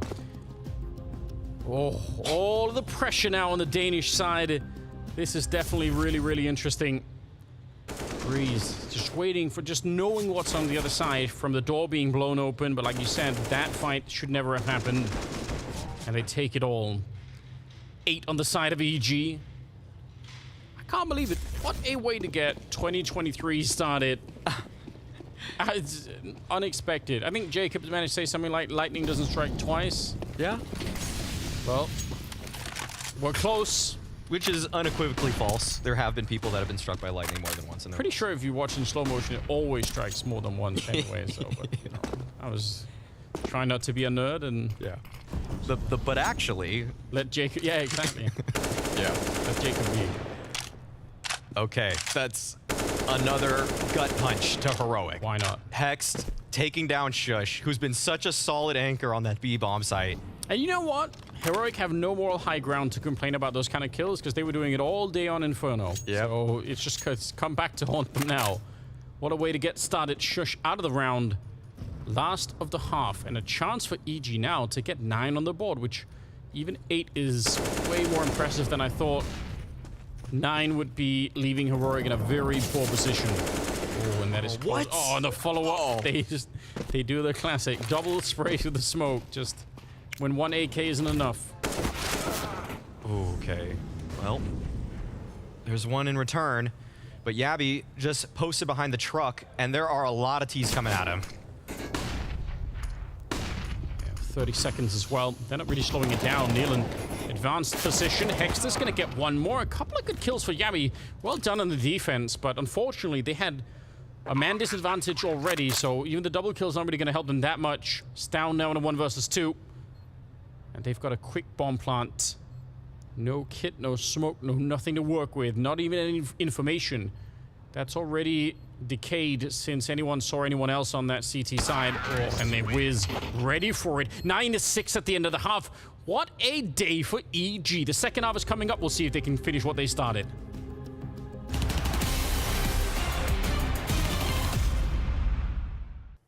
Boosting kicker up. Oh, there's that the scout. Oh! See with the No. pre-aim to the top of the half wall. No. Open He B just site. wins the round. He just wins the round like that. He won the whole round.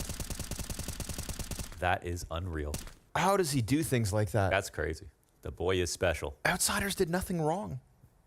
They had 2 good spots and good guns. Oh, that is disgusting. And Hooksy's losing his mind. Yeah. Hands off the keyboard. You're so sick, Modesty. You're so sick. That's what he always says. I love Ilya. Ilya, you're nuts. You're so good, bro. And honestly... Yeah, really. He just won. That's the cool part about Counter-Strike. I mean, he just won the round by himself. He did.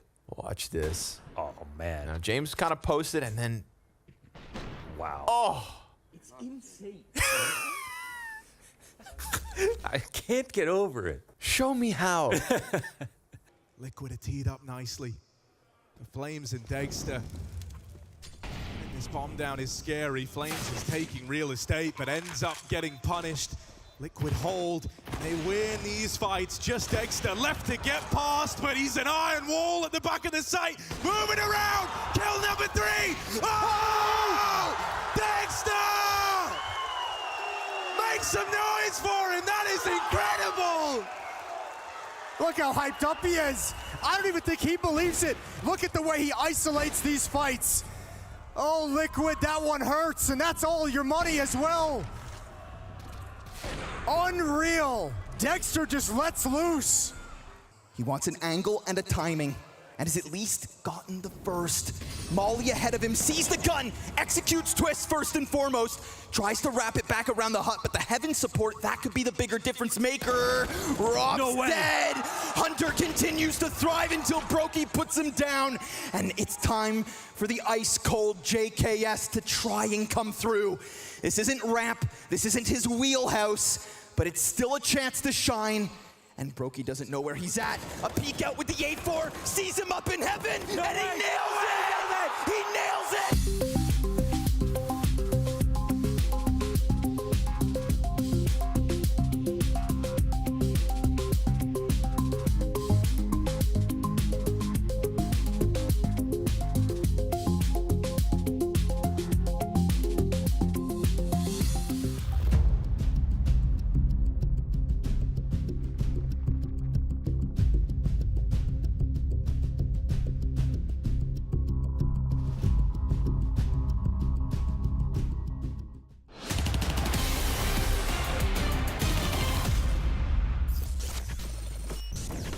No smoke monster either. They didn't blow up in blue. 3 mid. With scout. Back up. Flash short, Jaden. Bomb down. Oh shit, what's that? Too bad. That's clear. Mid. Take me. Dead. Nice. Playground. I'm waiting for you. Yeah, maybe. I'm resmoking playground. On playground. In pit, on the stairs. Can save vacation on it. 20 seconds. Nice! What are you doing? So good, man. Oh my god, they're so I'm here now. Attack! I'm here now. Let's go. He's here now. You heard it from him. Breeze thinks he has arrived on the scene.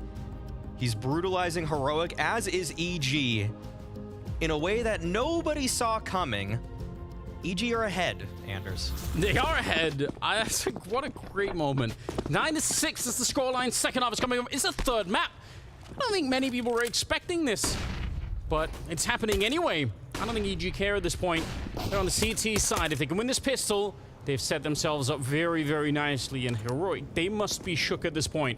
Gabby's gone down to begin with. And whatever plans they had, looked like they wanted to aggress on that A side a little bit early on. They've been slowed down. Oh, and they're still going. Automatic pushing on forward. He wants this fight. Breeze is able to take down Katie, and Automatic completes his duel as well. Now Tessus, he's swarming on in, and he's able to even it up, but just a bit. The advantage still lies with EG, 3 versus 2, but now Hex has so much information. He's gonna be able to clear out water, and at this point, EG, they should know that this play, it should be going towards A, but actually Heroic are backtracking. Yeah, but Hex's position surely is still very valuable. So it looks like EG haven't completely sold themselves on the idea that it's going to be this A play. They're kind of waiting for it. But he's so far forward. Even if they walk through Monster, he's going to be there so quickly, and his teammates will sandwich him in from the other side. And if they throw smokes beforehand, which they do have 2 of them. Oh, wait a minute, the timing. Oh, it's very awkward. There we go. Thought he was going to go into the tunnel, but he just spots them out. So, yeah, they make the call. They know, okay, we've been found out. We might as well go right now. Smokes are up, and they're trying for a bomb plant at the very least. They picked up a P250 and a USP, so they are dangerous in this round. Heroic need this so badly. They have to win it, and Stoun's going to give them the first headshot and a follow-up as well to take down Wiz. It's now all on Nealon. His teammates have evaporated, and he's next on the chopping block. 1 versus 2. Low on health already.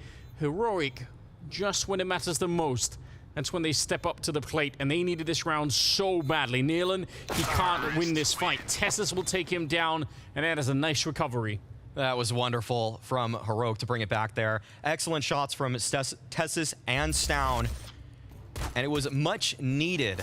Going down in the hole, 10-6, after EG exert that much pressure in the early round. EG would have felt like they were in the driver's seat for the rest of this game, and probably to close out the series, but excellently placed shots coming out from Stoun, man. The star of Heroic. He's consistent, I'll tell you that. Yeah, they needed him right there. Had a bit of a tough first half, really, but so did all of Heroic. Scout and MP9 and various pistols being picked up here on the EG side, so they remain dangerous. Huge gamble coming out from EG to just put Automatic towards the front bathrooms. We see that there is the 1 player in Cadian towards water, and I don't think that Automatic's going to be able to figure this one out. If they just silently approach towards bathrooms, they may be able to find space towards A for free. Wiz has actually made his rotation, but it's all about how early he spots his first player. If he can call a rotation early enough, this could be a round for EG, but they are so close. Heroic. He finds the tag, backs on up, just trying to preserve some space, but actually, his teammate has already made his way out towards truck. Oh, this is interesting. They're starting to fall back. Automatic is not really trying to flank them in the middle of this. I thought maybe he was going to try and be quick behind them. And Breeze missing an early opportunity with the Deagle. An attempted change of location here for Heroic. They wanted to switch it from A to B. And now that's been revealed as well. So EG are going to have a couple of seconds here to try and get into position and try and defend this bomb site, because they're coming for it. Hex goes down, and Nealon is next, and Breeze, that Deagle, will fail him once again. And it looks like the change of pace and the change of location for Heroic is exactly what they needed. Yeah, really solid mid-round from Heroic, but actually even better shots coming out from Shush. I think Nealon was trying to play a little bit of a one-way there at the bottom of that heaven ledge, and it was not going to fool Shush. Shot him right through that. And this is why Heroic are hard to play against. I mean, the mid-rounds, they're just ruthless.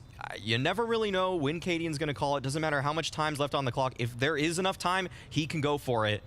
And yeah. So that lead from EG, it's slowly moving away from them. It's slowly getting away. There's something else about those mid-round calls that I really love, which is, I think, such a rarity still, is the commitment from the entire team to whatever the call is. Like, there are some teams where you can tell, even at a high level, it feels like sometimes you can tell there is a level of hesitation on maybe one or two players that are not fully committed to, they just want to see for another second or a second and a half, which doesn't sound like it's a lot of time, but you know, in the final stretches of a round, that's easily enough to make a difference. If you show up a second and a half late for the peak, maybe you would get nothing at all. I feel like Heroic, they're so hard committed to some of these calls that happen. It does feel like Heroic of every team right now in the top 10. If you told me that they were driven by a singular hive mind, I would say, okay, I believe it. I believe it with Heroic. That's really kind of also what was so characteristic about them when they were playing with Refresh, and it felt like they gave a little bit of that away when they started inserting Yabby, but now I feel like they're back to where they were in terms of team cohesion, if not even better, just because the fragging and firepower has improved. Running down the stairs, inside of the Molotov. Well, they just had USPs, not a big deal, but yeah, I agree. I mean, I think it takes a lot of trust in your captain to be able to follow those, because then the natural human thing when somebody comes up with a strategy is to think it over and see if it even makes sense in your own head, right? You're thinking, am I sure this? But you almost have to just get rid of that and say, no, if he says that, then I'm just going to trust that whatever he's saying is the right thing, and we're just going to do it. Yep. Full steam ahead. That's working right now. Second half is looking a little bit better this time around. Tied up 9-9, but at least EG has some weapons and some money to work with here. AWP and Wiz, we'll see if he's going to be able to outduel KD on the other side. Well, against Stown, it's a little bit more unfair. AK in his hands, and Wiz, classic position up on the flower bed, taking down Stown. Yeah, just a really standard spot. Heroic thought they would be able to beat that with just a simple peek from Stown. Once upon a time, if you rewind time far enough, you could find Guardian in that position every single Overpass game. Yeah, I feel like every single demo pre-2018, it was every Opera's favorite position, actually. So it was classic, wasn't it? Yeah, he kind of rolls it back there, Wiz, just with the standard spot. Maybe it's even so behind the meta, it's ahead of the meta now. And we've come full circle. That is how this works. Losing Stown early on is going to be a detriment to Heroic eventually. And Wiz, look at this, even getting the early one. He's not really scared. He gets the good flick on the shush as well. That's a lot of impact for the first round, picking up the AWP, a double kill. They've left long a bit open, and that might be one of the scary positions here. But look at this, they get back behind the wall inside of the restroom, so that's fine. They can let them have long. As long as they don't get shot in the back down in the restrooms, it's all fine. I think Wiz just got a little bit of a peek right there, but Heroic, they made their way back Dice. This is going to be tough to dislodge Nealon, but Nealon actually jumps up right when Tessus is approaching, and now Heroic, despite the man disadvantage, they have the bomb down, but they're getting picked apart from every single direction. They really needed Tessus alive. The 3-on-4, I don't know, I think that could have maybe worked out, but 2-on-4 is a bit too much, especially because they don't have anywhere to really stand. Cadian, 1 versus 4 here, is he's going to pick up the kill on the Wiz, but the bomb is on the other side. You can wallbang shoot that, but really, it's probably not going to happen. 10-second defuse on the other side, and ultimately, Cadian will be happy to save the AWP and the 10th round for EG. Okay, so EG, they fight back. Still maintaining the lead, 10-9 now. Nice openers coming out from Wiz, just making his presence known on the map. Starting here at that flower bed position, then moving up to the middle of bathrooms. And this is just very well done by Breeze too. I mean, he's very clinical about his approach, and he's making sure that every angle is cleared in the most precise manner. And there's really nothing Heroic were able to do. The man disadvantage was too much for them. They weren't able to piece anything together, not able to take any sort of space in that post plant, and they were just kind of hoping for the best. And running out of timeouts on top of everything else, so that could obviously be a problem going into the later stages here. Wow. Some people are going to be waking up to a nice surprise in the NA time zone, surely. Yeah, it's not. I mean, it's not even over yet, but I think most people from North America will probably actually they'll wake up and they'll see the result. There'll be a glimmer of hope in their eyes. That's what you can. Wait a minute. Yeah, you see that. Maybe there's something to it, this EG lineup. 19 kills on Breeze. As you said earlier, I'm here now. And he wasn't wrong about that. 1 round lead. Not enough to get completely excited about yet, but it is a really good start. Yeah, and a big swing round. The money isn't too good for either of these teams, so big implications about the future with the outcome of this one. Heroic doing their due diligence, using significant utility to clear out the forward positions that EG may be occupying, but EG, they're playing back. And Wiz didn't have that op, so they're boosting him up, trying to find it a cheeky kill. I think a player from Heroic tried to use this in the last half, and Automatic ripped his head right off. But we'll see if Wiz fares better, or if he's even contested, because Heroic, they're making their way towards B, and there are only a couple of defenders. It's just Breeze, it's just Hex. Smoke's pretty well timed. Molotov on the other side, and even everyone's flashed that. Molotov doing so much to keep them back. Breeze with the double and Yabby right in return. That is an interesting exchange. Looked like that defense was going to be rock solid, but at least it's a 3-on-3 now, and Stown is thinking about it. He had the right idea, but the timing is off by a second. I don't think he realizes that Automatic has already made his way down those stairs, and that could be a nasty surprise waiting for him. A little bit of a flash to set it up, but oh, it's not going to help Stown. That was the alert that he needed. Yabby with the AWP, and it leaves Wiz on his own. 1 versus 3 as he takes down Stown at the very least, but he doesn't want to stick around for it. Realizes, like you said, it is that swing round. This 1 rifle is probably all they're going to have in the next round anyway.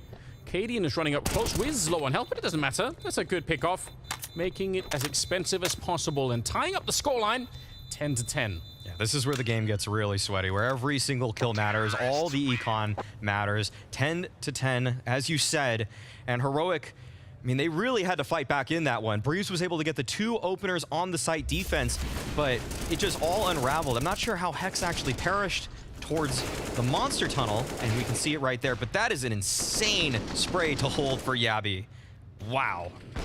It was like he just erected a wall and Breeze walked right into it. Yeah, that was the end of it. And that's, without that, that round is almost certainly lost for Heroic. So what a turnaround. Picked up the AWP and kept going. What a round from him.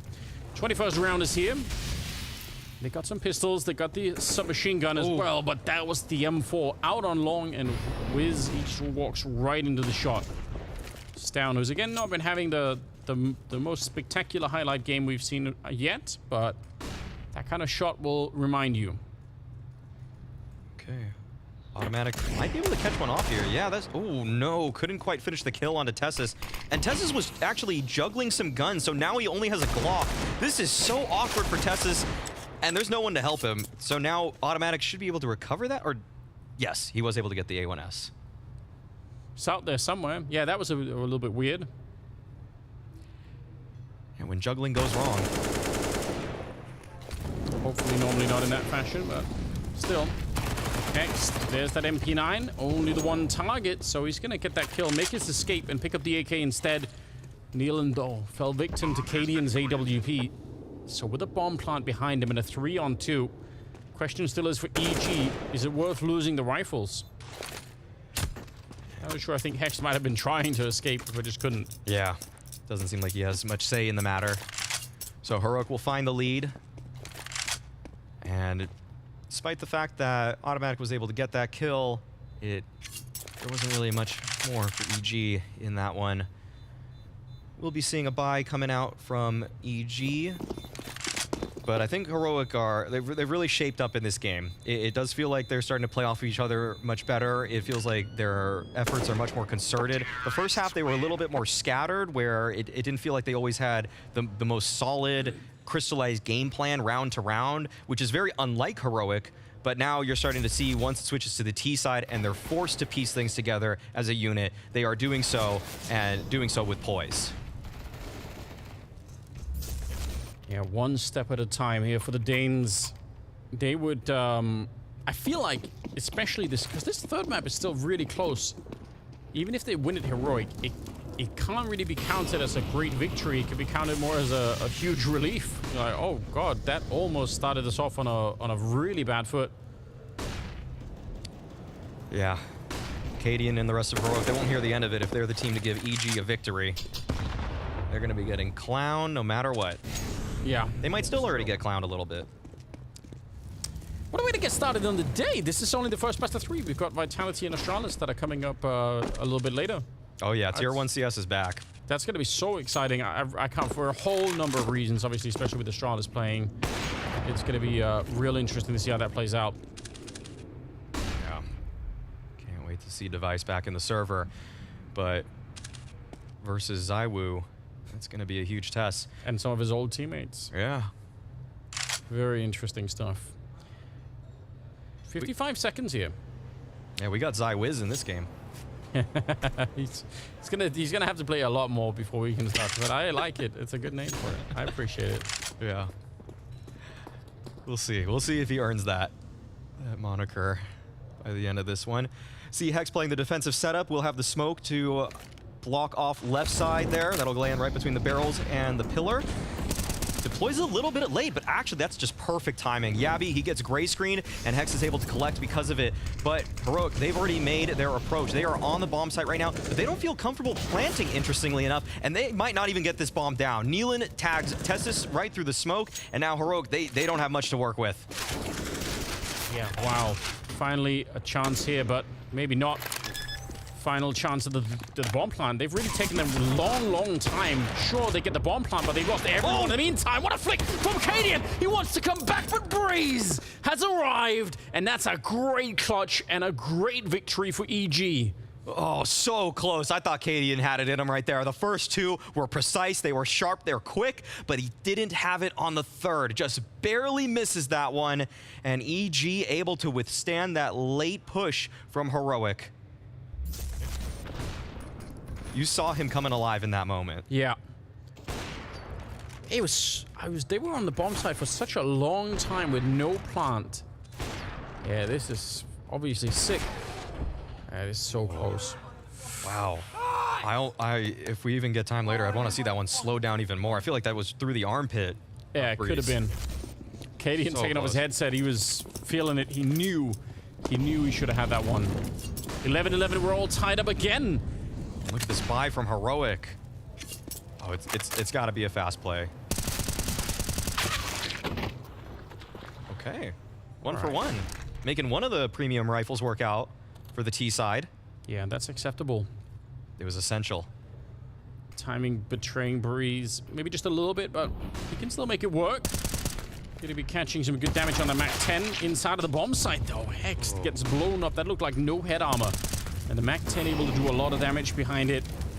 See if they can get a quicker bomb plant this time. They feel a bit more comfortable. They're gonna go for it. Breeze, that seems like madness. Was there any backup for that one at all? I think there was a flash from Automatic. Obviously didn't impact his chances positively. Look at the money on EG. That's brutal. This is such a nightmare. Yeah. Yeah, Heroic, they just wanted to set up for that fast play. And once they got stopped towards short, towards that water position, they actually just full sent it Monster, and it was everything they needed. Heroic, they haven't even had to go in their bag in terms of their just solid executes, but they still have those ready to go at a moment's notice. Now, Wiz, he wants to survive, but they are hot on his heels, and he is getting burned. Because Shush picks up that op, he'll be able to pass that to Cadian in the upcoming round. And that's just a luxury at this point, too, because Heroic, they were going to be able to buy that in the upcoming one regardless of the outcome. You know, something I mentioned earlier about a nice sort of kill distribution on the EG side. Well, now what you're seeing instead is that it's still Breeze way up there at 23 kills, but on the Heroic side, we have 2 players at 20, 1 on 21, and then the last 2 at 13. They've combined for such an incredible force. They got 3 players that are playing super well at the moment, and I don't think right now EG are not matching that. If you look at the scoreboard, you can clearly tell that Heroic have come alive in a very different way in the second half here. Yes, yes. After winning the pistol, they were able to win the subsequent rounds. But on top of that, ever since the gun round started, Heroic have gotten a plant every single time. It's been 5 bomb plants straight for Heroic. Just shows how good these game plans are working out for them, how good the strats are, and really also credit to Cadian for the calling. It's a team effort, and Heroic, they're looking like the better team right now. Breeze might be the strongest player in the server on this map, but he needs backup. He does, just a little bit. A little bit will do it right now. It is that close. 1-round lead. And one single M4 in play on automatic. It is far across the map at the moment.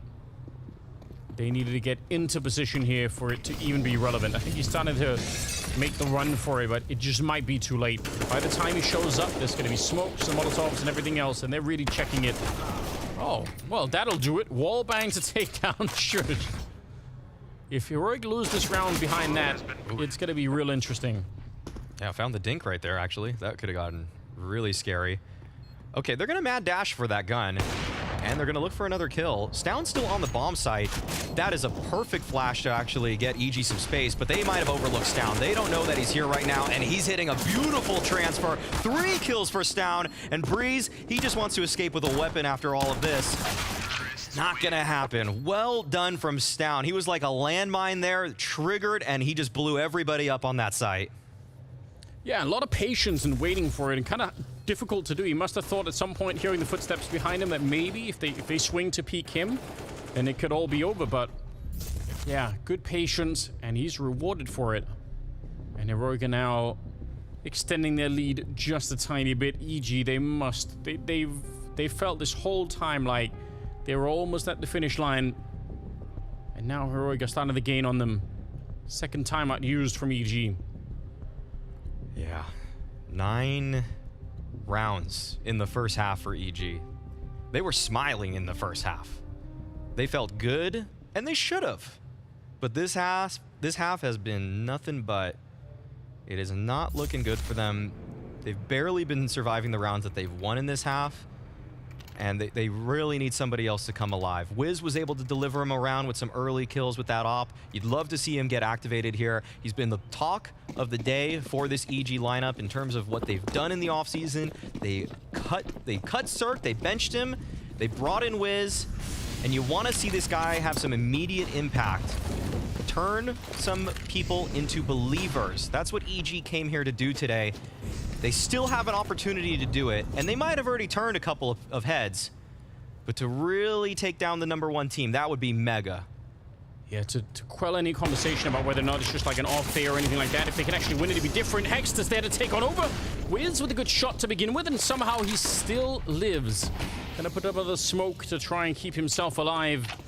3 versus 4, and a very tight beginning to the round. That could have easily gone the other way. Look at automatic. Yeah. Oh, this position, it's so strong. Oh, but he's gonna get caught. Doesn't jiggle at the top, and Stown takes his life for it. So now, EG, they don't know what's available for Heroic.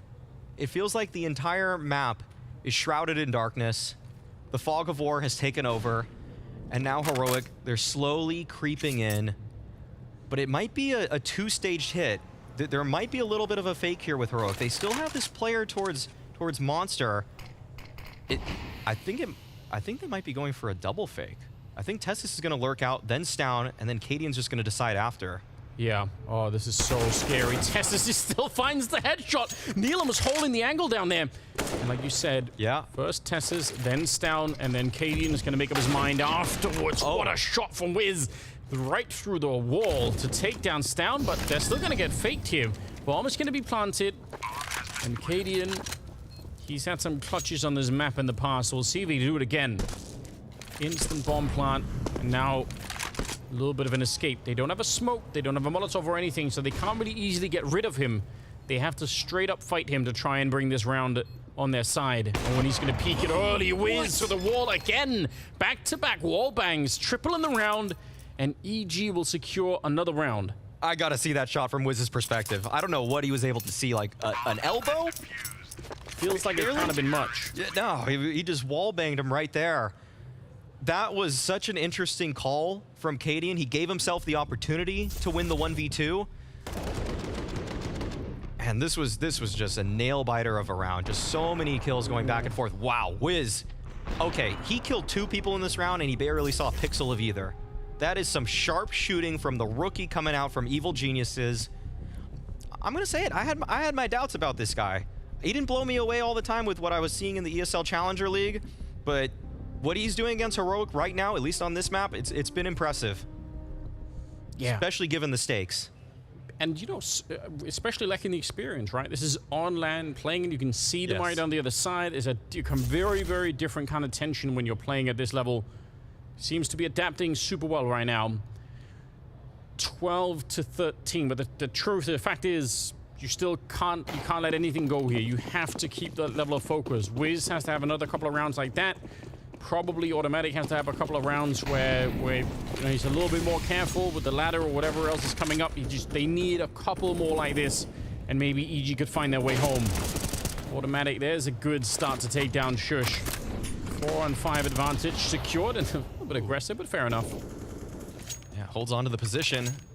That's going to be tough for Heroic to deal with. That's a huge thorn in their side for the remainder of the round. If they don't ever clear Automatic or know that he left that spot, then they know that the rotation, the flanks, all open for the remainder. And Wiz, he wants to play support to Automatic. This is really nifty, actually. And in fact, it's Nealon throwing a flash from actually deep B to support that. That is some great teamwork, great macro elements coming into play for EG in this one, and Hex playing to block it. What is this? Yabby doesn't know? Nope. He was so sure there was going to be a flash follow-up before the peak, so he was already turned. Oh, that shut him down. It's a flawless round, Alex. They're loving it. That's what they needed so badly. They've tied up the scoreline now once again, and they're 3 rounds away from upsetting Heroic and shocking the entire league to start the whole season with. What a way to begin if you're EG. If you can do this right now, that would be, again, a dream start for them. Yeah, this was such a comprehensively strong team round coming out for Evil Geniuses. It felt like everybody had a chance to take a bite of Heroic, and they all were able to accomplish that. This is so frustrating if you're on the side of Heroic. You got stopped in 3 different places at the same time in the same round. This could be a myth. I don't know. You know, if you're in prison, you have to like pick a fight against the toughest guy. That's what they're doing. I don't know if you've spent much time in prison, Alex, but not enough. Not enough to learn the rules like that. Well, EG are trying to demonstrate that for us right now. Yeah, I have to appreciate it. It's good. No, I get it. I get what EG are going for. They're making sure that their presence is now felt in Blast. Also puts them on the radar in a different way, which is very interesting to see how they handle. But that's where Warbor is going to be interesting to think about, because obviously I think he's ready for that kind of tactical play, though. In terms of, you know, doing the research. Yes. They've got a huge team behind them, too. I saw their assistant coach in Mad Cow. He was hanging out with them. And, all right, let's see, though. It's going to just be firepower in this round. Automatic, he has to step up. There's a couple players on this site with him, and it looks like they're just cleaning up fine and dandy. Nothing to even sweat. Single kill from Stown, but EG, they're able to bolster their economy, keeping 4 alive in that one. And some of those kills against just pistols, but I'll take it for Automatic. There's a good mechanical aim that we want to see. I don't really care how you get your aim warmed up on a map. Just try and do it, because you're almost there. You're almost the home stretch. 14 to 13. Heroic, they have to be worried right now. They don't have any more timeouts, do they? They've used all of them, I think. I think you're right. Ooh. This is a curious position to be in. Okay, we see some early nades coming out from Heroic. They're expending a lot of utility early on in this one, and they want to take over water. That is a point of emphasis for them here. Breeze understands that that's a one-way for Yabby, so doesn't actually just take the duel head on. Backs out of there. Minute 25 on the clock, but Heroic already have some early space. Oh, this boost is dangerous when they're on the other side. Well, that's the reason why. Nealon getting a little bit too curious. It's not just dangerous for the cats. No. Anybody can fall victim. Just great off angle from Automatic there. He's really found himself in this connector. 4 on 4 though. Breeze. I can't believe he wasn't spotted. It looked like Stown should have been able to see it, but somehow they get away with one, so the boost wars continue. Oh, did Cadian spot that? No, I don't think so. Oh, wow. Both of these players just passing each other. Cadian's going to feel like so much real estate is afforded to him in Heroic now, but Automatic, all he has to do is turn around, and he's going to find a multi-frag. It's that simple. Yeah, no one's looking for it. Even the one is enough. It forces the hand of Heroic. Now they can't play their weird mid-round games. They just have to commit to the bomb site. Go straight for the plan. There's no tricky secondary plan here. Yeah, Breeze is already holding this. Why not? make sure that no one can sneak through. Cadian and Yabi, they need this 2-on-4 victory to maybe even stay in the series. They're going to get the one shot there, but Yabi pushing out, and Wiz is ready for it. 15 on the side of EG as they narrow it to 1 round. That's all they need. This can't be happening, Anders. I'm gonna need you to pinch me. There's no way that EG can be on match point against the #1 team in the world. This team has been on the end of every single joke by so many different pundits, analysts. Even Freya took a jab, actually, on a podcast at EG. And yet they have a chance here. I'll own up to, I'm pretty sure I've thrown some jokes their way as well. It was a community thing. Everyone had to get in. It was a bonding experience to be part of the CSGO esports space. You had to get a joke in about EG, and yet they have a chance here to pull off the biggest upset possible in Blast. And if you didn't get a joke in, your time might have been up. It might have been too late for you. It's not coming back. You can't make jokes anymore about this team. No, this is really, really something. 27 kills on Breeze. That is something to be hopeful for all on its own. Some of us have been waiting a real long time, I think since 2019, for Breeze to actually return to something that's worth talking about. And this right here certainly is. 15-13, and moving into the 29th round. We've got Heroic sneaking up, but again, they're not really aware of where Automatic is. Wiz is this time here to back him up. He's going to miss the shot, but again, it draws all the attention, and they have to be worried about the flank. Yabi's out there, and I think Automatic is hearing the steps. He might know that Yabi's there already. That fight is as important as the bomb site itself, because if they lose Yabi, they get locked in again, and we already knew what happened last time here. 50 seconds, and they're quick on the bomb plant. Oh, this is a very weird round. Oh, yeah. Still so interested in this fight between Yabi and Automatic. Oh, okay. There it is. Oh, my goodness. Took a second there, but that opens up the flank opportunity for Evil Geniuses. Heroic, they're getting boxed in right now. He almost messed that up. It looked like it. Tessus is going to go down. Automatic is back with a vengeance. He's up to 22 kills. He's actually come all the way back in the game. Oh. What a monster. Taking down Shush as well. Cadian is down. Shell-shocked right in front of our eyes. They have no idea how this has happened, but it's happened anyway. 16-13 as EG bring down Heroic to shock the world. Oh, it's close. It's close. Oh, no. Oh, no. They had kids. 0.8 seconds. They had 2 kids. Where were the kids?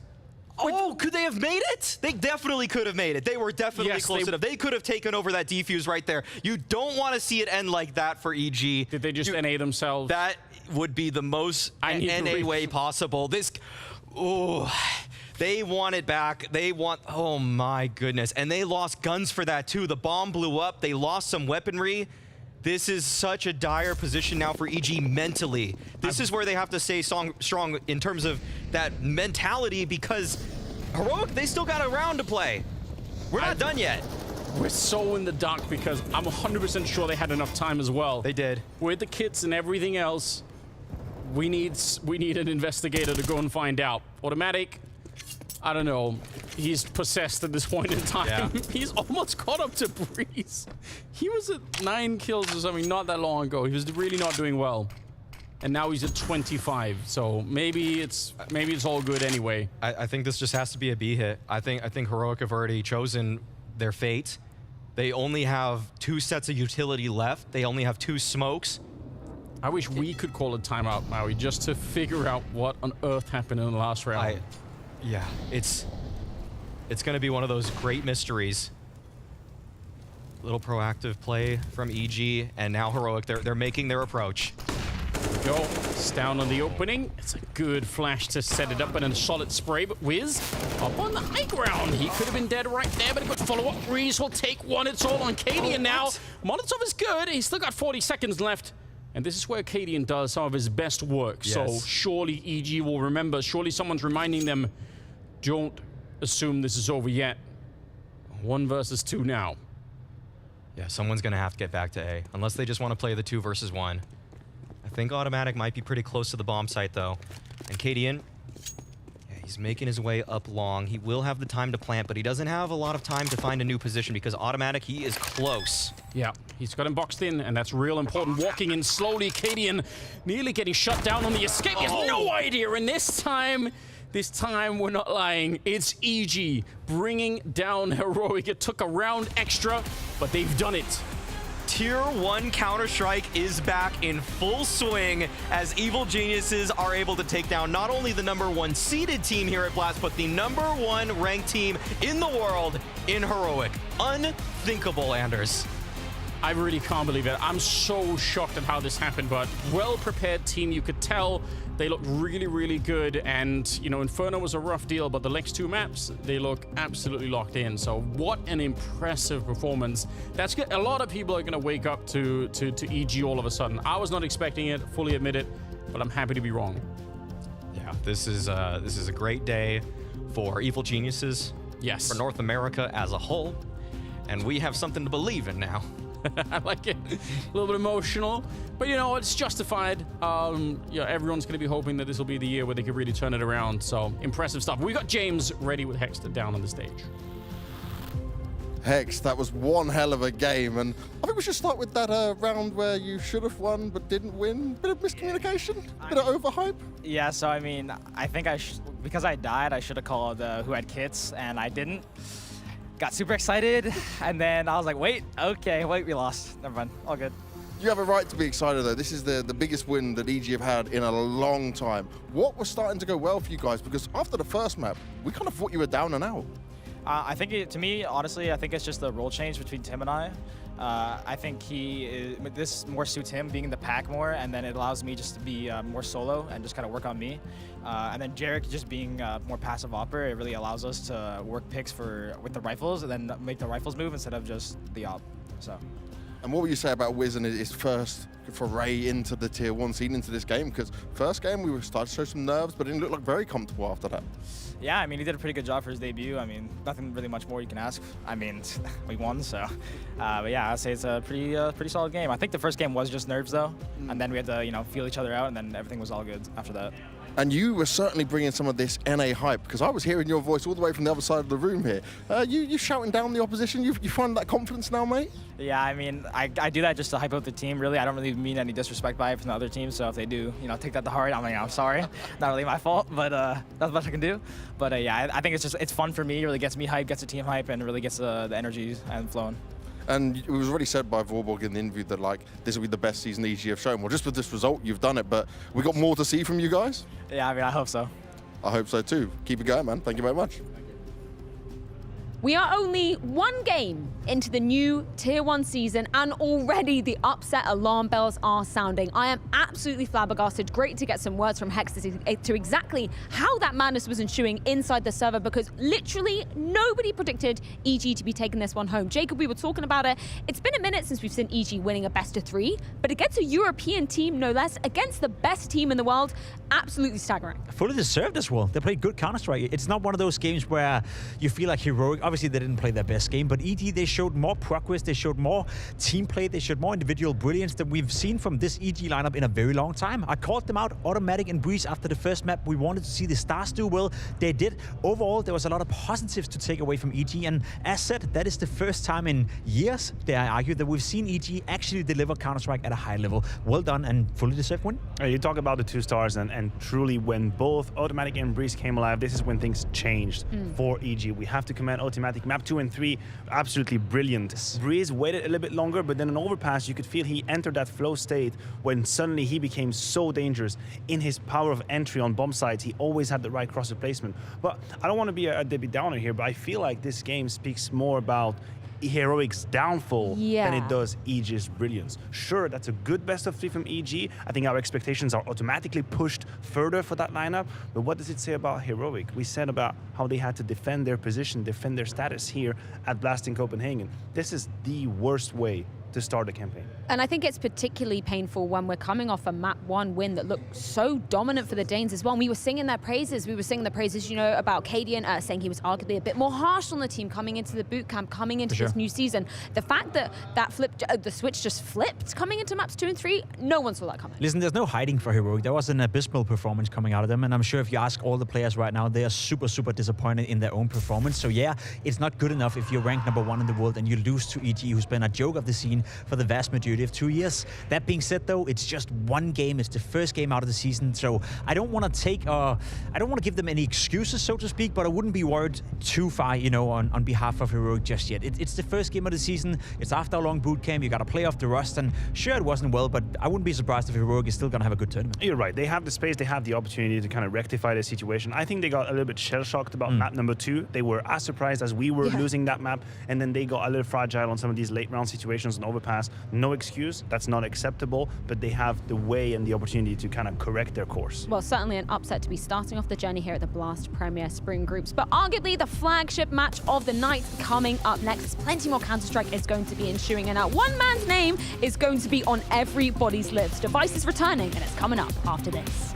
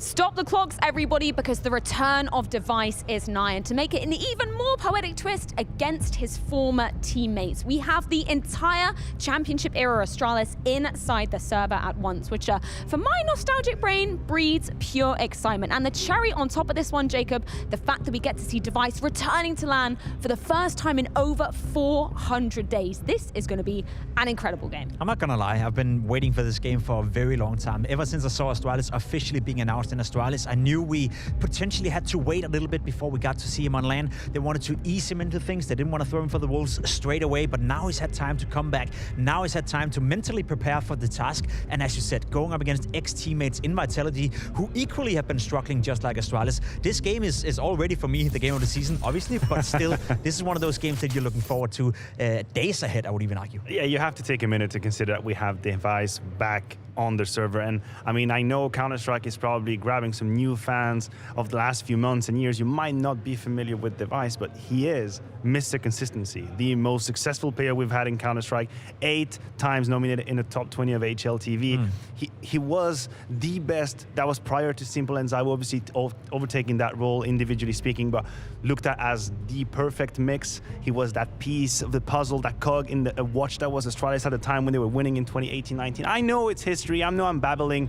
Point is, I'm happy to see him back. And the fact that we talk about, the historical depth of this particular matchup and, the ex-roster coming into things. If you'd fallen asleep in 2018, sure, you would have a lot of questions about a lot of things waking up in 2023. Good that you slept for this year. But yeah, the fact that, we're seeing this former competitive or championship Astralis era roster on separate sides of the server now, that is going to be incredibly spicy to see Device coming back into the fray, because we've seen obviously Astralis and Vitality going up against each other in 2022 as well. It is spicy, especially when you consider, you said it yourself, in 2018, those 5 guys together, they were the best in the world, arguably the best of all time in terms of winning tournaments left, right, and center. Then Dupree and Magix went to Vitality, and I think we all can agree that none of the two parts, so to speak, have found the success that we thought they would, right? The most winning team ever, they split up, and none of the players outside of that have actually found success. Device went to NIP, didn't go too well. The Astralis roster has been in shambles for quite some time. Vitality, sure, they've shown glimpses of the potential, had a short period being top 1, but overall, it's been very disappointing. So there's a lot at stake for these players, a lot of stakes for these teams right now, where obviously Device want to have a good comeback, but Vitality, they're also super, super motivated to sort of come out this year and show that they're better than they did last year. We want to know about Device and his form, individually. I think all the people that knew Device might have extremely high expectations right now, probably unrealistic expectations. I definitely belong to that category. I want him to be exactly where he was when he left off. Might not happen, but just the perspective, the idea that you could have BlameF and Device, that powerful duo, putting up crazy numbers. What we want is for Astralis to become competitive again. It's been a while since that happened. I don't know if this lineup is the last finished product. I think Buzz will have to answer a couple of our questions, but can this roster be competitive again? It feels like Device definitely helps in that matter. Well, we talk about the man of the hour. I know everybody wants to hear a few words from Device. So Device, first of all, welcome back. It's very good to see your face, but your last S-tier event was back with NIP, and it was in 2021. You last played for Astralis at a LAN event 1,055 days ago. There's a lot of hype around your return. There's a lot of us looking at how this process worked in you coming back. How has it all come together? How has it been for you? I mean, yeah, it's been a very long process. First of all, like for me, it's also very overwhelming and emotionally nice, but it's a lot to take in. A lot of the people I've spent so much time with on my team, but also on the other teams, and being in the environment is like a lot to take in, but it's nice. It's like I missed it a lot, and it's what I want to do with my life. And yeah, as I said, the process was long. I was working on myself for a long time, and in general, just trying to get to a better place. And I really do think that I'm having a lot of fun, and I'm in the right place where I want to be. And now it's also about competing, which hopefully we can show some good stuff here with Astralis. And a lot like me, right, you've been very positive on the benefits of giving yourself time for mental health and that side of things. This kind of crawlback that you've taken into the game and how you've done it, what would you say has been the most beneficial part of that process for you? What's been the thing that helped you the most? I mean, there's a lot of very good beneficial things of disconnecting and trying to find purpose with what you're doing. For me, like, I was in another country, and yeah, the most beneficial thing is being closer to my friends, my family.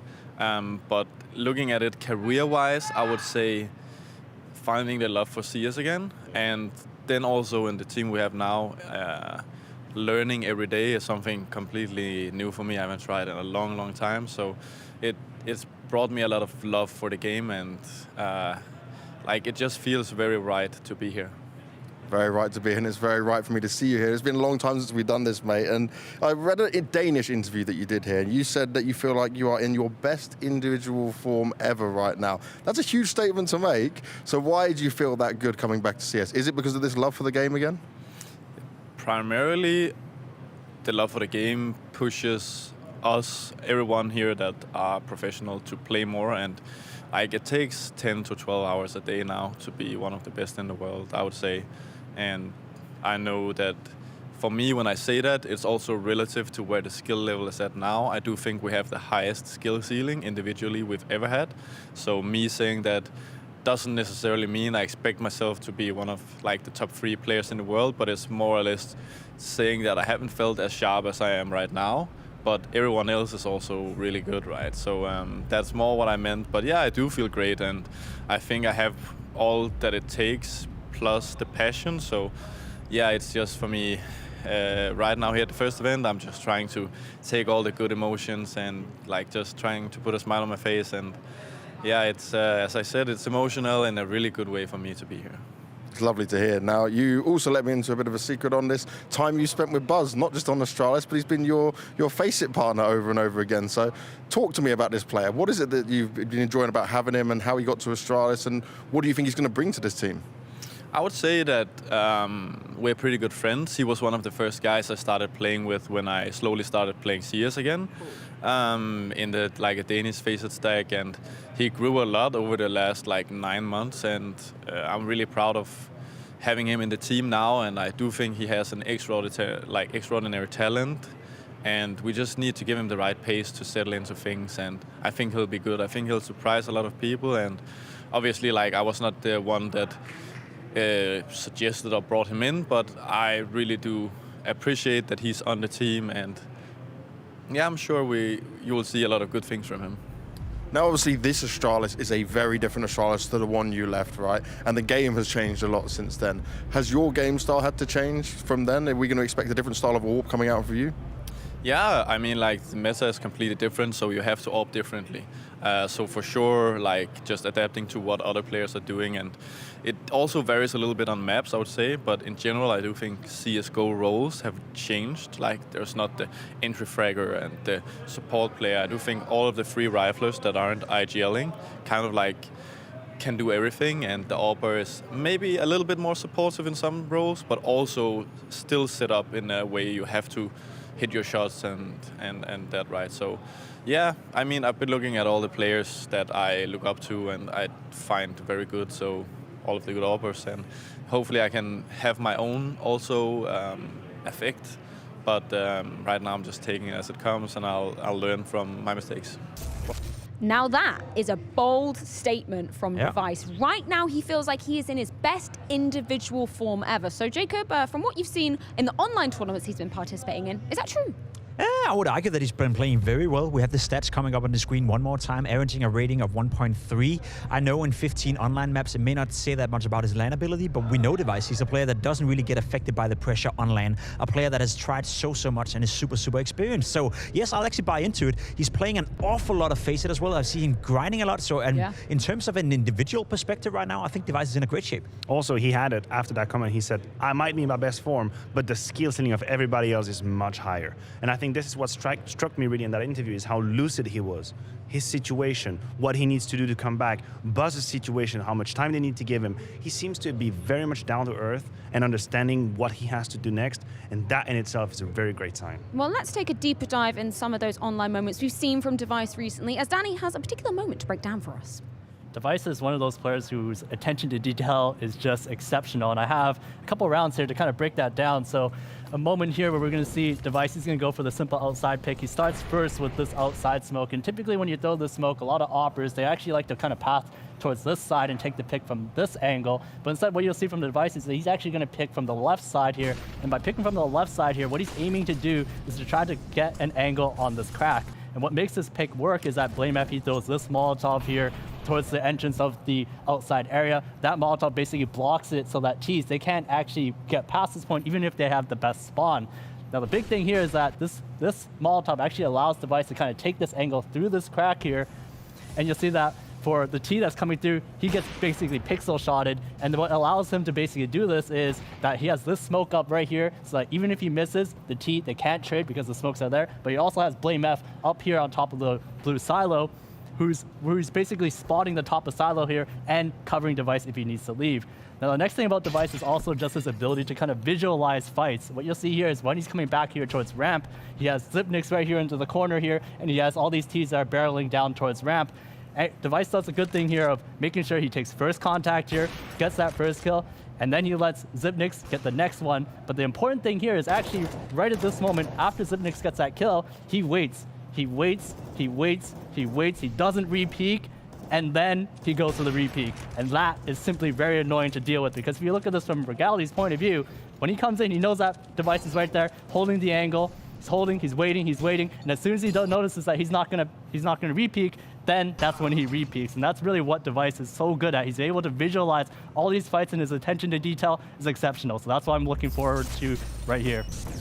I love that breakdown from Danny once again. The fact that we get to see Device coming into things. Sure, it was an online game, but the fact that we get to see him, you know, reaching those incredible heights, that consistency you were talking about already. Very excited to see what he's going to be delivering on his first LAN performance here. But of course, they're going up against Vitality, which is an interesting and curious prospect, because for Vitality, 2022 match was quite turbulent.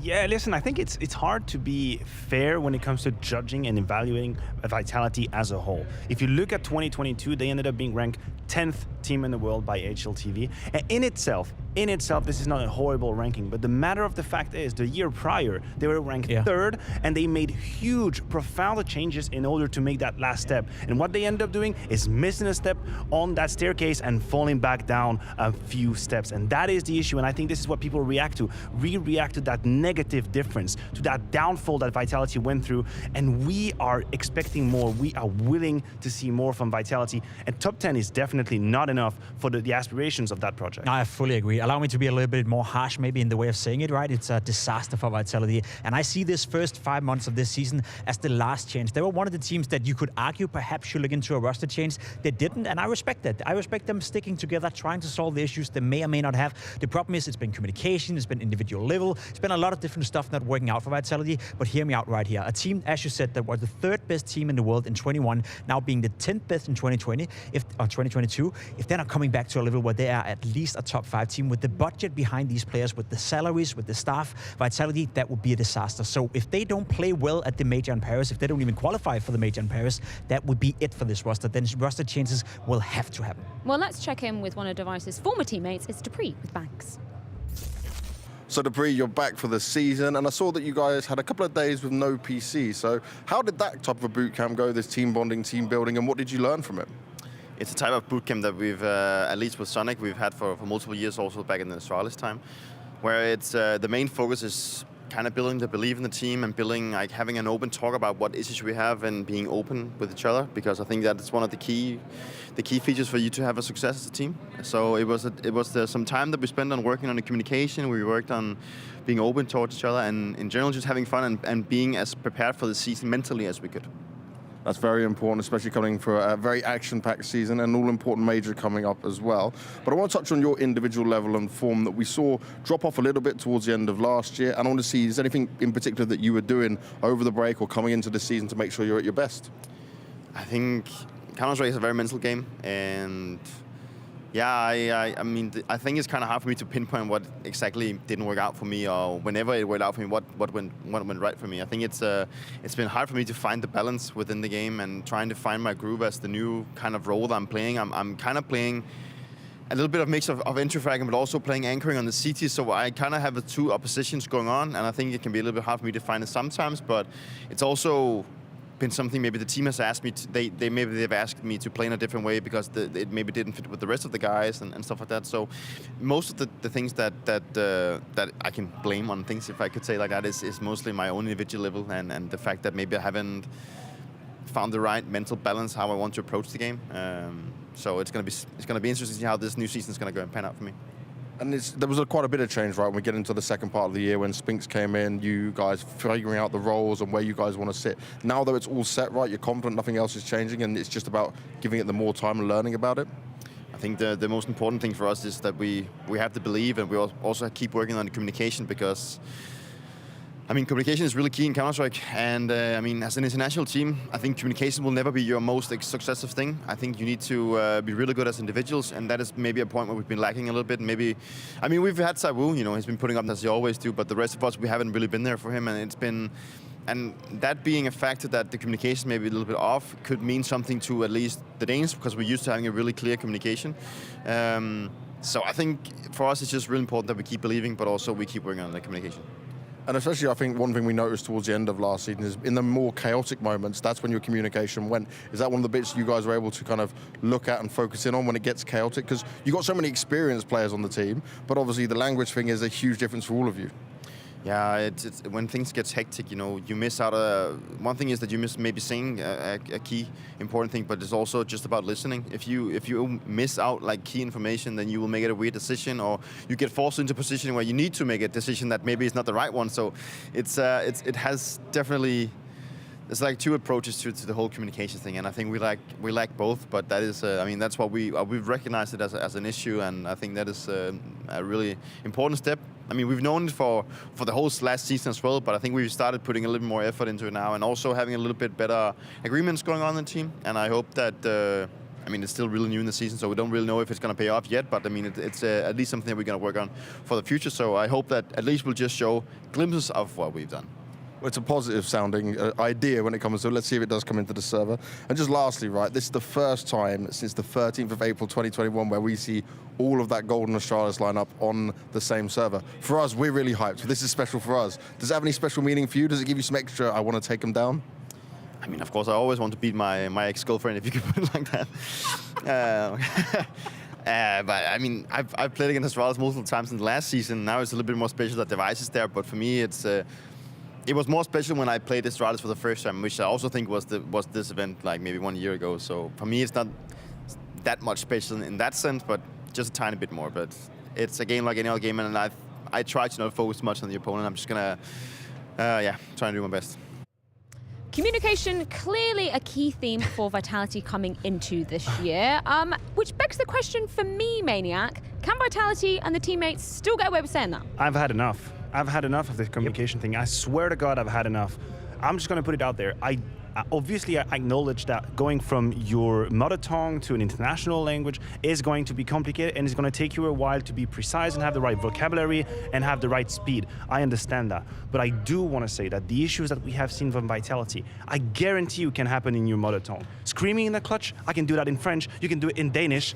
If you want to be harassing your teammates and asking for a flash 7 times, I can do it in any language. I think English is a scapegoat in that situation. I think they use English as a scapegoat for why people are panicking in situations, and you can be calm and clean in English. It might take you a bit more time, and yes, it's going to make it harder, but it's on you as a player to remain calm and have a clean feed of communication, even in a second language. So this communication thing, I've kind of had it for now. Like, it's been a year now. Can we move on, please? It's a skill, right? Look around you, FaZe Clan. What would they be doing if they were arguing that communication is a problem for them, right? Sure, it may be tough, you know, to communicate in non-native language, but the fact of the matter is, look around you, international Counter-Strike right now, international speaking teams, they've never thrived more than they do right now. So why can't Vitality? I want to get your thoughts just quickly on the map vetoes as well. Obviously, Overpass, Vertigo, Mirage, if we do need it. Any surprises there for you guys? Back to the booth for Astralis. I feel Overpass with Device in particular. We know him to be roaming around with the AWP. It's one of his best maps as well, statistically speaking, historically speaking. So I think they're trying to cater to him, and maybe the Astralis map pool have changed a little bit with bringing back Device, you know. Back to the old roots, back to the DNA, and I like it. And for Vitality, Vertigo, kind of a risk. It's not necessarily a map that gives me a whole lot of confidence, but I'm sure they're banking on Astralis not having the protocols, not being ready on that map. Well, one of the most hyped matchups coming into the Blast Premier Spring Groups, and for good reason, as history is about to be made. Device returning for Overpass as his first LAN map with the star-studded Danes. Let's see if he can bring the heat.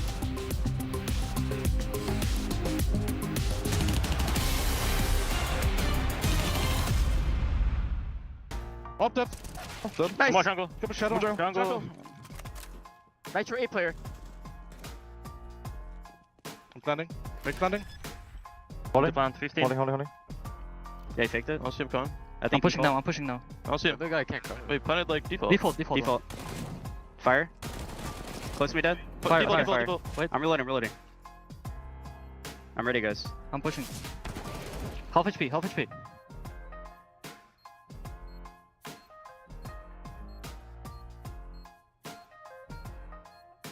Nice! Shit! Down! Yeah, let's go, bro. They're going now. I don't hear them this all. The other one's going B. He's going B. Where are they? He's dead. The others should be B. One was falls. Actually, Ruffs. He's peeking. Nice. Dead. One more coming in. He might come back now. He will go back, I think. He's a Mac 10. I flashed, I'm going back. Yeah, good. John, go first. Just run into side, John. Arch, come here. Just come peek. Nice. Nice. Leslie's gonna go lane, guys. Flashing lane right now. I'm going grave. Nice! Well played, John. Good job. Keith, good job. Nice. Sorry, everyone. coming out library. Out. Mid, boiler. Short. Planning. Happy plant. I killed on mid. One is still low, I think. I'm Go going short. top. I'm on long. I have long, okay? Alright. Stay. One is low still. Going down. Low HP, I think. Nice! Oh, I kill. Nothing mid. I'm going to be. Smoke B. B. I'm moving away. I'm blind. Smoke city only. Pillar. I have it still. Same. One B main. One more. Two more. Pillar. One more. Balls, last guy there. Far back. I'm burning. I have contact. Yeah, It's okay. peeking your contact.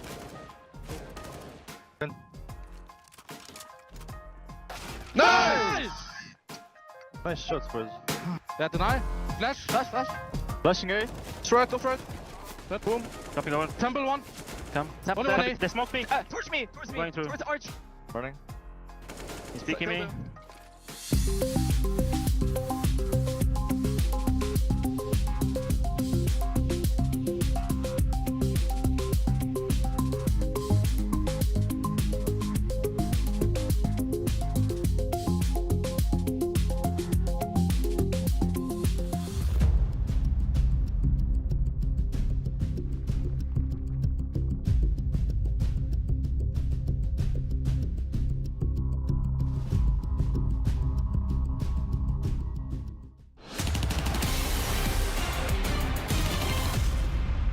Up against your old team here, and it's like everyone back on the same server now, but on different teams. I want to see what you'll think of this new Astralis, though, and any thoughts on Buzz and what you can expect from them going into this game.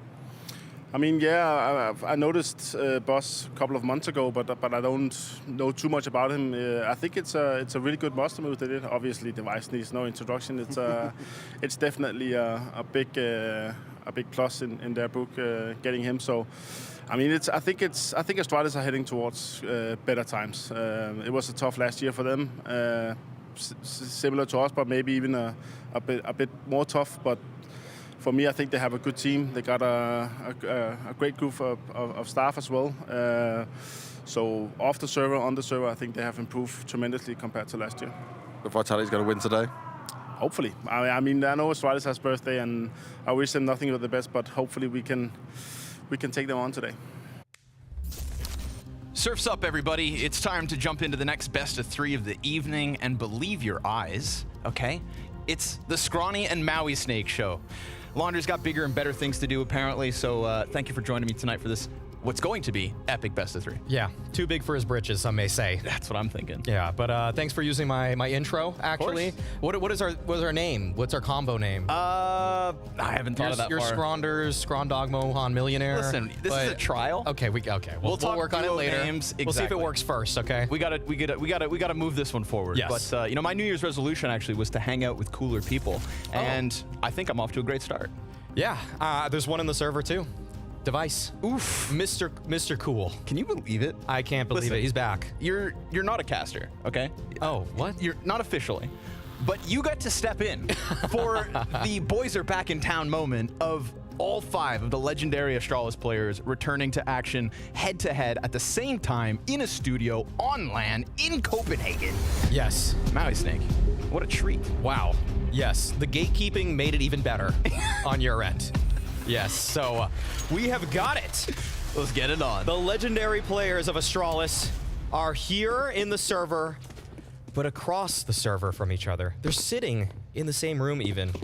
They gave a couple dirty looks to each other. I saw it in their eyes. Yeah. As it should be. This one's gonna mean something. We begin on Overpass. Vitality and Overpass. Bring back memories. I don't know if it's always been a pretty sight for him. I think Astralis got to be feeling themselves on it. I'm liking Astralis. Yeah? Yeah. That's how I'm prefacing this one. I have a lot of faith in this lineup. I think that they're going to do wonders. Oof. Well, Magis going to make sure that they don't get off to that fiery start. Opening headshot into Blame F. Big scalp to take down. And now Device. Meant to be Blame F's new right-hand man. Can't quite return the favor with the Glock. Ooh, Spinks, clean. Fallback, and the T side, looking for an opening. It's gonna be the young gun Buzz to try and bring this one back in. Spinks kind of torn between 2 engagements. He's got support, but it's low HP on Dupree. Buzz. Oh, Buzz! They talk about him! Newcomer to the server, 4 kills deep. Oh, there's legends! And then there's this kid! Welcome to the big leagues! Man, something about rookies at Blast. They always make it happen. They impress. We just had Wiz in the last one. Buzz coming in with some precise shots. He just broke down that defense single-handedly, gave us something to scream about there. And Vitality, they got to lick their wounds. They got to wonder, who is this kid? Because I think that's what's on everybody else's mind. Oh, man. Love the reaction. Damn. Honestly, I don't think we've seen such a good round 1 debut from a pro player at a Blast event since Honda versus G2. I would have said that. Yeah, that was the one. So now Buzz has to get a second ace, is what you're saying. That's what I'm saying. Back to back. Back to back. History is live. And ZywOo on the scout to try and take back this momentum. Hello, Astralis. Hello, Buzz. When I was saying I had faith in Astralis, it wasn't because of Buzz. All right. I'll be honest. I'm not going to lie to the viewers, but that could be the cherry on top if this guy can be a consistent contributing member. Still a tall ask. A lot of Tier 1 CS ahead of him in his future.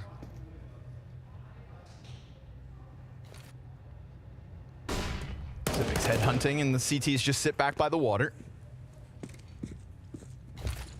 Dupree's got bodies around him.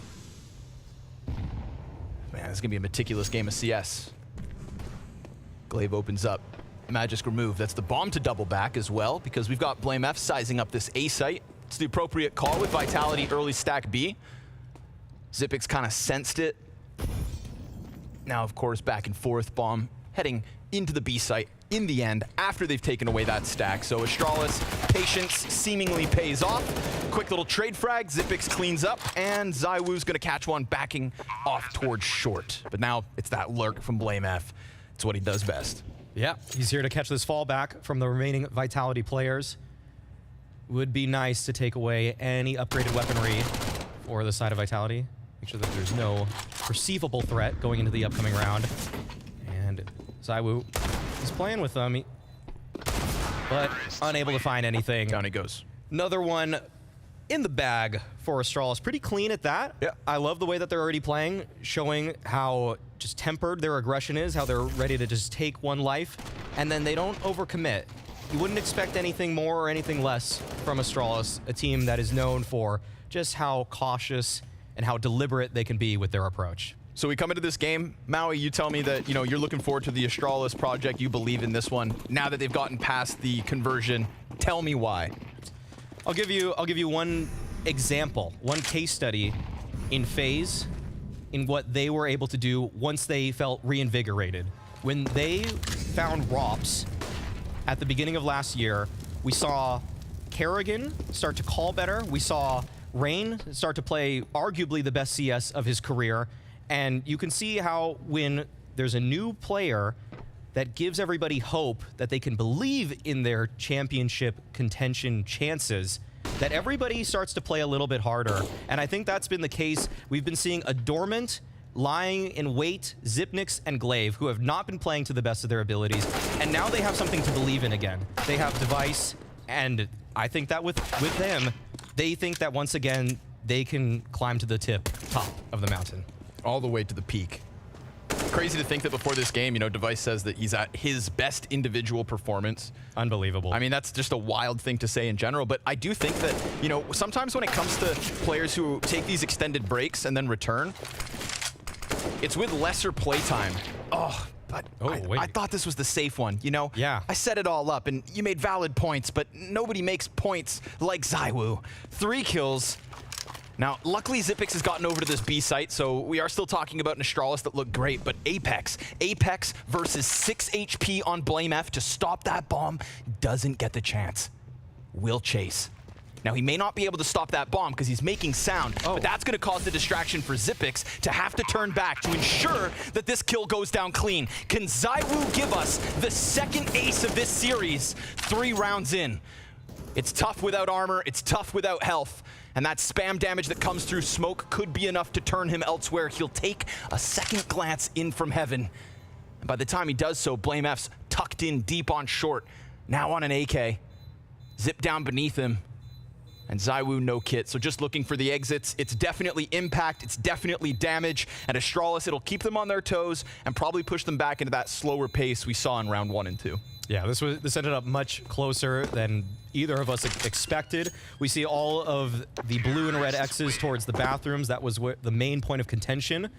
And honestly, for Vitality, they have to be feeling pretty good about that round. The amount of damage that they inflicted, it was substantial.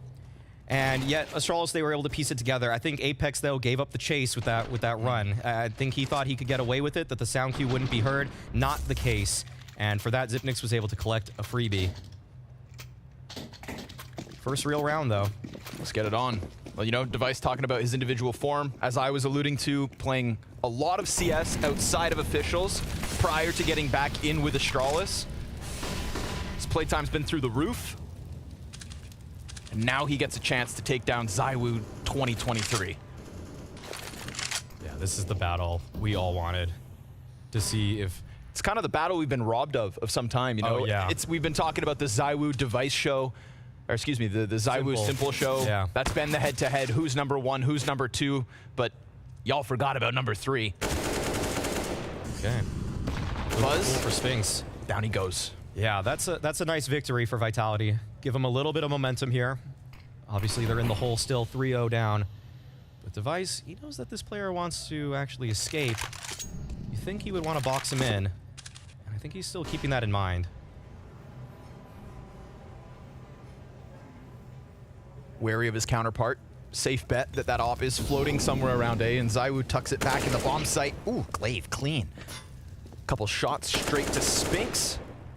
So they get the connector control they need, frees up Device to continue this hunt, the hunt he very much wanted versus ZywOo. But again, sat back sight, 35 seconds on this clock. Yeah, not too much utility to work with for Astralis. Whatever they throw, it's got to be on the mark. Probably a CT bank smoke coming up. We've got Apex and ZywOo on the defense here. 18 seconds, man. This is crunch time. We've still got the Molotov now thrown out. That's going to land beyond Apex. He goes into the smoke, inside of the smoke, but gets hit, tagged up, killed. ZywOo point blank stops the attempt to plant. Not today, not this round. Device will finally get his kill, but a kill is not the round, and Vitality on the board. Yep, Device winning the op battle, but he loses the war in that round. That is a great one to pick up for Vitality. Sphinx was such an annoying presence there at that connector, took so long to clear that by the time Astralis finally got close onto that site, there's so much time had already elapsed, and thus making ZywOo's position so much stronger. They had to actually try to dislodge him, but just no angles that they could catch him on. Great counter utility too from Vitality in that one. Ooh, this mismatch buy, though, from Astralis is going to be tough for them to work with. They've been very good at finding map control. It's taken them, obviously, a while in the previous rounds, but very deliberate with everything that they've thrown thus far. But with this few amount of nades, I'm having trouble envisioning a world where they don't take some casualties as they get close. Device last time kind of left on an aisle because they went with that connector control first and foremost. This time, it's the conga line. Look at that map. The snake slithers closer towards this A site. There's the kill you're talking about. Insta-frag out of Sphinx. Great start so far from him. Clean kills. Long A, connector, now bathrooms. The first time he's gotten more than one as well. That's the value he needs. And BlameF, tucked behind the flower pots, is looking for a chance at this duel. We've got Zip on the AWP. We've got Buzz in the front of the bathrooms. And we've got Vitality with looks like a nice, comfortable setup in this site. You alluded to that lack of utility, Maui. Now completely dry, barring Buzz's 2. And Xyp9x, he wants this counter pick, man. They really do try to pull players off this site, but ZywOo's not going to give them that long angle. No, he sits up close. It's Sphinx to walk into the AWP. Apex has to deliver because it's Sphinx and ZywOo dead for free. Singular man advantage. Blaine gets around the corner, picks up the frag to Apex. Again, crunch time. Again, bomb dropped. 10 seconds. Saw the shoulder. Zip has to go big. Missed shot means suddenly BlameF is stuck behind the fire with a hope, but no chance. Not this time. 3 rounds to 2. Man, it feels like I'm watching 2018 Counter-Strike. It's so slow, it's so meticulous, and you see that these single trading frags, every single one has such huge impact up to these explosive crescendos that are coming in every single one of these rounds. It's giving Liquid versus Astralis back in the day. Like, this is how this game feels, it's how it's playing out, and that's what you would expect from getting these veteran players that have so much experience that want to play a style that's so much slower than what I would consider the modern meta. Feels like, the build up, the hype coming into this game, yeah, it's real. It's being felt. It's clear. And nobody wants to give up advantages for free. Everything, it feels like it has such a purpose, and it's so much more calculated. No ego swings. We're not getting any of that. Not yet. We'll keep the gloves on for now. Yeah. When the going gets tough, you know that a couple people are going to be stepping up in this one. So they'll bide their time until then. They'll try to let the system play itself out and see if one of these teams is just better thoroughly and more comprehensively than the other. But when one team gets in the hole, you can expect that some of those stars, they're going to start erupting. The AK finds its moment. Zipic's just going to continue to kind of float downstairs. There's not just Dupree behind this. Double CT push and Zipix backs up. Serving up an excellent distraction, keeping the half of Vitality preoccupied on that B site so that maybe BlameF can crack the whip here inside of A. ZywOo, he's going to get caught. Tries to press out from Dumpster, and with that smoke and knowing Apex is close, I mean, Astralis have this one figured out. That's finally going to be the bomb down on A. Or is it? We get some wallbang damage, but not quite enough for the kill. Hop on the ground, can't get picked up just yet. I don't think Vitality can truly justify this. Apex is looking for something, but if he's not gifted it in the next couple seconds, you cannot actually afford to give up all of these M4s. Oh, they're going for it, though. Buzz tries to press out. Nearly skewers to Dupree, clean as can be. Zipix low health. What? Device cleared out of the corner. No way. And Vitality, 4 kills. And look at those health bars. Look at that time. They stick the landing on the retake. That's unbelievable. I can't believe that Astralis gave that one up. They didn't have the crossfire set in place. There were no trades on that, but the approach from Vitality, everyone winning those entry duels. There were 1v1s there. Astralis could have held on, but they did not. So the firepower in that round firmly in the favor of Vitality. That is just such an unexpected way to get into that round. 4v3 in the post. Buzz gets cleared up close. Yeah, that's nice. And I feel like that, that could have been the moment for it to be brought back. Device picks up a kill or two. I think Zipix swings out from bathrooms a little bit faster than he does in the solo play, and maybe they're just able to clean up shop, but not this time. 3-all. Yeah.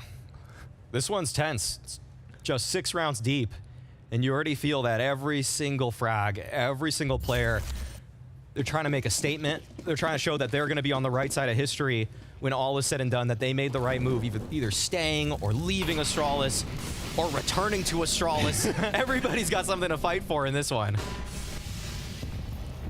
So many storylines just jam-packed into this.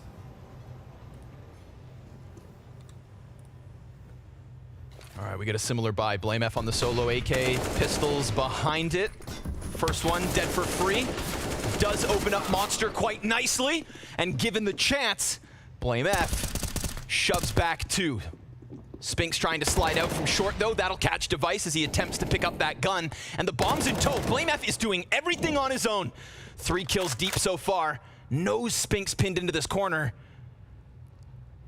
But ZywOo still resides up top. There's the trade frag. Buzz's chance to try and get an incredible clutch. He's already gone in with the ace. Can he best 2022's number 2 in the 1v1? He plays the time.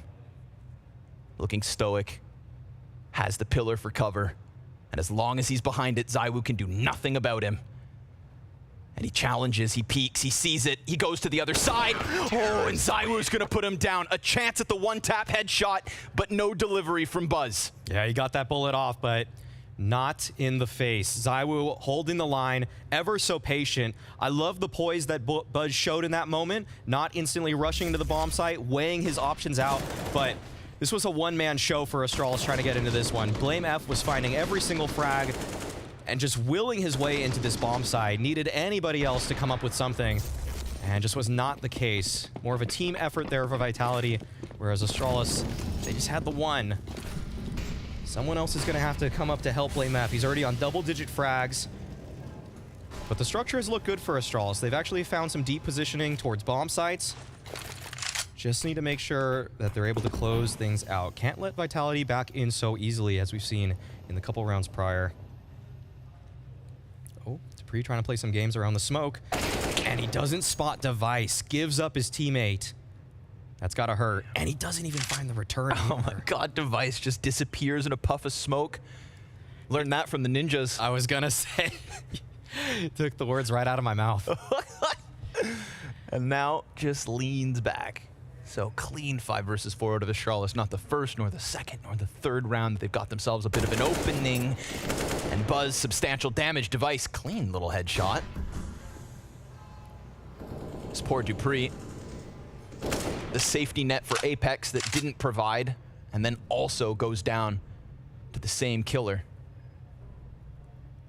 Yeah, you can see Device. I mean, the way he's already worked around this round is, it's been stellar. He found the one gap in the defense, found the opening, he even played for the later punish, worked out for him. But Astralis, they gotta close this one out. 5 versus 3. There aren't gonna be many opportunities on gun rounds that are this carved out for you. And it does look like Glave's made up his decision. He's rallied the troops towards A, and it is a free bomb site for the taking. Vitality, no one is here on the defense. Bomb has been planted. All right, it should be evened up once again.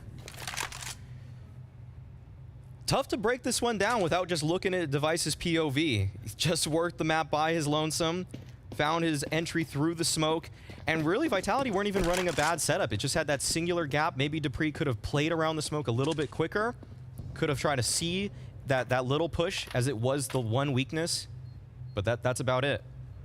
Yeah, maybe just a little too overconfident in the fact that he had all the shadows held. Yes. You know, maybe Apex is supposed to turn his head, but you know, he had full confidence. It's a tough lesson, man. You can never trust your friends. Only trust yourself. Yeah, I don't trust you right now. You shouldn't. You might throw me under.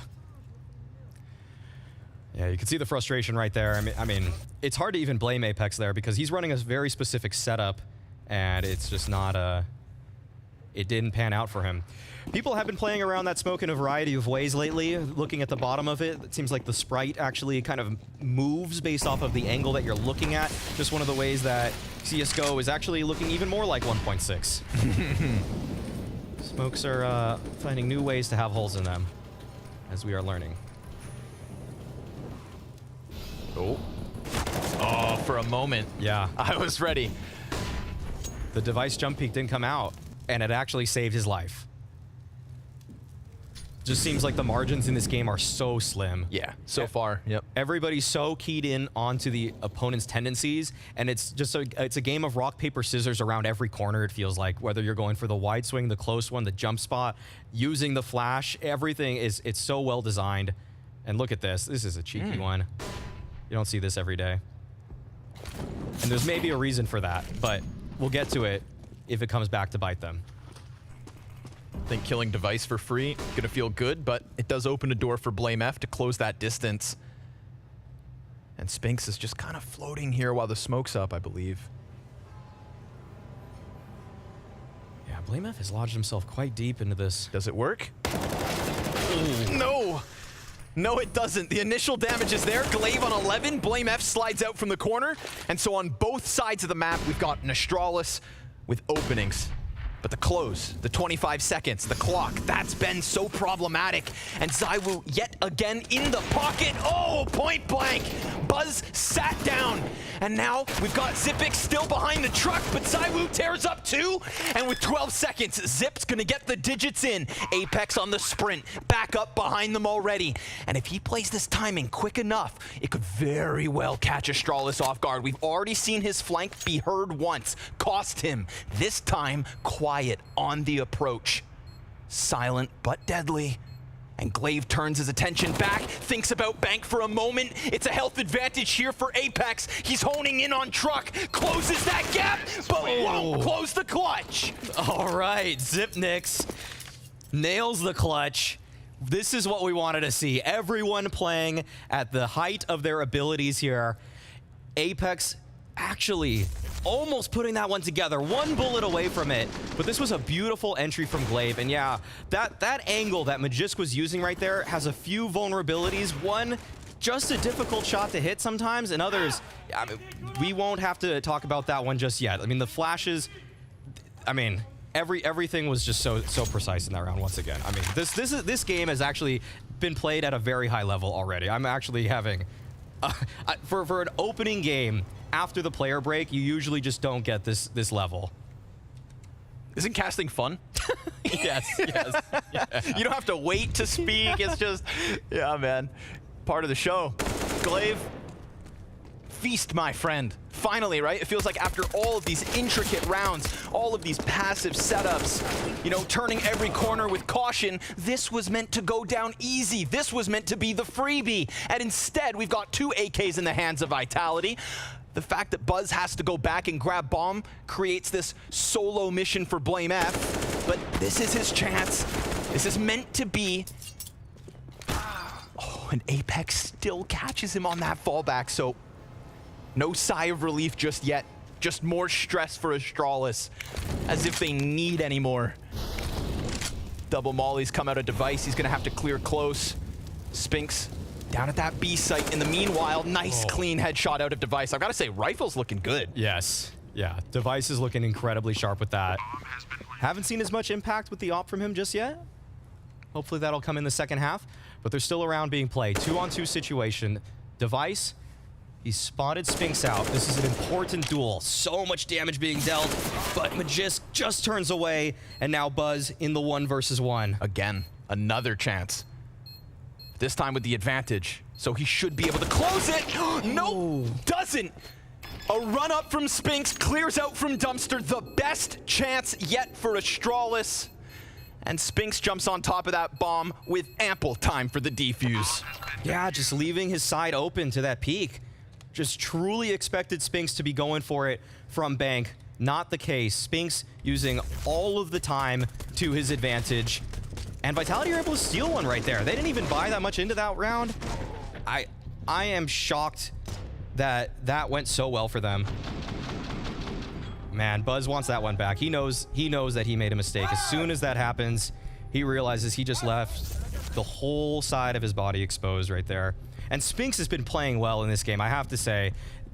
Latter half or latter quarter of 2022, it left a lot to be desired from Spinks. It left a lot to be desired from Vitality in general. Yes. And after such a strong showing, strong outing at ESL Pro League, you thought that this team was going to be a true contender. They did not show that in the following months. If they're able to bounce back, show that the Spinks move, it was supposed to work, that they were actually just burnt out after an incredibly long, arduous Pro League season, and everything else was a fluke in the opposite direction, then we're cooking this season. Then we've got a few teams that we all need to worry about. Ooh, ZywOo. All right, a little bit aggressive. Door's gonna open up for him, timing.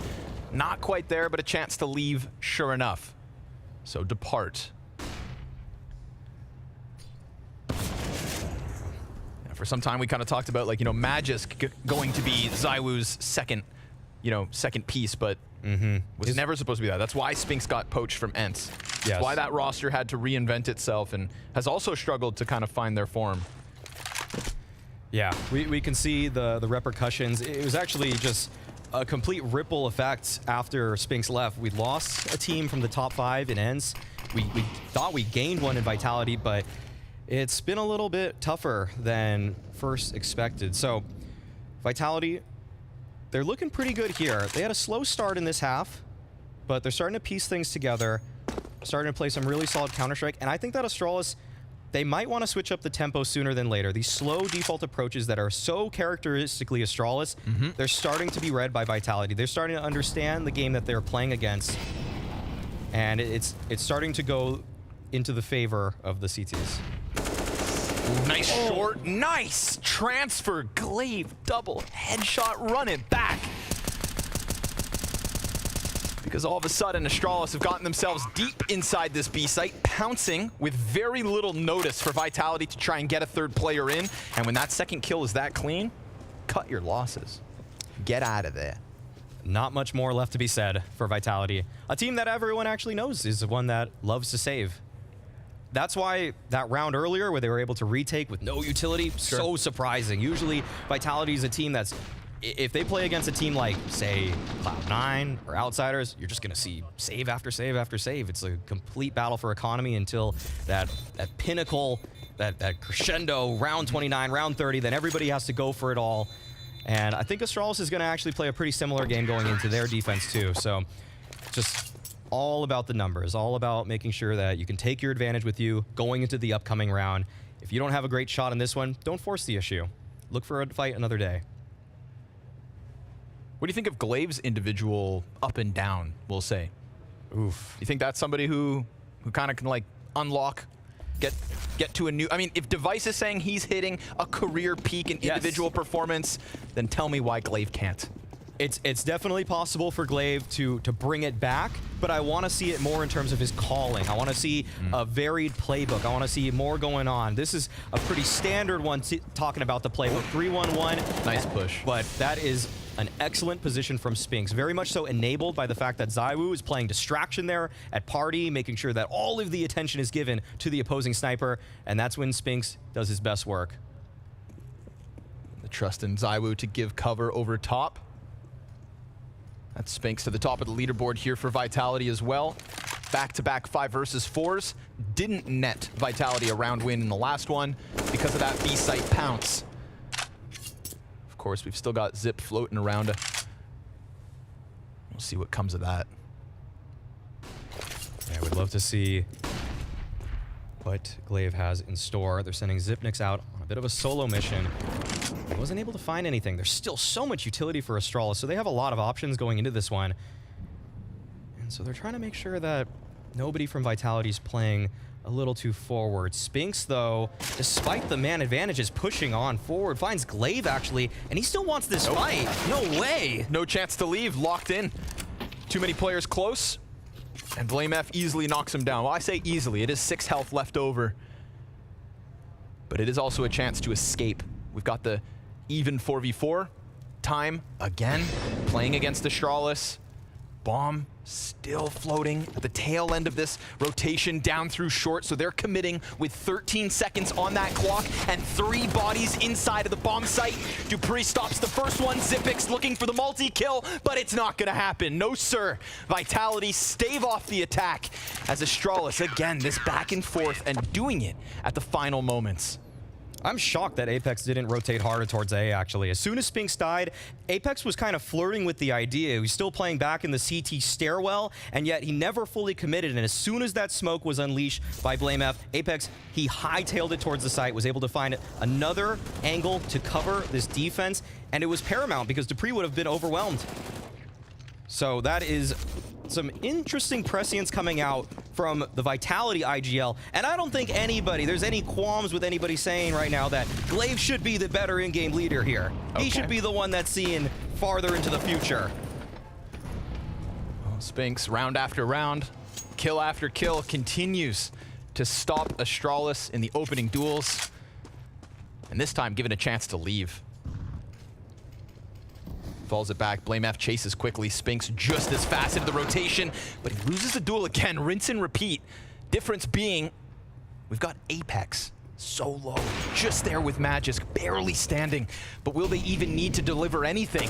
Because we've got ZywOo up on that A site, finding himself the kill. And Glaive actually gets away. Dupreen letting off the trigger. Ooh, Wallbang's not quite there either. This one is weird.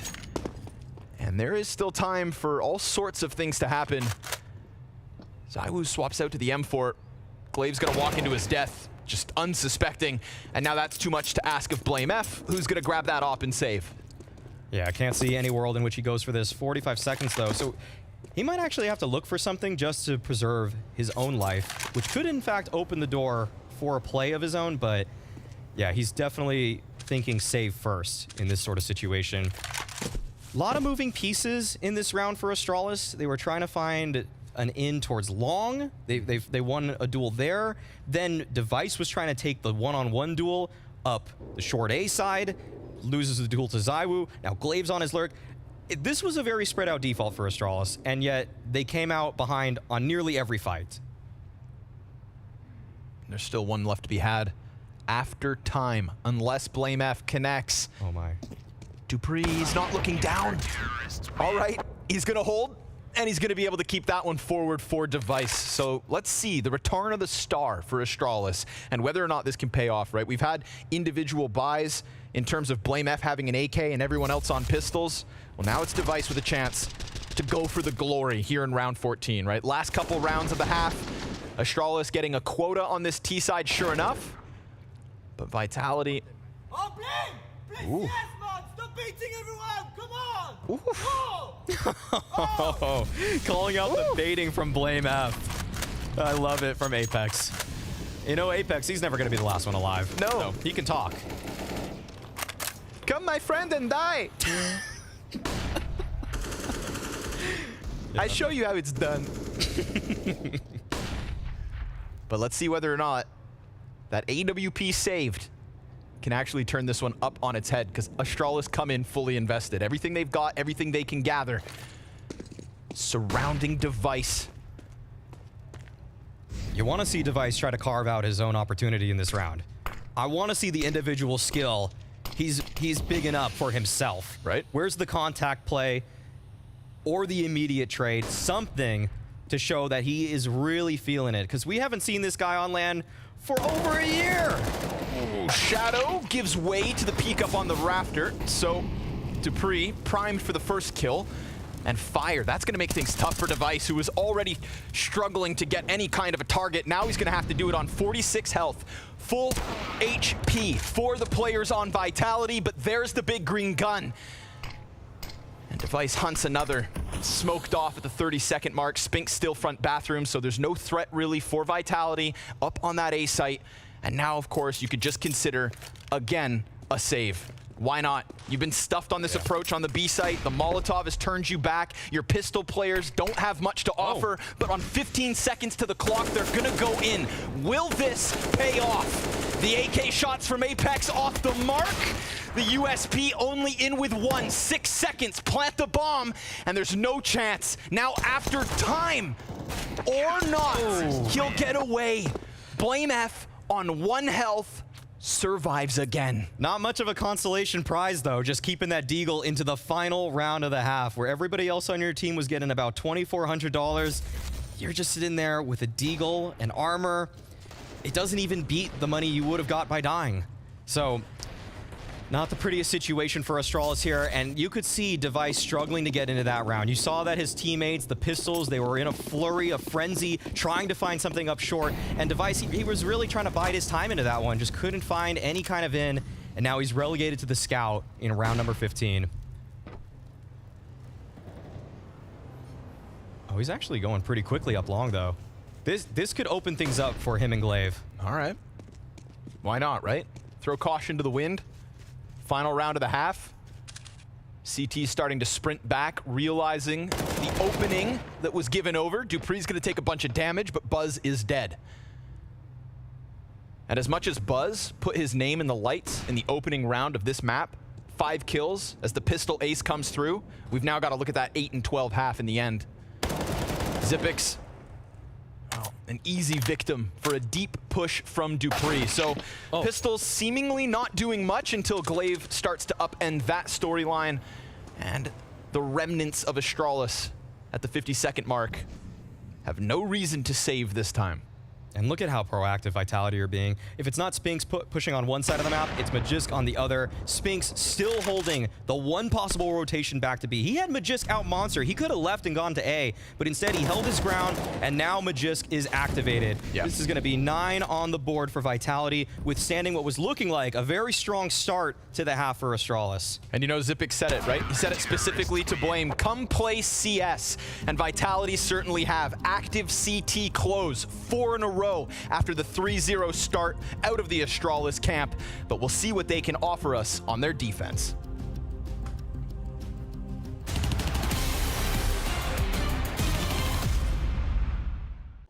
When it comes to actually in-game stuff, like everyone needs to understand what their roles are in the team, who has the priorities to do some things. Without confidence, there will be no decision, I think. There will be always hesitation and you will lose the time.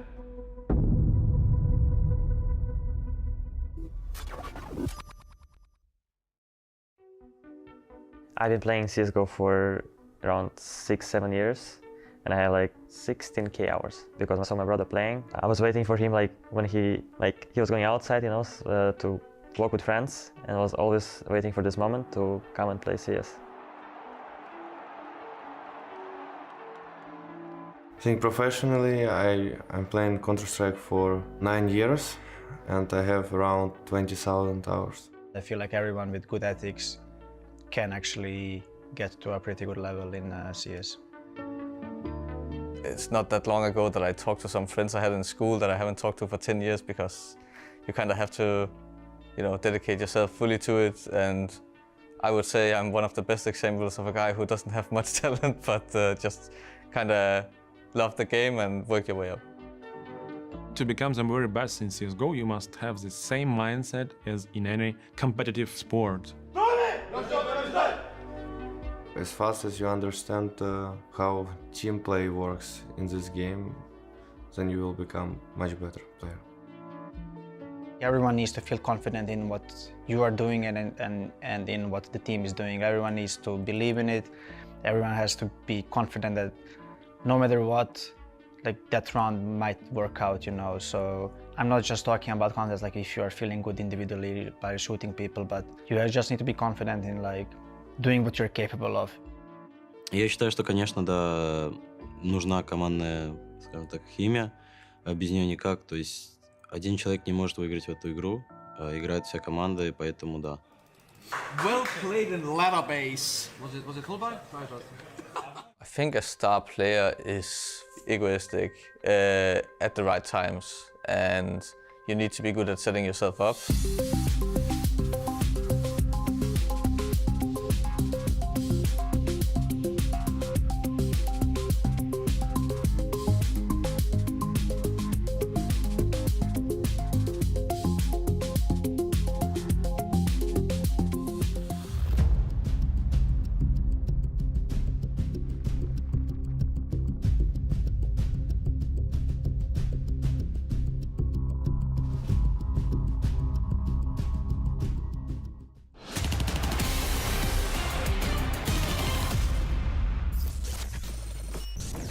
Olof, få det. Sted Olof. Jeg har en plads. Helt langt stadig. Jeg reloader. Vent, jeg har ham langt.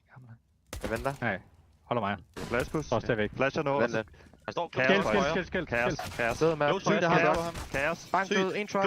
Nice. Vi ender B. Død truck. Jeg smukker Bruce. Hørte du Big Stairs eller bank der? Okay. Ja, han skal være mod jer. Han skal være mod jer. Han er død. Ej, det er fandme en start, der vil noget, det der bus. Er du sindssyg? Jeg har lyst til at komme hen og give dig en krammer, mand. Yeah, Booz. Starting with that 5K, starting with the ace, and then all of a sudden, well, Vitality had an answer. It was the 3-0 start from that pistol conversion. Vitality end the CT side with 9 rounds, and I would say like the much more confident approach, right? Active pushes, not shying away, not hiding in bomb sites, and yeah, okay, Astralis still picking up a 4v5 here and there. There are more rounds that Vitality had advantages in that they weren't able to close. But ultimately, I think both teams just kind of content to walk away from that half with the score they have and try to take control in the second. No one's mad about this scoreline. That's for sure. Astralis had a couple opportunities to get more, but we'll see what Glave's able to find here. Dooley's right in the pit. Let's see what they can shred. He's surrounded. Oof. One bullet needed. Insta headshot onto Dupree. Nice and clean against Spinks. Then the guns get away from him. And Apex will find the trade frag. So we've got money in the back pockets of Vitality. Worst case scenario, and a second pistol round win if they can just close versus these retaking Astralis players. We've got 2 still up in heaven. Another double on Graffiti. Short control for Vitality, but a nice clean kill from Buzz. Impact in pistols felt. Apex, how many more? Device gets a team kill in the mix. Things are getting messy, it's awkward, it's weird, and ZywOo can just lean back easily into this clutch. Doesn't kill the diffuser, and then Device gets back on bomb with time. Think he's got it. Think he's good for this one. Yes, sir. There it is. Ooh, that's ugly. We got team kills. We got Beretta 2Ks, and then the third one that seemingly just can't connect. And ZywOo doesn't get the headshot on the diffuser. No, that was a tough shot for him there. This was looking really clean for Glaive until this fight. Yeah, just change perspectives. Nicely done. Yes. Good job. Good job. Oh, well, you know what? He put it. Listen, don't stand in front of him. You know what was interesting in that mic'd up segment is the fact they were calling a spot Chaos, because that was almost a premonition for how that round felt. Okay. Yeah. I don't know what the Danish spot for Chaos is. Okay, those are some nice nades though. Device with the early headshot. Didn't really get activated with any scope weapons in the previous half. Really want to see that turn around. You know, for a multitude of reasons. 5 kills on the half, I feel like all of them come by AKs, if not 4 at least, so. Maybe even a pistol on top of that too. Yeah, it wasn't looking good for Device with his signature weapon, but now that he's on the defense, this is where I imagine he's gonna be back in his office, and he is gonna make sure it is tough for Vitality. Yeah, just the comfort of knowing that BlameF is his doorman, right? Like if you're gonna play this sea of angles through bathrooms and fall back step by step, you're gonna get a multitude of chances as BlameF looks to slow them down, but Spinks is gonna keep this clean. You know, we wanna talk about all the stars that are supposed to come together, all the Danes that have now rejoined on one side or the other, but it's Spinks, man. Impact on the defense and a critical kill to drop BlameF to just start to unravel the confidence that Device was looking to use in order to press out from bathrooms. He will come back. He's not gonna shy away into the site just yet, but by the time he presses out, this could very well be Vitality slamming into this B bomb site despite the low health. Zipix, MP9 in hand, and a teammate right next to him. 20 seconds. Looking like an Astralis T-side push, and the SMGs are just gonna shred flesh from bone. Completely stuffed on the monster approach. Oh yeah, that early nade damage was instrumental in that hold for Zipnix. Every piece of utility matters. No team knows that better than Astralis. And they show why. Look at the assists from BlameF over there, from Device. Those are from early nade stacks, early shots. And Vitality, some would say an uninspired approach there at the end towards Monster, but only so many options are allotted to you when your players, most of which are in red. So early nade damage once again. Can see that it is just chipping away at Vitality, and this half is not going to get any easier for them if they're willingly taking that every single round. Okay, this is where Device needs to show some of that individual ability that he was talking about. Add those stats. Yeah. Make it nice and clean. And then BlameF said, what, stats? Comes out and just takes down what he can inside a party. So we're all tied up. Astralis, again, back-to-back rounds where the nades kind of turn Vitality away, but let's see what they can tap into next. Yeah, someone's got to get the eco kills. Guns up. And it's BlameF. Statistically proven by Vu. Yes, yes. ZywOo also one of the players that gets the least per game. Interesting. Yeah. So, do with that knowledge what you will. One of the gun round kings. Apex? Yeah, that, again, the nades damage, the nades aren't supposed to do this much. Let's just be real about it. But you know, it would have paid off had he capitalized on that blame. Kill. Okay. What a little snap. Just a little. And ZywOo is a dead man. BlameF versus Guns. 4 kills deep. And the ace is on his doorstep. Go get it, King. Let's see it. Man, BlameF. Buzz is like, not today. Yeah, you think with wrists that big, it'd be hard to actually be that precise. But BlameF, he shows that muscles look good. Ooh, turned on Apex. Again, huge health advantage because of the glaive Molotov damage. Little minute adjustment into ZywOo. Would obviously give him an inch. He's a mile wide. He just forces his way down towards T-spawn and ends it. So that's going to put Vitality back into the economic dumps. We've got a scout on Apex. It's what you all expected. And Device, well... That's the second time someone's messed up that nade, actually. I saw the one before. I was like, is he trying to just peek over the dirt? Or, but, you know. Okay. It's called ring rust. I will say, I think something for the analyst segment after this, or even if we could just get it live, the utility damage in this game already for Astralis, it feels like they are destroying Vitality in UD right now. I can't see any reason that Vitality should be taking this much damage. Again, like these nades are just so on target. Eagle kill comes back. BlameF still alive and kicking and given a chance to leave. Nope. All good. Yeah. This is Astralis. And Dupree has killed Glaive in the meanwhile.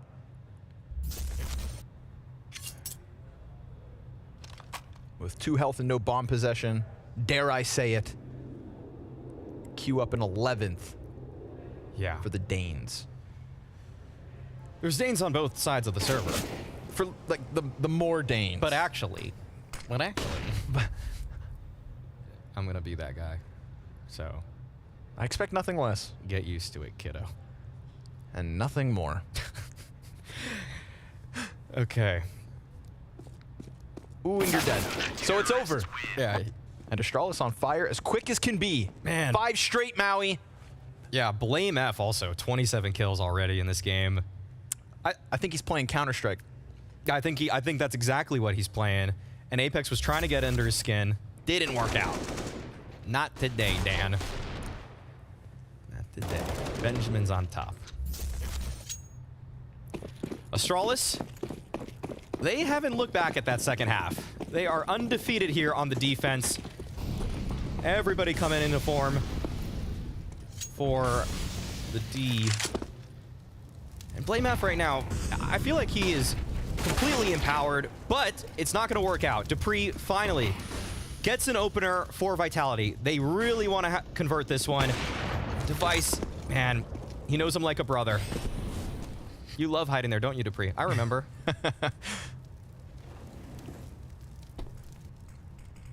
Look at the move as well. Device already in the depths of Dumpster, past and looking down towards that B site because we've got Glaive foraying on long. Flash out of ZywOo. If he's not careful, Glaive could pounce on this. They are not suspecting it whatsoever. Free frag versus ZywOo. And when you're given that chance, you take it every day of the week. But activity out of Astralis. Why sit back on the bomb site when you can get active? And with that 1 kill, they may think that they have shut it all down, but Xyp9x is still between the 2 Ts. They're trying to clear it out, and Spinks has nailed another. 2 kills on the push, a shot that connects but doesn't kill. Frag destined for Magisk off the mark. And Smoke at the forefront of this hold. Glaive jumps the gun, shoots into the corner, gives way of the flank. And so Vitality, they're going to keep themselves on a swivel here, on high alert that Glaive is going to attack from the back end. And that could very well force Astralis out into the save. Despite the best efforts, the push out from Monster, it's Xyp9x to bring it back. And Spinks right there with him. Yeah, that's where you see those proactive plays coming back to bite a team like Astralis. It felt like they were trying to take a page out of Heroic's book, always trying to be active, never be on the back foot, even with the man advantage, making sure that you're taking the fight on your own terms. And that, it didn't quite work out for them. You see the UD right there, though. Unbelievable how much Astralis has accomplished. I think they had over 500 across all their players. It's over 5 kills with just nades. That's crazy stuff.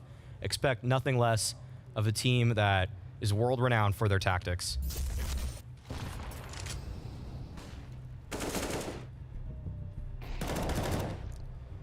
Such a good back and forth though in this one. Neither team bowing out of it just yet. And Zipnik's, I mean, he kind of was 1 foot in, 1 foot out there, though. That's where he got caught off. He was trying to make that push with Buzz. He didn't find the immediate trade, and instead of just hightailing it out of there, he kind of just kept slowly creeping up, never putting himself in a great position to fight, but just one that was okay. And sometimes it's better to just get out entirely than just take an okay fight, especially against a guy as hot as Spinks. Yep. Who I feel like is very well aware that Buzz isn't pushing out Monster on his own. You can see Spinks clearing right and left, like, you know, he's hunting for the headshot in that moment, and Zipix is just standing in the middle of the street. Yeah. There's no way that a rookie like Buzz is just going to be like, I'm going to solo push this, guys. Yeah. So that's great awareness from Spinks. Spinks, on the other hand, man, he's making those solo pushes all day. Yep. Making him look good a lot of the time, too. Gamble play, though, from Astralis. Pretty heavy A lean, no immediate B defenders, but it'll set Device up. He doesn't see it. No, yeah. Oh, and Zywoo also has missed the timing. Oh, he's now they know. Oh, nails him. Zywoo doesn't even need the opposing op to take down Device. That was the matchup we wanted to see. And yet, Zywoo comes out on top there. Vitality's still jostling outside the B site. That early A play fading back into a 2-2. Everybody's getting called over. We got a good amount of utility here for Vitality. We've got Zipix. Again, kind of in the open road. Yeah, he's got to play real careful. Feels like this B defense has been rather porous, but this is a very nasty off angle. It's not that good, though, if they come out Monster. There's nobody here with them either. They've moved that second player up to this A site, so, I mean, Zipix, perhaps to be caught in an open spot. No, does tuck down into the water. He's going to get pushed. Apex is dead. The other two Ts trying to trickle outwards, and Zywoo gets the kill from up above. A second one as Zipix is flushed out. Blame F, nade lineup for Dupree. It's damage, but it's not death, not yet. Zywoo, 3 kills as he pushes through that bomb site. 4 on the round when you include that clean start versus the op up on A. So give him enough runway and Zywoo will take off. Round 22's got his name stamped on it and we're all tied up, folks. 11-all. Man, that is just beautiful stuff from Zywoo there. Such precision with the rifle. Obviously known for his opping prowess, but last year he really showed that he was one of the premier riflers in the world. I feel like that's a narrative that has eluded many, that on so many maps, especially the one coming up on Vertigo, sometimes you see this guy not buy an op for the entire half on CT side. It is unbelievable how consistently he can perform with both weapons. No doubt, one of the top in the world. We all know that. Whoop. Not bad. Yeah, once again, this chip damage. And it feels like Astralis need it. The firepower advantage has lied with Vitality in most respects, so anything they can get, they're gonna need. Will they be ready for the boost? You know, they know they're close. Glaive gets the nade in, just kind of indicating the awareness. But Apex, what is that? That comes through somewhere over from Monster. I think he was just wallbanging the wood right there. Oh, Dupree just finds a timing on Blame F right there. That position has not been kind to Blame F. Oh, through the corner of Monster. Yeah, he just lined it through the smoke. A little bit exposed. Zipix has to lean back into the barrels. He's got Glaive to try and help, serves up the distraction, but nobody serves up kills.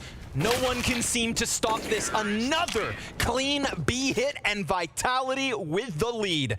And a convincing one. All 5 players up, all 5 players in with kills. You know, that one, team concentrated effort out of Vitality.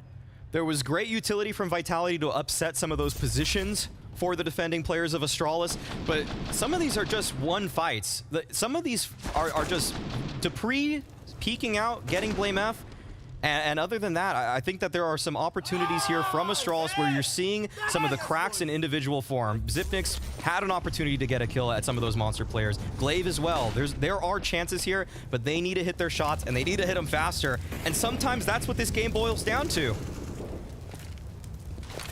They're running out of runway. Round 24, double M4 between Device and BlameF. And Device creeping and crawling outwards on long. I mean, what a desperate spot he would have been found in had more than one player come around that corner at the same time. But then they clear out the 2 CTs that push into the short water. So Astralis fighting on multiple fronts, successful on one, empty-handed on the other, and then the procedures come out from Vitality dealing with it all. Or at least so it seemed. BlameF sprinkles a kill back. Bomb is still towards T-spawn. ZywOo will get it safely. And BlameF will be left chasing ghosts up here on this A site as that bomb goes down on B. 3 versus 1. Comfortable place for Vitality to try and close overpass.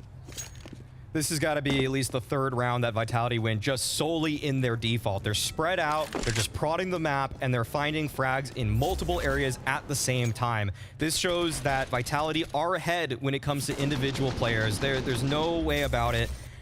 Obviously, this time around, Astralis didn't have the best weaponry to work with, but even when sometimes it's even weaponry, Vitality has still been finding an edge in the early round.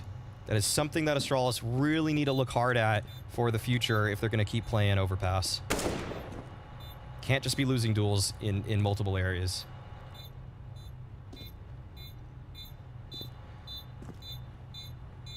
Feels like Vitality have cracked this one open. I think they've figured out how they need to play to take down Astralis. And for Astralis, on the other hand, that means that you're going to have to see more in terms of the star power, or you're going to have to see more of a team effort, a concerted effort to take map control, which is something that when you telegraph your CT play, then it opens up the mid-rounding opportunities for people like Apex. And he wants everybody to pay attention to the game. Because he's doing it. Yep. Honed in. Focused.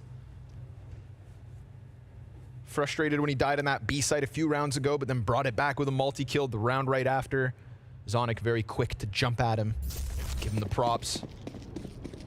Keep him fully focused. So those 5 rounds in a row from Astralis all of a sudden made me feel like, you know, this defense looking real good. Vitality trying to go one better even. But very quickly, exchange of grenades. Ooh, Vitality trying to throw some of their own, but that airstrike just off the mark. The 3B lean plus BlameF inside of connector, so Device is going to have both sides of A to try and deal with. There's a big gap.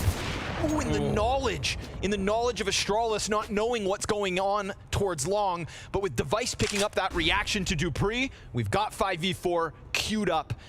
And Zipix, again, exposed. If he dies, it's gonna fall on Buzz. Buzz is locked in onto the right side, tries to line up through that smoke. Magisk floats and holds off. And they can leave. That smoke grenades gives both teams a chance to depart. Yeah, and the map is now spread thin once again. Vitality trying to piece this one together. They lose one at A. They gain some space towards long. They find that frag at B. If they slow this one down, they should expect Astralis to set up at least in a 2-2. But Astralis, they're picking their battle. They're making their way towards water. That door, it's blown wide open. This might be the duel that determines everything. Buzz comes out on top. He's fighting Spinks as well. Could get the better of them. He's playing the headshot angle. And now Spinks, he has to deploy the smoke. He has to get out of there. He can't take this fight. Needs to run, needs to go and help that bomb. But before he leaves, he connects the headshot, and then he's still floating. But the longer he waits, the more pressure that's on the only other players to try and get to A. ZywOo traded, and Spinks will connect another kill towards Khan, but no bomb, no plant, no round win. Wrong game. Bomb in the open, and another queued up for Astralis with Device left on half health. Man, there's so much action happening simultaneously when these two teams play. It feels like they want to take multiple fights on multiple fronts, and they're not scared of that either. Spinks almost stealing this one away for Vitality. It felt like they had no business in it. The rotations were in towards A, but just a little too far away. If he had maybe 10 more seconds, would have had an opportunity there. But there we go. First timeout being used from Astralis, because these rounds, they're getting hectic. I think people have to collect themselves after what just happened there. First timeout, 26 rounds in. 26 rounds in, all the pressure, all of the legendary Astralis players back in the server, and they take their first timeout. And what do you say to them, Maui? You want Device to find another opener. I think that's been working out in their favor. The defaults have been looking pretty sketchy for the CT side, but one thing that has come alive has been Device in this half. He had a pretty poor first half, all things considered. I think he had 5 kills, but at least finding 10 here. This is what you want to entrust. This is who you want to entrust. Wow, that almost, I mean, right? Yeah, but Buzz is playing with fire right here, as is Glaive. They've been on the wrong end of this kind of fight before.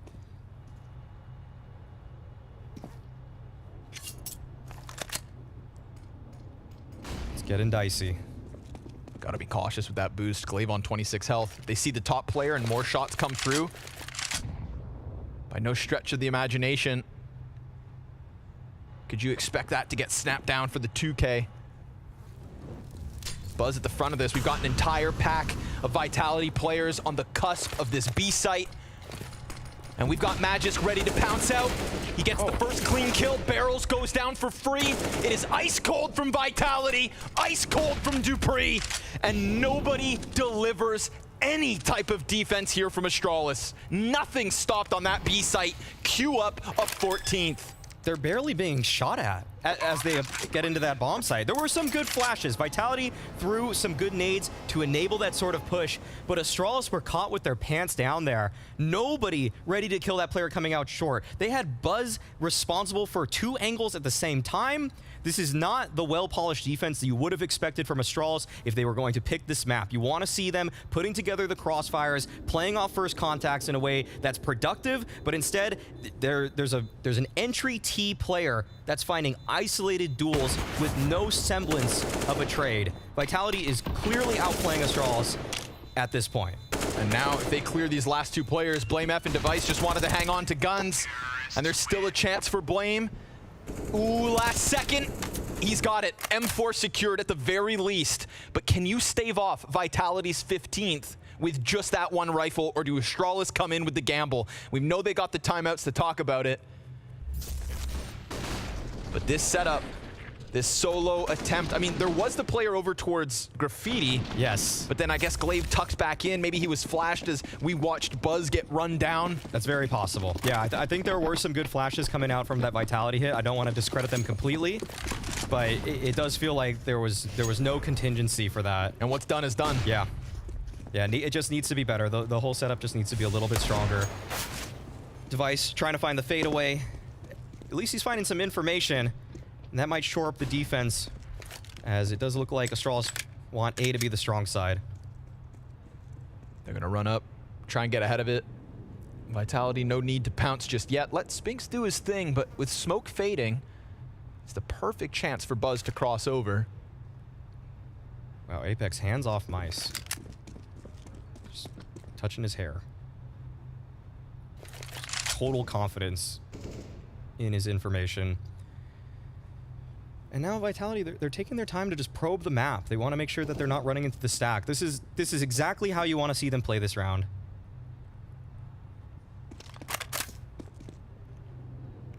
Point blank Device. Had the shadow advantage. Glaive tries to swing out and capitalize. The M4 still yet to be spotted, but now they felt it. And very quickly dispatch of it. Apex trade frag back towards Van. And Spinks, go ahead, play for connector this time. You've got plenty of bodies and a near non-existent threat left to deal with. Vitality will have 3 map points on overpass. Astralis taking the series here, queuing up Vertigo up next, and Astralis will have a chance at a bye. 1 bye to try and keep them going. It's going to be tough. It feels like Vitality really understand their strengths at this point. They've been finding great control towards water, They've been finding some entries towards A as well. Just as long as they're not going for a fast monster play, everything else has been working for them thus far. And so I think that the whole playbook has been open up to Apex in this round. Astralis, it hasn't been pretty. And so it's tough to choose a gamble play, but you do want to make sure that device gets activated because he's been solid in this half thus far. Ooh, man, it's quick. Ooh, killer instinct out of ZywOo. Already on the hunt, a peek from short. Ooh, could have paid off, but instead ZywOo sends one over the bow and backs up. Glaive hit by the nade. But health advantage still here, leaning the way of Astralis. They've been waiting for these B hits. They've been hoping for them. Prepared and stacked in the right side. BlameF's gonna get active. There's a lot of T's coming. He needs to get this first kill and get the hell out of there fast. Flash over top as he exits with 22 health. Now it feels like it's got to be Device instead. Meant to be the second piece to 23's Astralis, and point blank he misses. That could have been the freebie. Instead it's the fallback, and we've got Vitality prowling on long, trying to finish the little that's left of BlameF. Buzz on his, nope, not on his own, or so. It seems so. Left forward, ahead of Xyp9x, and Magus capitalizes, doubles down. The solo lurk towards B, but the CT's still stuck at that A site, and Glaive's gonna deliver the solo hold. We've got 30 seconds on this clock, and still they want this A site. They send forward ZywOo. Device turns attention, doesn't shoot, clips the wings of Apex. Point blank, it's dupreeh who prevails. And with a man advantage on top of this, 10 seconds, that's all they need. dupreeh goes ahead to close. And BlameF, there is nowhere to run, no reason to hide. He has to come out and try to clutch this. 22 points of health, and Vitality, well, they strike first blood. 16-12 on Overpass. They prevail. We saw a competitive game to kick this one off, but Vitality showed where the difference lied. Excellent defaults, great mid, late round play, especially out of their B lurkers. And Astralis, they're gonna have to put the pieces together on Vertigo because the game plan, it wasn't quite there on Overpass. Magisk animated, fired up, and as they should be. A powerful head-to-head between the two. We will get Zonic's thoughts from Banks. Now, Danny, you hadn't actually played Overpass since back at the Challenger stage of the Rio Major. It's been quite some time coming into it, but a good fight and a solid win coming in from you guys. I want to see preparation-wise, though. How much did you focus around at least what BlameF's able to do, focusing on that A site and kind of getting to know his tendencies? I mean, we kind of expected it would be Device and Blame on A and just Buzz taking Mister's position on B, so we knew how they play. Now, obviously, I know Device from back in the days in terms of being aggressive towards A.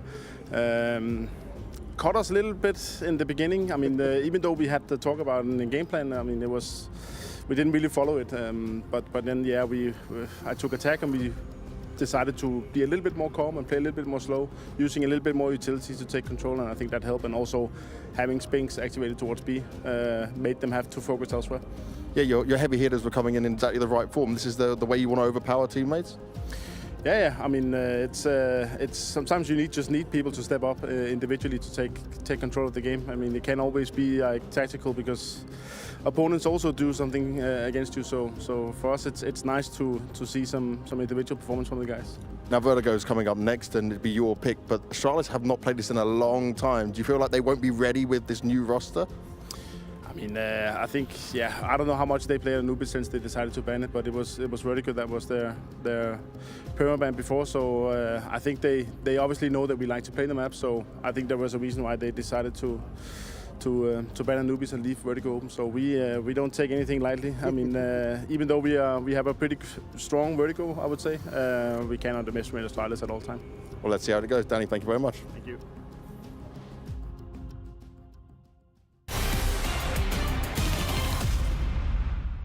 What I think the meta is going to be mid here is like CTs have to block this somehow. They have to smoke or mollo or anything, because taking this as T is going to be pretty easy. For CTs, it's also, you know, kind of the same way. You can smoke a deeper part of the bridge and you can look into the river part. It will be maybe easy to block if you are CT side. You just need one smoke maybe here in case they are running on you.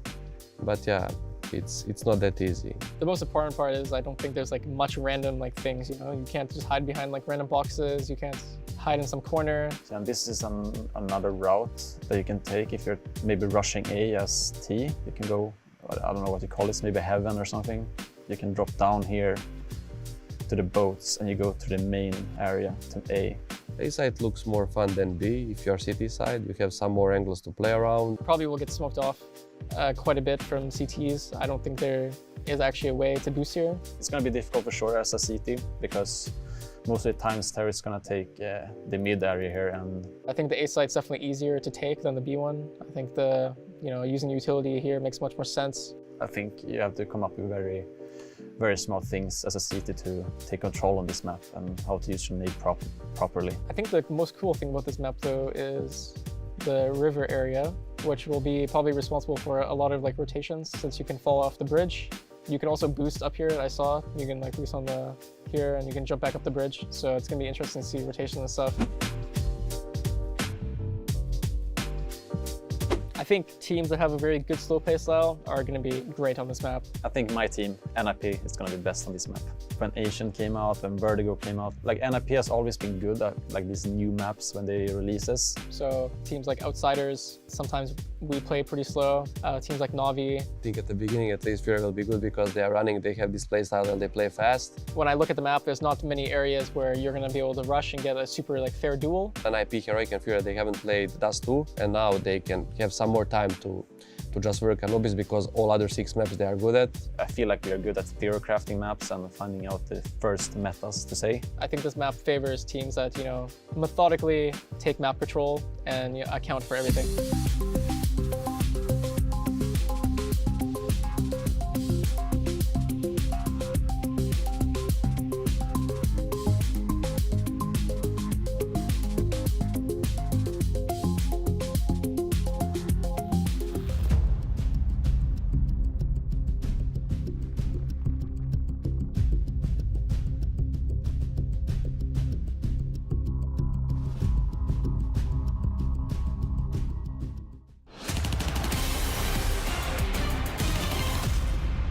A marathon of a first map, and we would not want it any other way with Device's return to LAN. But he would have wanted this one to end up in a different direction. It's actually Vitality to steal away overpasses 16-12. Gentlemen, considering this was such a back and forth first half, Astralis having a great start to that second half as well, what was so key for Vitality in terms of closing this one out? Well, first of all, I think the scoreline is a little bit deceiving. I don't think this was that close of a game. Astralis won both pistol rounds and converted on both occasions. That's a 3-0 lead in the first half, a 4-0 lead in the second. When it comes to full gun rounds, I think Vitality did extremely well. You talk about the CT side, we can open up with that first half. I think they got much more out of Spinks that they had lately, and that was a deciding factor for them. Spinks was very forward, he was involved in a whole lot of trades and multi-kills, and he put Vitality on tracks. There's also a game where Saivu didn't really show up in the first many rounds, right? So you're having a Vitality who's been hugely relying on Saivu to be competitive. Now this time around, he didn't have the best of the best game. Of course, he didn't play bad by no means, but it was, as you said, Spinks who were the difference maker on that CT side. I'll buy into your argument. Without the pistol rounds in this game, it wouldn't have been a close game whatsoever for Astralis. So I was left slightly disappointed and also a little bit worried, because one of the things that we did see in the second half as we're turning into it right now was a very weak B defense. The B side where neither Device or BlameF is playing. We're talking about the two difference makers on the server. We're talking about Device who had a ton of openings in this game with the AWP. Talk about BlameF who put up a 30 bomb. Sure, a lot of the kills were saving, but overall, you had those two playing the same bomb side. That leaves a little bit of a weakness on the other one, and I think Vitality took advantage of that time and time again on the B bomb side. Yeah, I like the fact that you brought up Spinks in this equation as well, Matthew, because typically, he's a player that's been receiving a lot of critique. I think it's fair to say, coming onto the side of Vitality, particularly when we look back at his tenure on ENCE, he was such an instrumental difference maker. Is this the form you're looking at Spinks particularly to be continuing coming on to the rest of the year? First of all, I think the critics were fair that were thrown on the side of Spinks, but I think it's a matter of the profile of maps he has, or the profile of maps he likes and the one he doesn't. He on Overpass, he had movement. He could move around. He could go for duels. I think Spinks struggles when you put him on the bomb side and say, don't move. This is your 10 square meters. You have to stay there and do your job. This way he struggles a bit more. Inferno is a good example. He on Overpass, he did what he had to. Even on the T side, his lurks lately on the B side, as Jacob was talking about, were exemplary. So this is a very good performance from Spinks. Yeah, and then you're flipping on over to that second half as well. Another player you wanted to put under the spotlight was actually Dupree for his impact in that half. Yeah, because I don't think the numbers quite paint a gracious picture for Dupree. Know that he is going to end up with a crazy rating, but some of the openings he found on the T side were very impactful. He, on 2 different occasions, on full gun rounds, found BlameF in that very forward position on the A side, and he opened up that avenue for a late rotate to B that Apex used as well. And even on the B side, he was the spearhead in a couple of moments. So the stats might not put him in such a beneficial position, but I think Dupree did much more than what we could have expected from him. He found impact, right? He found a lot of impact, and that's what we need from Dupree. You're going to see it here in the second half as well, as the spearhead on the B bomb side, middle a couple of times, as you said as well. The fact that Dupree is finding impact without necessarily having too great of a scoreline is a strong sign for Vitality as well. We talked about it. Saivu, he came alive a little bit in the second half, had a couple of good rounds, one that really swung around the momentum, so to speak, towards Vitality. But overall, it was a very quiet game by Saivu standards, and still we're arguing about Vitality feeling confident pretty much from the get-go. And when it comes to Dupree, I just want to add, you listen to the interview, you see him act around, and you know he's not full of confidence right now. He's under a lot of pressure. This is not a good period if you're a Dupree. You have to realize how we've been missing out on some of the performances you were supposed to put out. You're not full of confidence at all, and this is very important for him early on in this season to have a couple of great maps just to put him in the right direction. Listen, there's a world where Dupree, if he doesn't perform within the next couple of months, that they have to look into maybe changing him. I'm going to be honest with you right here. He's in that risk zone as he has not been performing. So I agree with you. The fact of the matter is right now there's a lot of pressure on him, but if he can find impact like we saw right here consistently, then there's no way Dupree is going away from this line. You already threw BlameF's name into the ring as well in terms of the opposite side of the server. It's not a one-off to see him pulling up such huge numbers, despite the fact that Astralis couldn't pull this one over the line. We were actually, comically drawing a comparison to Zaiwu in terms of, the numbers he puts up. Yeah. But the fact that Vitality typically weren't closing much out. And listen, this is a great exercise as well, because BlameF did have a good game. He did find a decent amount of impact, but he didn't find impact to have 34 kills. That's my point here, right? There was a lot of rounds where he was saving, and sure, you can argue that saving is also a skill in Counter-Strike, and, bringing that weapon into the next round, that's good. Of course, we saw his 4 kill in top middle. That's very impactful in the first buy round, but apart from that, 32 kills right here, I don't think he had that kind of impact, but he was still the spearhead for Astralis. Would you agree that that impact was felt on the T side? I feel like on the T side, his kills, the kill to round 1 ratio was much higher for BlameF on the T side than it was on the CT side. He had a couple of very key multi-kills, but on the CT side, it's true, he had this 1 round highlight we found here, fountain position, triple kill, but after that, he's basically punishing people who are chasing him. And yes, 32 kills, whereas it should be a map-winning performance. Then with BlameF, sometimes it isn't. Yeah, Apex also giving him some smack talk. Come on, BlameF! Play Counter-Strike, absolutely bro! love that. That's what we love Apex My favorite for. line. We also love, I guess, Vitality moving on to Vertigo. Arguably, we just heard a few words from Sonic, obviously saying, Astralis leaving this one open. Typically, it has been their permaban in the previous map pool when Anubis wasn't rearing its head. So how do you feel about Vitality bringing this one in? Do you feel like Astralis left this open because maybe they've been working on it? Yeah, hopefully they've been working on it. Otherwise, they're in for a rough game against Vitality. We have seen Vitality actually play Vertigo at a decent level, I would argue. It's never been a map where they have been fully confident in picking it time and time again, but they've had streaks where they've actually looked decent on it. Whereas Vertigo for Astralis, as you alluded to, it's been a little bit up and down for Astralis. They've been trying to stay away from it. They've been banning it from time to time as well. So hopefully Astralis have worked in the map. I will argue, Hunting being implemented into Astralis, that's one of the few maps that he was very good at. He integrated it into Heroic as well when he first joined their team as a coach. So maybe he took some of that playstyle and tried to apply for Astralis. It might be a bit early for that. It might be a bit early for Hunting to have that full impact on the map. I think I'm looking at a couple of individuals who are key for Astralis. BlameF is not necessarily a Vertigo master. It's not the map where he's going to have that huge impact. I don't know where Device is on the meta, if he's up to date with the angles and the playstyle that's being played. So I think if you're Vitality, you have a golden opportunity right now to just strike die 2-0 and go meet EG in the winner bracket final. Well, also the opportunity for Astralis to potentially be turning this one around and pushing us to a third and final decider. But as we were just reiterating, this is going to be a tall task for the Danes. We're going to see how it goes down on Vitality's pick in just a few.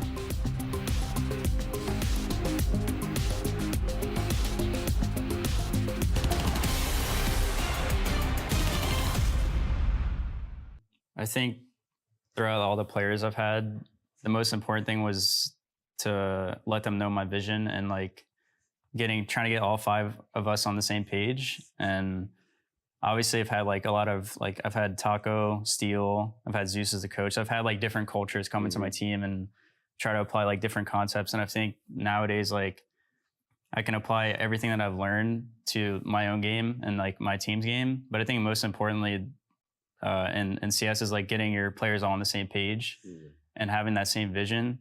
And then from that like vision, you can create your structure and like have all your different plays off of the structure. And everyone like believes in the system, because once one player stops believing, then it becomes really hard. Like he was like Nexo was saying, with like you can feel that disagreement and like you just feel it. Like they're just sitting next to you. Yeah. It's just like such a bad feeling, because ultimately you're the leader and no one knows what's going on inside the team besides you and your teammates, right? Yeah. And like I think that's just the most important part of the game. It's all been on the same page now. Now, real quick, last thing. Who in your eyes is the greatest leader of all time? Well, in my eyes, it's Kerrigan.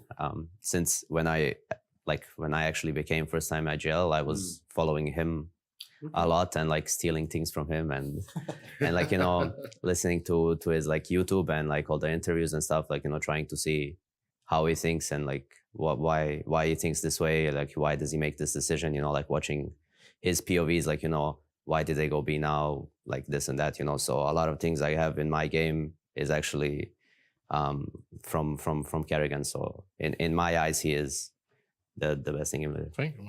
Nick? Not to boost the ego, but I think Finn has been like, you've been pretty consistent throughout your whole career, like on top. So I would say him, just like the longevity of him being at the top. I think Glaive obviously had his peak where he was really good and they had really good structure and all that stuff. And they beat the crap out of me. So, but I think overall, I think Kerrigan has been.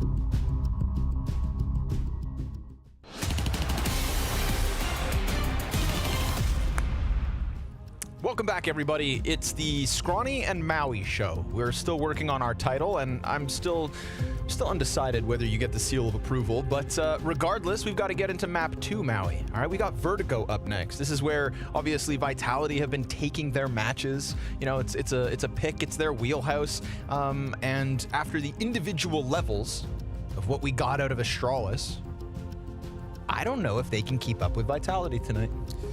I think it's a very fair concern to raise for this Astralis lineup. I feel like you can actually point in a few different directions as to why Vitality was the superior team on Overpass. And I think that Maniac put it quite well, that it was actually not as close as the scoreline may have even said. Because Astralis were winning both pistols, Vitality was coming out ahead on many more gun rounds. And that is a very strong reason for concern for an Astralis team that I think many people knew that there would be growing pains for, but we didn't want to see it fester in this kind of way. We wanted to see Device, BlameF, just rising to the occasion, dominating, and then everybody else maybe not being in that individual form, but I think there's more reasons that you can point to that are actually hindering Astralis. Yeah, if this was one of those situations whereby Buzz had, a cold start and we got, again, this continuation of the struggles from Xyp9x and Glaive, then that'd be one thing, right? But we can point to BlameF's plus 30 kills and we can't point to the impact that Device was able to provide. And that's so bizarre because there have been no LAN games from him since his return. But if we look at the online events that they did, yes, we look at, the amount of time he's been playing in Face It and wherever not, it's like, his impact is felt out there, and it felt like that was going to be transitioned in so easily. It really did. I bought into it. I bought into it, Maui. I went all in, all the stocks, and now I'm in shambles. I bought in. I put him on my fantasy team. I'm the one that I really actually thought Device was going to bring it. I thought he was going to bring the heat. He did show up on the CT side. I'm not going to actually say that it was all doom and gloom for Device and his fans, his stands. There was a bit of Deve in there. He was showing that on the CT side, when he was presented the opportunities early on, he was winning a fair amount of the duels. I'll say a fair amount, though. I'm not going to say all of them convincingly, because we did see ZywOo rip his head off with an AK. We did see a couple times Device just couldn't even get involved. And sometimes you have to move around. I think that's something that really people that are fans of Device, that know what he was like when he was at the zenith of his abilities back in the 2018 days, we knew that he could get involved. He always knew a way to get a frag. He was Mr. Consistent for Astralis, and yet sometimes it felt like he was shut out of those rounds. There's only so much you can do if your B defenders die and you have to play rotate strike, but there's also a Device that seemed to always be ahead of that. He knew when that kind of stuff was coming, and he was always able to be one step ahead of whatever the IGL on the other side of the server was calling, but it was Apex who had the last laugh there. Yeah, a lot of the laughs throughout the entire game. You know, I showed just, it's still so fresh in my mind when he's telling BlameF to come play Counter-Strike. And when, again, you allude to the fact they lost both pistols and they converted, it's like, well, the Counter-Strike really is the gun rounds. Yep. Wonders always says it. Pistols isn't Counter-Strike. It doesn't count. It counts. It's not Counter-Strike. I'm here to say it counts. The pistols count. That is... You can't just replace him and rewrite his laws. Who the hell are you? Well, I think it's blasphemy to say they don't count. Are we trying to go back to the CGS days and try to play MR10, MR9, whatever it was, 10K start money? No, no one's trying to do that. Okay. We're not trying to play that. If you want to play that... Well, point being, in the real rounds, when the guns were up, man, it was very much Vitality. Yes. Top to bottom. And you got the performance out of Spinks. Yeah. You got your moments out of ZywOo, from Magis, from Dupree. It was there for Vitality. Their formula showed up, and Astralis's didn't. So map 1 picked up from Vitality, and a Vitality overpass win. That's a rare occurrence. So now that we jump into Vertigo, where they've decided to push and they've decided to shove, you can expect even better from the French-Danish fusion, the cuisine. Divine. Oh, yeah. Let's see if they can close this bad boy 2-0. Welcome back, folks, to the Scrawny and Maui Show. All right, couple dualies already here for BlameF and Glaive. Love when these get activated, and they're going to be quick on the draw. Yeah, but not as quick as that push-up short, bro. We got 3 players about to hit this site. We've got 4 CTs extended around ramp. They are stuck, but the Berettas find their targets.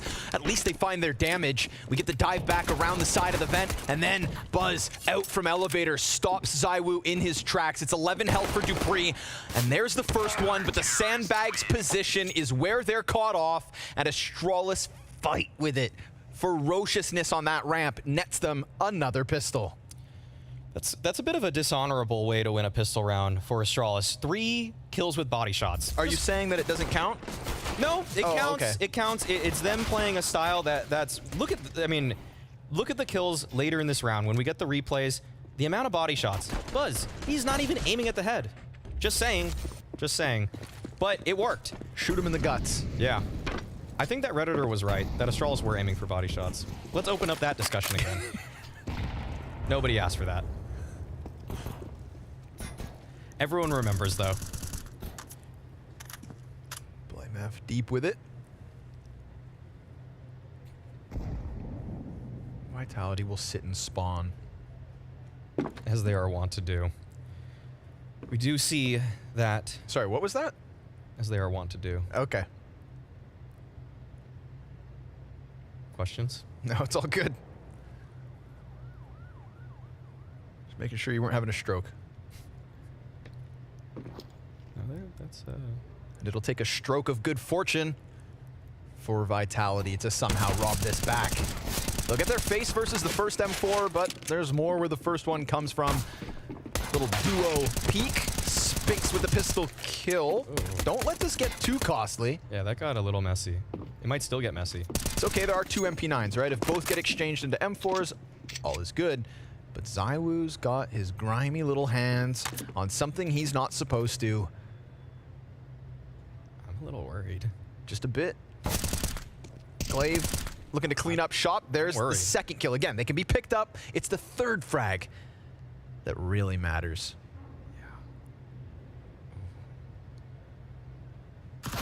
Okay, there it is. Smooth. Cleanup crew. Aisle ramp. Ooh, they only get 2 of them back. So there is, in fact, that's significant. An M4 gone. Yeah. That's more than Vitality were supposed to accomplish on that round. I feel like when we look back at map number 1, there were many ways in which Vitality were able to accomplish wins. And unfortunately, for the prospects of this being a competitive series, it was a lot of, frequently in firepower. Duels were being won by Vitality members very consistently. And on a map like Vertigo, there's a lot of duels. A lot of 50-50s happening. A lot of one-ways, a lot of tricks, but a lot of wall bangs. Yeah. Speaking of one-ways and tricks. Yeah. Buzz just off the timing. Feels like he sat there a second longer, gets flashed around the corner, sees their presence, feels them posturing, and now gets forced back by the utility usage out of Vitality. But there's no rush here. We're at the minute 15 mark. We've got Spinks lurking out mid. Something that can, at times, I think, become a point of criticism for Vitality and Spinks and his integration into this roster was sometimes we just see, I think, Spinks kind of doing nothing in mid. You know, like he did in Connector on Overpass, just kind of stuck around too long? Yes. Keep an eye on that as we move forward, but I also think it's been improving, and hence, Vitality getting some wins here on this map. But again, posturing. There was a degree of selfishness that we didn't always love in Spinks' mid lurks, but Device playing around this smoke, able to find Zywoo early on, and Buzz on the other side of the map is able to take down the Magisk lurk at B, but there's a quick trade. Does Blame's position catch them off? Extending out from the bomb site. It is he who gets caught off by that second peek out of Apex, who's now calling for Spinks to come join him up from that ramp. Zip ready to go over top, over the trench. But Buzz up close with the MP9 at least gets the answer. You've got 10 seconds to make this one work. Your bomb is on fire, you're gonna have to cross, and if you try to plant at the 5-second mark, you're gonna get rushed down, no doubt. So he fakes it out once, catches Zipex, but again, he's not playing for the round win, he's just playing to survive. Yeah, there was no real hope there for Spinks. Could have tried to plant it one more time, actually, but he really suspected that Buzz was playing around that smoke, and that fight was going to present itself to him. A lot of damage inflicted, but still, no round victory. That's a big fight to win for Buzz, actually. That was a nice shot to take down Magisk. Also, technically, Buzz queues up a 1v1 win, which after Overpass and 2 clutch losses, that one counts. Yeah, and he actually didn't really show up on Overpass past the pistol. He got those 5 kills right there, but only ended with 7 for the remainder of it. Something to be concerned about as Device takes down Apex. And that's not the usual mid lurker. Device knows that. Tick may have been heard as Spinks retreats. But kind of a mismatch buy for Vitality. A few Deagles left. The AK for Spinks. This is going to be a very tough round to break open for the offense, especially with Device playing this angle.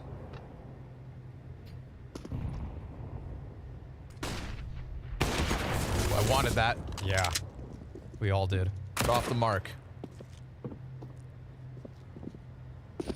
Quick little pop at the construction, kind of scares Zipix for a second, and Buzz will pick up his kill onto Magisk. I'm curious to get to see Buzz on a, CT half, right? Yeah. Especially if he's going to be this B anchor, he's going to get action. He's going to get plays coming his way. And then we kind of, I think as much as we've signed up to see the return of Device, there's also that question around Buzz and whether he can perform to this level. So it'll be a second chance for him to rewrite that Overpass underperformance. But at the 25-second mark, we've still got 2 players left. Spinks will get clipped. They try to fumble down off of construction, and that activates Zipix from the corner. A nice, clean 4-player conversion for Astralis' 4th win. Yeah, the alternate storyline here for Astralis is that can Buzz be a contributing member for this team? Because there's not any doubt in anybody's mind that they have 1 star in BlameF. They have a second now coming in with Device, and I think many people, even though he didn't have the best game on Overpass, are fairly confident, myself included, that he will be a strong player in this year. I would predict him to make the top 20 on HLTV's list, guaranteed. I would say that I would be absolutely flabbergasted if he doesn't. So you would probably have 2 top 20 players on this team, but there needs to be a third. No one's winning tournaments with just 2 guys. That's just not a recipe in modern day CS. There are too many weapons across too many top tier teams. And so Buzz, Glaive, Xyp9x, who's it gonna be? Because if it's nobody, you can kiss your chances of a championship goodbye. My man calling top 20s on the first day of 2023. Maui comes packing. Who doubts? Who doubts Device? Show yourself. Posturing towards middle, but both sides disengage. Spinks leaves, Glaive tucks towards elevator. Device better be ready. You got a sea of players about to pounce on this bomb site. Look, they're playing around with nades. I don't know if they're quite ready. Glaive, he's also unprepared, grabs that gun and gets it out in time. So I feel like that could have gone south, but ultimately, we've got the defense putting up a hold. Buzz catches Magisk, again, solo individual impact over towards the other side of the map, and a response here. Spinks with the headshot connects, sits on half health. ZywOo hunts above and around, and ooh, nice and clean. The Device versus ZywOo op fight. One tick the way of Device. He's got some making up to do after overpass. This one, gonna expire. Feels like Spinks could justify a leave, sticks around and dies instead. A 5-0 start from Astralis. Yeah, this is what we needed to see for a competitive series. Vitality, they're not able to just bully their way into these bomb sites. We saw that they were able to get the jump on Astralis. I don't even think Astralis were completely ready for that one, but they were still able to hold their ground. That's a great sign off of an overpass that felt very leaning in the side of Vitality in terms of skill.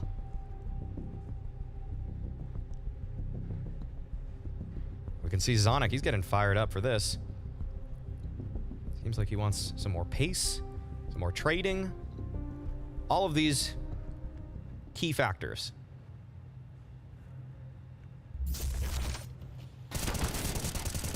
I really did think they were going to get caught off there. When Glaive comes out and he's playing behind boxes with a knife out or nades out. Shout out BlameF. Yeah. Gets the first one, buys that half second, just enough for Glaive to contribute as well. And so for now, Vitality's Danes will be quiet. 1 kill between the 2.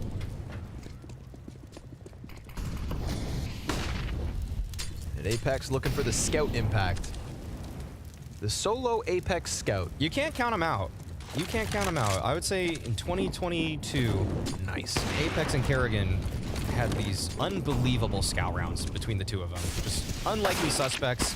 But okay, wait. Maybe they don't have to get activated. Yeah, hold your horses. We've got 4 players from Vitality low, a 5th tag down to 60. But Device is also wounded, Glaive's on half health. Things can get weird. We've got smoke grenades as well, but the frag finds its home. And then Glaive comes in, cleans up shot, bomb goes down, and all is good, seemingly. Yeah, he's cleaned up. Things were getting sketchy. Again, we're just playing for kills, and kills can still be found. Yep. They're not out of the woods just yet. Call it, Maui. Well, okay. Maybe. There we go. Maybe we could all breathe a sigh of relief. As it should be. 3 up from Astralis, 6-0 start. Vitality, where are you? Yeah, the mid play hasn't worked. The A ramp control has been firmly in the favor of Astralis. I would say that they haven't truly tested Buzz yet. It's mostly just been these individual prods from Magisk here and there. So that's something you could focus on if you're Vitality. Think towards the beta site. But once again, it's going to be the beta site. You mean, okay. It's alpha and beta. Or Bravo. Okay, you American. You're not even American. Quick pick. Apex dead. Didn't get a chance to shine with the scout. And we'll have to call from the sidelines as the damage yet again racks up. But we've got a couple kills here for Vitality, trying to fight with might to break through this ramp setup, right? They want this clash, they want these kills, and sure enough, they've done it. They've unraveled at least the initial defense, but here comes the young blood Buzz. Short push from ZywOo. Oh, gets red. a clean kill. And Dupree is a stiff breeze away from death. So really, this is kind of just Buzz versus Magisk. And if they assume that he's still further back, they've got problems. Oh my. We talked about him picking up a 1v3. Time to do it.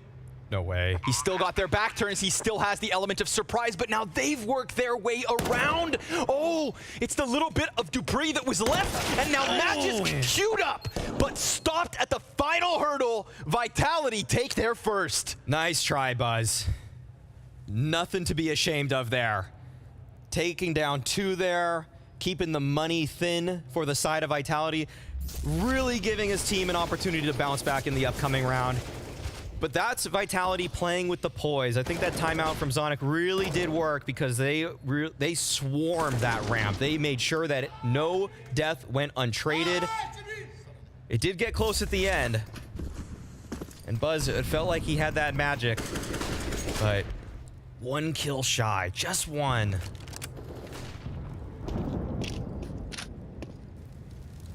I feel like the rookies today at Blast have had their moments.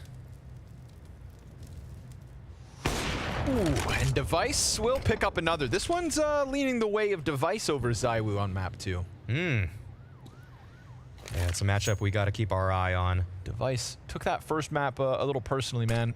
He's up to 11-3, topping the board. Nice attempt from Spinks at the second, but it's the third piece and BlameF at a distance to claw this back with a double kill, to keep it in the hands of Astralis. That man advantage they fought for needs to be maintained.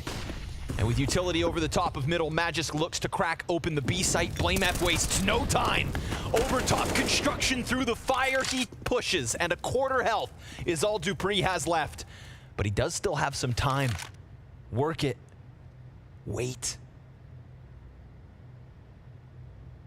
Pry on both sides. We've got, of course, Device posted. Fiery start so far on Vertigo, and an easy, clean end to that walkout middle. Astralis maintained the lead easily with the 7-1. No one I would trust more holding that angle. That was really nice from BlameF in this mid round. I have to say, the rotation he made to clean up this mid fight, and then immediately after he got that kill from Elevator, he rotates towards CT, expecting them to try to go for the B play. That was well done from BlameF. He knew exactly what was coming before it happened. And he's not having the strongest start here individually, but Astralis sure are. 7-1 up. Vitality, nothing going accordingly. Only thing that has worked for them has just been a huge swarm towards the A site, and they're trying to recreate that magic against the rookie in Buzz. But he is not one to be trifled with. No, especially when he's supported by the pillar of Danish Opping. Ooh, but ZywOo's gonna jump up, get the best of him as Device just peeled away, still able to rotate in fast enough to trade back the kill, and also not reveal Xyp9x. Apex stuck in the corner just through that nade, so Device knows he's got him locked in the corner here. This is an easy hunt for Device, but he's gonna have to put himself out on a platter for the ramp push. Prepared for Apex, but still unsuccessful. And now it's Xyp9x with his chance to shine. As Spinks gets through mid, BlameF missed the timing. Oh no. And if BlameF doesn't extend, there's no reason for these CTs to think that there's a problem. Spinks behind them both. Oh, and Glaive able to trade it fast enough. Comes back at the site, but the gun goes dry. And Dupree, 35 seconds with a gun and the bomb, and he drops to the bottom of ramp to try and make them think he's gone A. He walks it back. Glaive's still here. BlameF's not far. And Dupree has to come around this smoke, has to try and push outs to kill the player so that he can commit for this bomb plant. Without the kill, he's gonna get run down, gunned down. And with 12 seconds to the clock, he gets his fight, but BlameF's not too far off. It's a dive out from Dupree. It's a stick. He's got the plant or not. BlameF dunks him. No gunshots needed.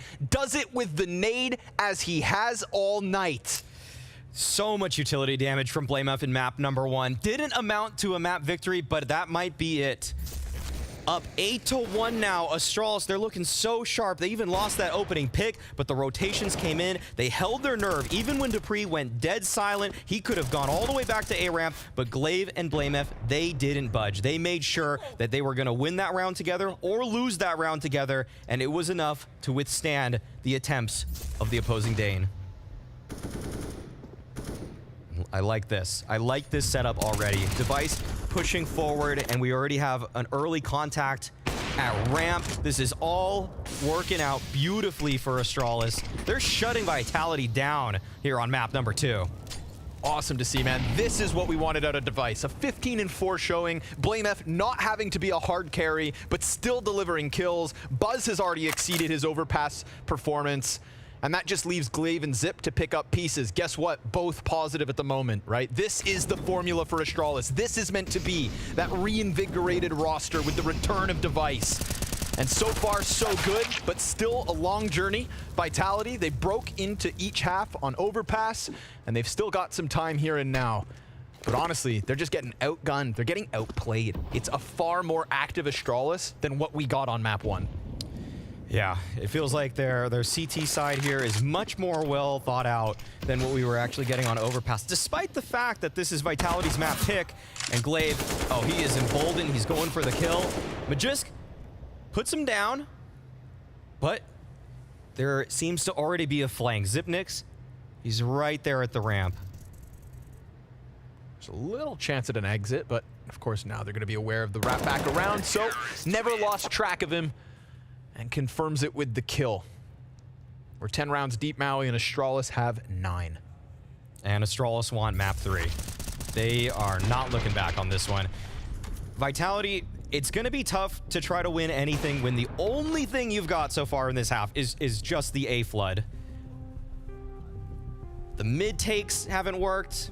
The B pressure, I can't believe I'm saying it, but Buzz has stood tall there. This is very tough to piece together. We'll see. Last time after the timeout, they were able to actually accomplish a T-side round. But this time, it feels like it's just such a tall task. I feel like everybody from Astralis is warmed up into this series. And this is what you didn't want for Vitality. You wanted to clean them up. You wanted to close this out in 2 before Astralis could start feeling themselves. 140 ADR. Device. And what's sick is we've got BlameF obviously at 110, but Glaive also up there with them. You know, it's like, and didn't you literally started this conversation at the beginning of this map, like, well, who's going to be your third? You know, if it's the BlameF and Device hard carry with the 2, there needs to be 3. There's your third, at least on this map. Impact from Glaive. And an invitation to go peeking and prying down ramp, but a good house guest. He doesn't overstay his welcome. He doubles back. That opens up Device to go for the peek, but he's going to fall victim to just pistols. Nice little collection of them. Oh no, now Zywoo has an op. Okay, this round just got scary all of a sudden. This was a mismatch buy for Vitality. Spinks invested into it, but the rest of them just buying Deagles, and now you have equipped one of the best offers in the world, but it doesn't even matter. Yeah, he whiffed. Missed the shot, pushes the pressure back onto the scout and the pistol players. Oh lord, we've got all of Astralis here and ready to fight, looking to take away any attempt to get into this A site, and Spinks is pinned down behind those sandbags. They're trying to stay honed in on him, but there's only 2 CTs. One of them has to stay preoccupied with short. The other looks to face back at ramp, and again, the Opper goes down for free. We're evened out at the 35-second mark, and Glaive gets active attacks from the short side.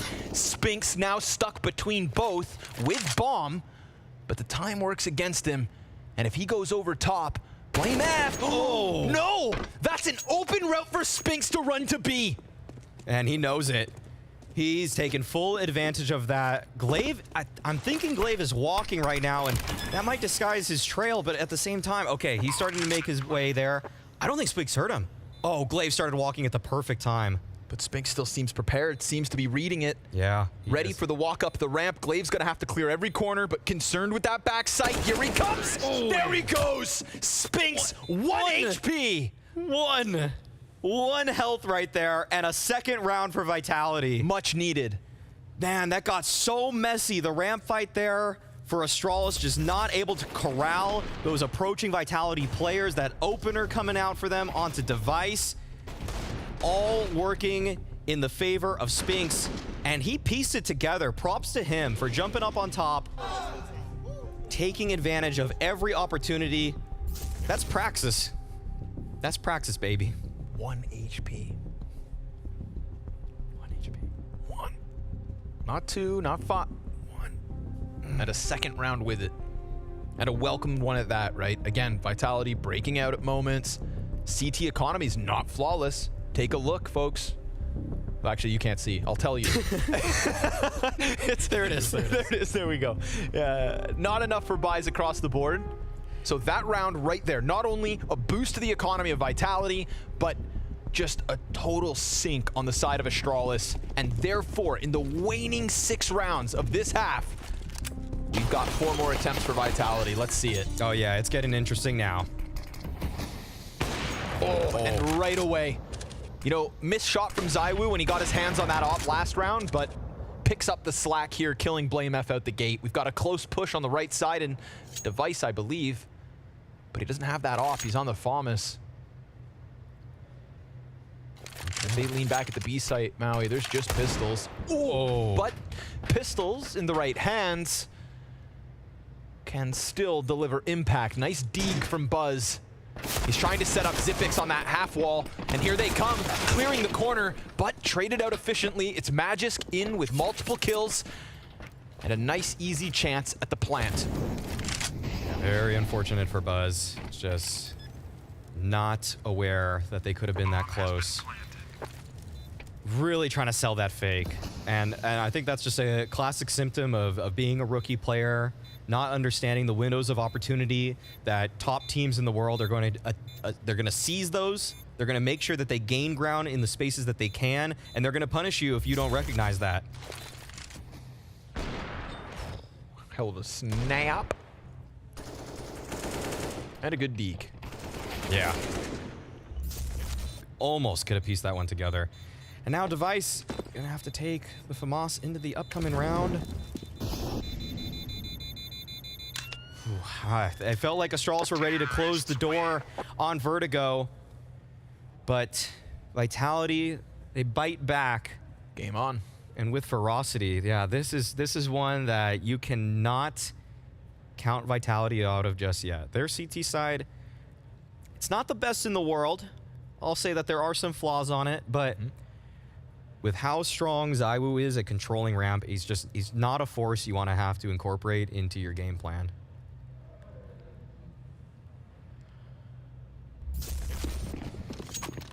Another little quasi buy out of Astralis, the remnants of the save. In that regard, at least this one's a little free. Cost efficient. Like meal planning. Yeah, you're into that. Not at all. You're just a meal prepper. Yeah, a doomsday prepper, actually. I only eat MREs. Oh, okay. I think that explains a lot. Okay, all right. Using one of those premium rifles to the fullest effect, but Magisk on the other side of the map says, if your rifle's over there, I'm just going to take some heads over here. But you can't avoid them all. Nope. They're around in abundance. And with the lesser weapons, Astralis, you know, we want to talk about Vitality cracking through. This one is a total momentum shift if they get it over the line. And a nicely timed, but not quite nice on the shot. And so we're back to the 2v2 with lesser guns the way of Astralis. That could have been a 10th. There could still be a 10th. But it's going to have to come by way of the returned star, Astralis. Putting all the pressure on Device. Glaive biting his tongue at the moment as he knows he's let this one slip. And a shot out of ZywOo is a sign of things to come. Device tries to press outwards, deals damage of his own, and will be given a chance to escape with his rifle, but not with this round. They looked like they had that locked in, and instead, it slips through Glaive's fingertips. Just didn't complete the kill. You hate to see that in Tier 1 CS because everybody is supposed to find that frag. There's not a single person in this server that's not supposed to get that. And yet, it happens. It happens to the best in the world. A missed opportunity that would have been a stolen round. And yet, while he's changing guns? Exactly. Oh, man. It's with a Glock 2. It's brutal. Yeah, it's just one of those move on to the next type moments for Glaive. It's the mentality you have to have here.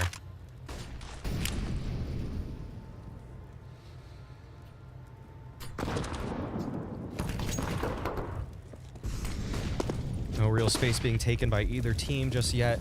But actually, Vitality, they're making their way towards mid quite quickly. Nice flash. Oh, Glaive recovers. 2 kills, trying to make up for lost ground, but the trades come back out of the Danes. Not Astralis' way. Buzz, another 1v3 attempt. And last time, he fell short on the final kill. This time, he's already got the first, but he's making a lot of sound on this rotation. However, there's no set of helping hands for ZywOo, not yet. Tries to flash his way out. ZywOo dodges that, posts back up, sends shots through smoke, and confirms that Buzz is near. More damage onto Magisk, who's barely alive at this point, but Buzz gets cut down. Vitality take 5. Yeah, that was brutal for Buzz. As both players from Vitality just dancing around the boxes, dancing around the smoke, not giving an easy shot to him. And once he finally decides to empty his magazine, that's when they strike. This mid take from Vitality was flawed, actually. I think the observers, the production did a great job showing there was a smoke and spawn.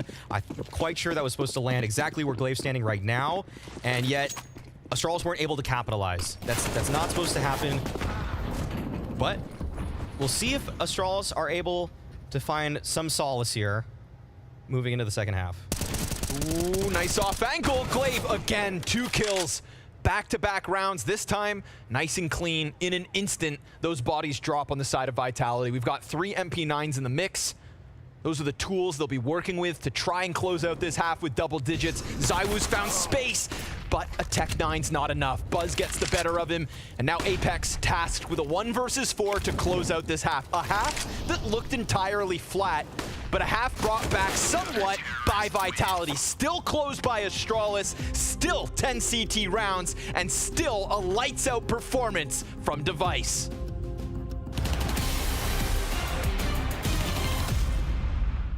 When you guys were starting out as an AWPer, was there certain players you looked up to? Was there a player you thought, I like how he plays it? I watched a lot of demos of Kenias and Device. And man, Oscar as well, back at the days, he was unstoppable. I watched like some Fallen POVs. Fallen, yeah. Device, yeah. Like those hoppers. I mean, even Cold Zero sometimes. He's second hopper, but he's, yeah. Actually, it's true. I was watching Cold Zero days before. It was one of the best examples for me was on Cash. Okay. If you're gonna talk about like main opers, it was Device most of the times, and Sasha, and Fallen back in the days, because he even gives some guides for Brazilian fans, and I had some people in my friend list that was good at translating. So nice. They was giving me these videos, and I was watching Mirage tips from Fallen. I even told it to him when we meet first time in real life. Like Kozira, he made this highlight right on Car Mirage. Yeah. Like people in the future, like he's not main op, right? He's rifle, he's anchor maybe even. No, I don't remember. But people will think he's an op, right? Because of this highlight. It's crazy. Ones that stay in your mind for sure. And when you're doing that, right? You're looking at these. How do you translate what they do and something you can put into your game? Does it need to be a player that plays same position, or is it just the fact they use the AWP? Like for example, like if I play against a team, I try to watch like before the game starts. Try to watch like some POV of AWPer against who I'm playing, right? But for example, like on Mirage, like when we played against Navi, I remember like I tried to watch like simple POV, but it's hard to prepare for him because it's like you know, like it's an AWPer who's always moving, and you cannot like predict where he will stay. And you know, sometimes like Monazy can watch my demo, and I understand that he saw my last Mirages, so I need to change something. Yeah. Oh, so you're mind gaming each other? No, of course. Yeah. It's like this between teams as well. Oh. I'm watching the PO demos as well, but I like to see more like small details when he's trying to peek somehow or he has some.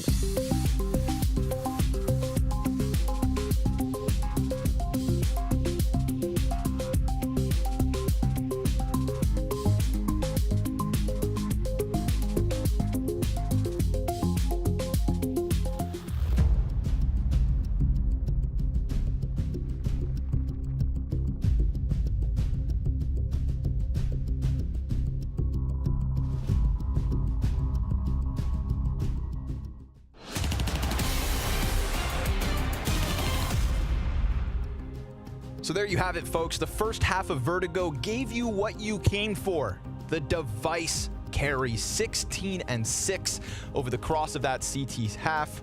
Excellent after what we saw on Overpass, which just looked like more of the same Astralis, right? An unfortunate look as the first map went down, but here we are on Vertigo with a nice clean lead and a second pistol queued up. Buzz, just the one. Spinks is gonna shut him down. More players to come at him here with 3 more T's seen towards mid. The last piece about to be spotted bottom ramp. And ZywOo, yeah. Okay. Gonna make sure he puts an end to that real quick. Don't want to get weird with it. And now the question is, where does that leave Astralis? They've picked up 3 pistol wins in this series. Looking for the 4th. Very possible. Positioning for Vitality rather spread out. We have dupreeh on the lone B site defense. Nothing to really work with either.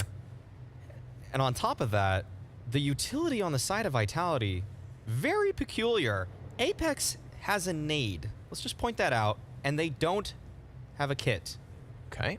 Choices have been made in this round. Yep. Choices that some may regret. I was gonna say, when you learn in life, you have to live with those choices. So dupreeh, ending device, no nade needed yet. ZywOo's gonna activate, but it's really this ominous mid flank that could make things go south. Hello, bomb dropped. Easy pickup for ZywOo. Zipex, chance at a clutch. Buzz watching on. Trying to learn a thing or two and, well, all right, don't watch. I didn't see it. A little awkward movement, but listen, you got 15 seconds to try and make this one happen. Throw the Hail Mary, Zipex. Run. Gun him down if you can, but it's a distraction served up for the Tetris player. ZywOo's gonna put another down. 3 kills with 2 guns and a 6th for Vitality by way of pistol win. The first time in this series. Much needed at that. They would have been so deep in the hole on this one. Felt like Buzz was going to be the pistol specialist with that opener versus Magisk, but it was quickly traded out, and dupreeh is highlighting him as that lone B player, but he came up with it, did what he was supposed to, and now Vitality have a chance to rack up some money. There we go. There's the boost, and oh, wait a second. Does dupreeh even notice? He didn't see it. He didn't notice, but it's just a Glock. Well, no reason for alarm, everybody. It's just a glizzy. What could have been, what should have been, is not. What a tease. That Buzz. Apex, worried about the corners. I would just leave if I was him. Yeah. Just get out. Just cut your losses. Yeah, just back it up. Back it up. Lead them into ZywOo. He'll go back at it. Second servings to be had. This time it cues Magisk for the multi-kill.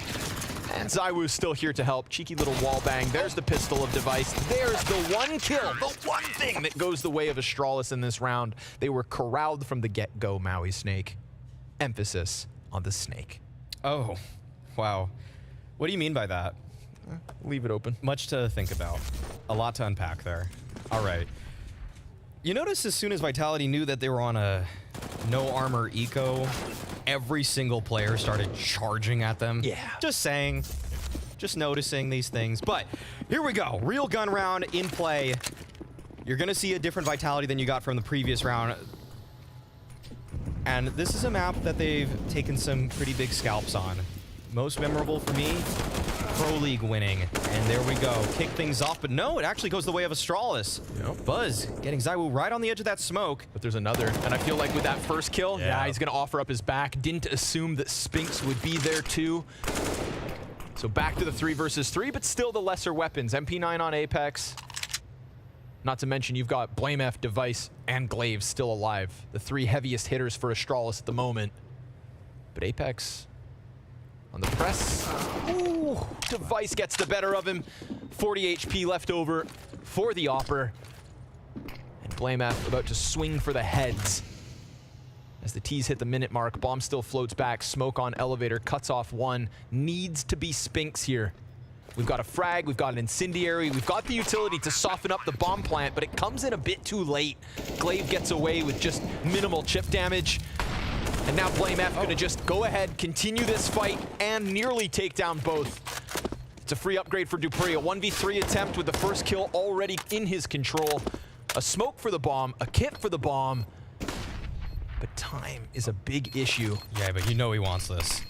So he puts it down on top, predicts the short fight, wins that one with ease. And now if he can defuse this from a weird angle, if Device doesn't line this up, but he does, and he sends them packing. Astralis back to winning ways. Yeah, there it is. You know, that would have been just desserts for dupreeh.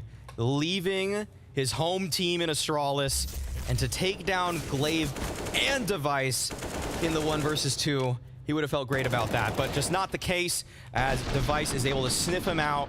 He knows his ways, probably better than dupreeh does himself. He's the one that's spectating him all the time. And here we go, competitive half on our hands. dupreeh kicks it off though with a nade on Buzz. Bounces it off the floor of that B ramp. ZywOo's got a nice gap to try and draw them into, but an exchange of utility here. If somebody flashes ZywOo in, oh, someone could have died, but Device another lineup. Claws back man advantage the same way he ended the last round, and now Apex left with an MP9 back around those sandbags. They've lost the gun. Oh, and a second! Device just sensing their presence, cuts them down one after another. 4v3 for Astralis, and now they can work. Man, he was right. His individual form's crazy. Doesn't even need to see him. What a job from Device. And now we see dupreeh here on this B site. This is gonna be such a tough ask. Oh, wait, I might actually be sniffing this one out. He's got great position for this. A double! And BlameF has to fall back with the bomb ahead of him. Glaive finds the timing towards mid. Neither Spinks nor Magisk were in position to try and stop that split. Think about how good that 2v1 could have been. Instead, it's a 2v2 on site with bomb down, with smoke in front of them. The threat of a T pressed close, but not the case. We get a lean back on quad, and then an even further back position towards the ramp. Spinks is gonna be taken down to 8. Glaive needs to deliver and finishes off the little that was left of Spinks first and foremost. He's got a molly for the bomb. He can throw that forward, deny the defuse. We've got no kit here for Magisk, and so no real chance. Magisk, flustered with the moment, has to leave as Astralis rack up another. Whoever gave that comm to Glaive that there was a molly behind him, they're the real MVP. That's a huge call, gives Magisk no opportunity to win this round, and despite the heroic efforts on that defense from dupreeh, just not enough. Not the utility, not the kit that was needed. Every single dollar matters. Astralis, they have to be feeling great about that one, but I don't know if Device can do this again.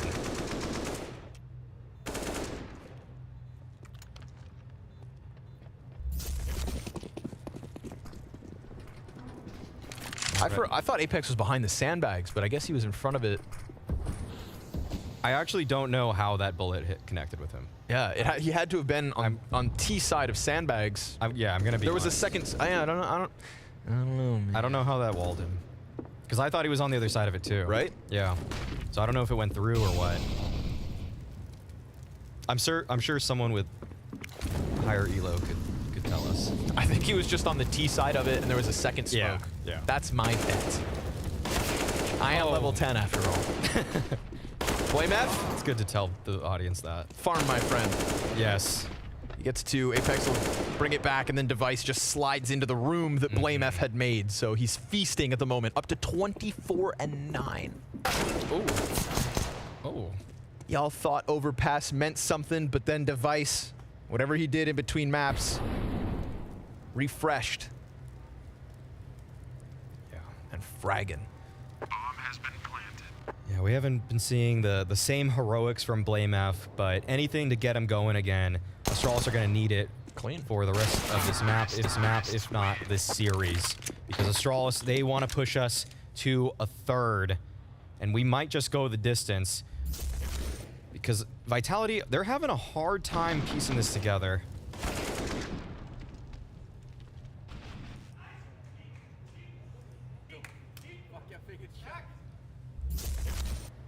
Words of encouragement. Come new, bro. Something like that. I heard a swear word. Guns up, guns up, Maui. Guns up in the hands of both sides. We get a little posturing up the ramp, wasting no time. You know, that's intimidating for Vitality as well. When Astralis, who have been able to line up those kills through smokes consistently, just come charging up at you, looking to body check you back to the bomb site, and Vitality say, you want to fight, come get some. Triple CT peek around the crane, and they go even deeper, delivering a kill to Device. We get Spinks on the solo mid-hold, and Buzz tasked with now cracking open B. Dupree on top of Orange Box catches him, and BlameF will have to clutch an impossible round. 1v4 just looking for the upgrade. Vitality CT side, seemingly not done yet. No. Great push in the mid-round there from Vitality to take ramp back by force. They heard all of the utility, all the footsteps from Astralis. It alerted the defense to the T's presence. And once they knew, they just decided to group up and make headway and take that space back. Okay, BlameF is he actually going to get away with this? I find this criminal. They are ever so constantly encroaching on his position. And he went back to ramp for another fight. Could have just saved the op, but... Yeah, you think so. Also, you know, a lot of time to be hunted, so tries to double back for it, will get cut down, and Dupree decides to save it. Zywoo wants his op. Yeah, I don't know if we've seen him with it in this one. He's been equipping the M4 a lot, which is what he likes to do on this map. He really likes to rifle down ramp. It is one of his idiosyncrasies that you just kind of wonder why not. If he's capable, go for it. Yeah, have a field day. You do you, Zywoo. Yeah. You do you. This time he wanted the peek, but doesn't get that quick pop up, not without the pressure from the smoke. So puts it in Apex's hands instead. Sometimes a dangerous game. I've seen entire CT halves from Vitality on Vertigo where Apex dies on short and ramp every single round, first and foremost. Yep. Yeah, I've seen those too. Those are hard to watch, especially since he swapped to the M4A4 and likes to play spam battles through the smoke. Sure. That is a very dangerous game, and one that I've seen him come out behind on more times than he's won them. Flash is there, and Zywoo, he's activated. Apex taking his damn time. Only gets one in the situation, so recovery here for Astralis. Zywoo decides to take at least one more shot. And Astralis honestly going to be content with that. Got an M4 in the hands of Device now. You've got a utility to go back to this B site and just come forward with an exec. 2 smokes, 2 nades. Dupree's been a force, though, at B. Fair. And given the fact that he has a smoke with 30 seconds left, I don't see a way that this is happening. Oh, they couldn't get the other gun. Yeah, I was going to say, I thought there was a second. But Dupree's more concerned with mid-play. And so they get up. He doesn't throw that smoke. He just hides behind the pillar and seemingly still works out, at least for that first kill. Device throws out the nade. No hit. Zywoo on the pistol, charges in, pressure applied by the USP. It's frantic, it's wild, and of course, Zywoo succeeds. Man, he can do no wrong. 9th round for Vitality, and that was one that was very curious in the way that Astralis were so close to converting there, especially with how chaotic that retake started for Vitality. You thought that there was actually a world they were able to find those kills, close it out in the 2 versus 1, but Vitality, they just made a plan and went for it. Both of these players on opposite sides, Spinx, ZywOo, stereo frags as they're able to close it out and bring Vitality a little bit closer. This game, it feels like this should be Astralis ripe for the taking, but I am definitely not counting Vitality out just yet. 2 for 2, and both times dupreeh caught off, but both times Buzz not quite equipped for the situation. Yeah, even a Tech 9, and I think that happens. But just the P250. Negligible nade out of dupreeh. Man, crazy that he let them swarm that bomb site last round, got so close. You know, so expecting of that smoke to go down, but instead they just trudge into his bomb site, as they are again, at least to the top of the stairs. The teammates of Xyp9x lean back and just await that duel, but with the better guns in the hands of Vitality, they will piece him up. Xyp9x, 40 left over. Spinx on the chase with the sidearm, dude. It's insult to injury, it's salt in the wound, and it's double digits to both ends. And maybe no end to this CT streak of rounds from Vitality. They are starting to bring this back. It's getting scary for Astralis. They're having a hard time finding any kind of answer for the defense that Vitality has set up. We've seen some attempts towards B, and I will say that in the history of Vitality playing this map, last handful of months, I would say that it's been pretty clear what the losing conditions for them are. It's the B holds in general, and Apex giving up the openers towards the ramp. Those are really your two wins versus Vitality, and Apex isn't really giving up anything for free, so you might just be forced into the B plays.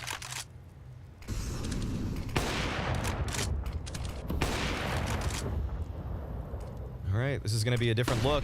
Astralis, they're going to have to go with their mid, or their ramp, that is, retake procedures. Oh, ZywOo. How did he see that? Just sends one through the chest of Device, but look, they want to push. Oh, and Apex through the edge of that, but will they anticipate 3? No need. Apex, sharp as he has to be, charges down, and that's what you're talking about, right? Either ramp or B openings. Another instance whereby ramp is closed, and that's bomb on the doorstep of Vitality. All of a sudden, you've got a ton of utility to just keep them on the other side of the bridge. Apex doesn't need to try and take that fight, but will. Ill-advised, some may say, but incredibly unnecessary. Just a little brazen, but you know, we're gonna let him do what he does. Play Counter-Strike. Yeah, that's what he's gonna call it, actually. He said, I'm playing Counter-Strike. I'm playing the game. I'm pressing the buttons. Yeah. He thinks waiting is for noobs.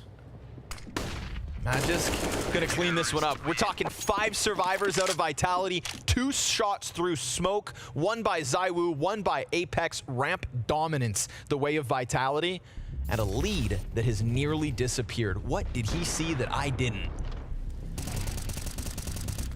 I mean, just feeling. We're playing different games, man. He had a feeling.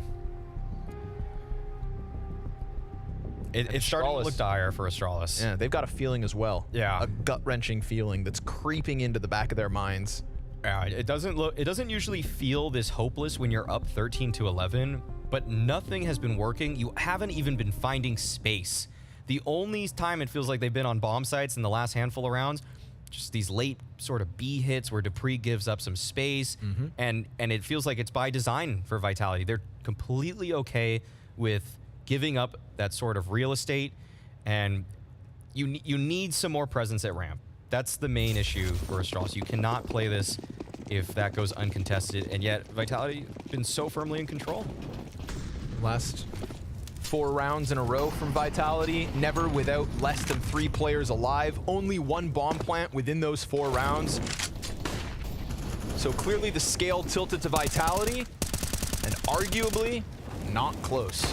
Oh, wow. ZywOo snaps one down. Glaive just wanted to chuck out 1 more nade, but his feet get seen, his wings get clipped, and now they're fed to dupreeh instead. A second op on this round. What if they flood forward?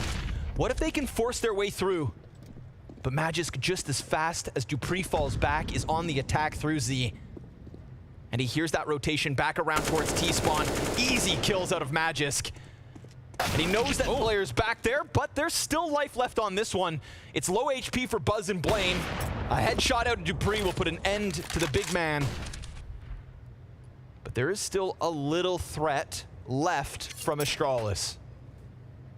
Yeah, can't count him out just yet. Especially given the defense for Vitality. It's spread so thin. They're in so many different directions. There's no opportunity for a trade. If Dupree misses this one shot, I'll start believing, but big if, because he's been pretty sharp. Xipix grabs that AK, will be sent forward, set up by the util here from Buzz. Xipix caught a glimpse of that CT, and even his mere presence towards this smoke is enough to give Dupree a threat and a reason to lean back into spawn. So now it's Dupree and ZywOo towards CT. We're gonna have a critical moment where Apex has to come up from ramp on this flank, and both of the Astralis players have actually extended towards at least green. So Apex can continue in. But time nearly at that halfway point, they've lost track of the second T. Buzz comes out with the kill. Apex is able to clean up from behind, but he needs both and nails it. Just in the nick of time, comes through with the defuse, and Vitality one away from this tie. And that was such a close retake, such a close post plant for Astralis. It was getting so awkward. The double ops coming from spawn, and they were unable to find any ground. That was all Apex. The only player that was able to move forward was the man on the rifle, the leader and captain of the Vitality team that is willing them into this one. This had no business being this close. None whatsoever. But that's what you get sometimes when you opt for the double op. Sure. And so Dupree switches back to the rifle, doesn't want to find himself in a similar situation. Lesson learned. Yeah. Just play the way you've been playing. He's been doing an excellent job there. Top fragging for his team. And it's been pretty clean too. It has been some excellent B holds, winning in the default, and even pushing. And talk about pushing, Spinks. This is just rude. There hasn't even been any action across the map. There's no reason that shouldn't be held, and yet he takes it right from him. Round 26, and we get something fresh. Yeah. You know, Spinks has been lingering around in middle, but to extend through elevator, you know, he had that Molotov down so early. Look at this, 2 of them on the hunt. Are you kidding me? This is just so rude from Vitality. When you have the 5v4, just so everybody knows at home, you're not supposed to go for this. You don't need to keep pushing. You play your advantage, but they're sending 2 right into the midst. Buzz is serving up a great distraction as we do have Astralis gunning towards that A site, but now the jig is up. Vitality on full alert, and that second flank, right? When Spinks gets that kill towards B site, they think, okay, that's the flank. But guess what? Where there's one, there's more. And these rounds have been racked up by Vitality. Glaive attempts to claw this back, but they are getting swarmed by Vitality all across the map, all throughout the round. From start to finish, it is Vitality breathing down their neck, and now suddenly Maui, tied game and advantage Vitality.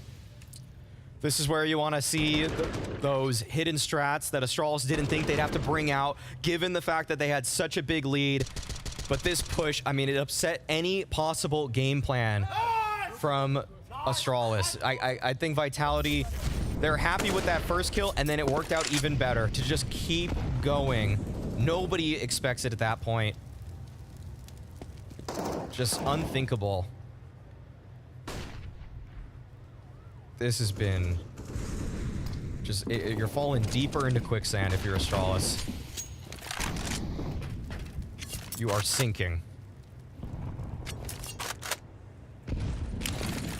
At least they get to this point, a minute 20 with all 5 players up. Buzz already over the cusp of that step. And Dupree out from quad, a double. Again, he holds off on this B site. Again, he serves up a distraction. They can't find him. They can't stop him.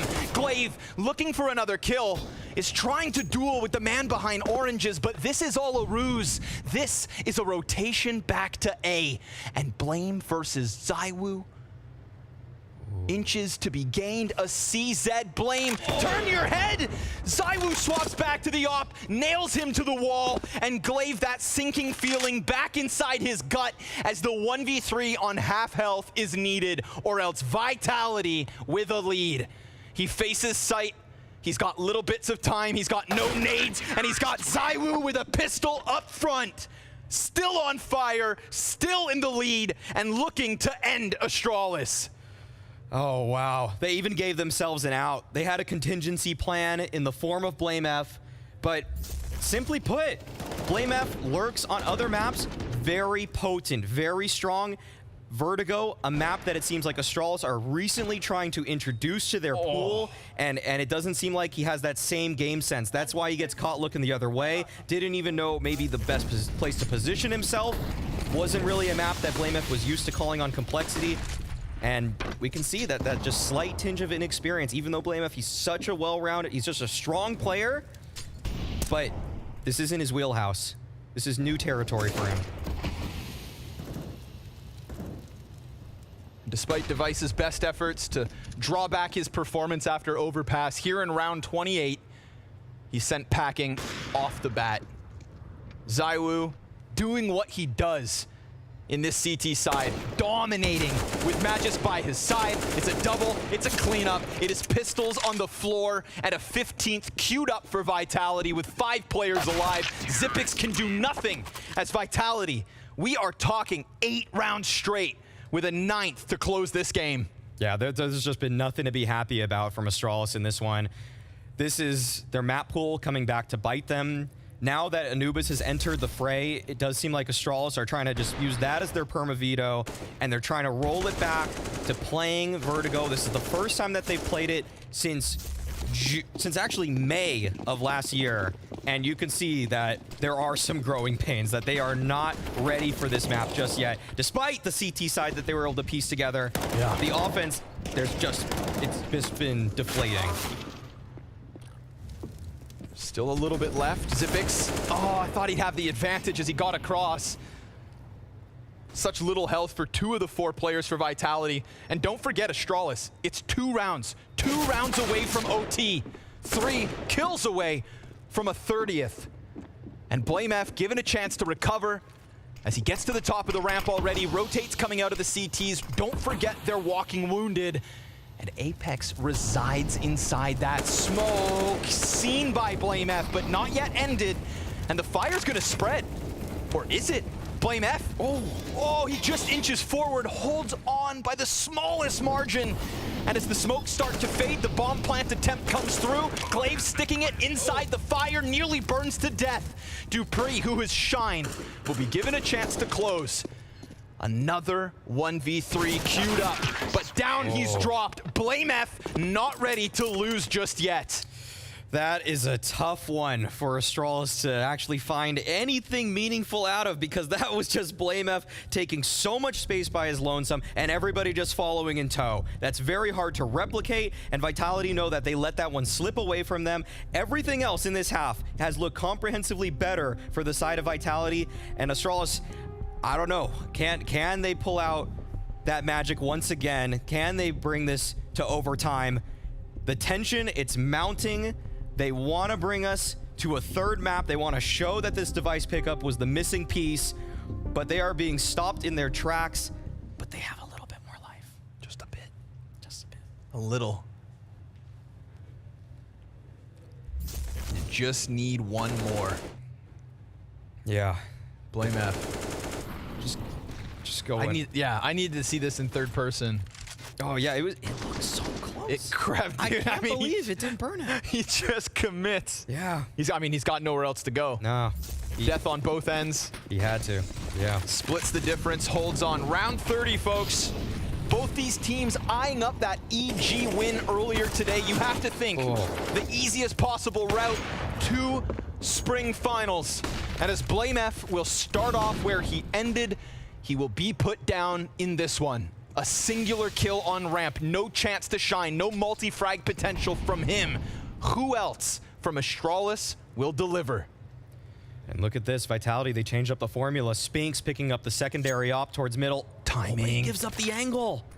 Oh, this is everything. There's no B defense. Spinks, the alarm bells are ringing. He thinks that this is open, that Astralis could be taking B, but it's actually mid. The timing is to a T. I mean, he's exposed. He turns back, but not in time. Glaive, easy pickup. Device can sit here for as long as he damn well pleases, because all that Vitality can do is attempt to scramble back. You're telling me that we get this CT setup from Vitality that strings together 8 rounds straight, And in the last two, BlameF pops off, and Spinks looks the wrong direction. Retake needed. Device still not here, and he's coming through mid. If these CTs are preoccupied with the push out, then they are done. They are done. Dupree and Magisk with a kill apiece. A flash that blinds Device, but that is just better timing. With backs turned, he puts down Zywoo and Dupree. I'm sorry, 11 health, not enough. We go OT map 2. Astralis, hang on. I can't believe it. I can't believe they're still in this one. Astralis somehow find a little bit of life.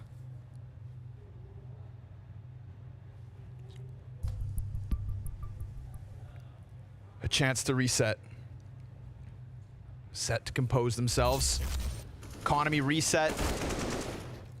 BlameF dead. It's timing, bro. It's Glaive calling it perfectly. Yeah, I can't believe they turned at that exact moment. Dupree was over towards A. He's been stuck on B this entire half. And they take him off. Yeah, they pulled him. It was what they needed.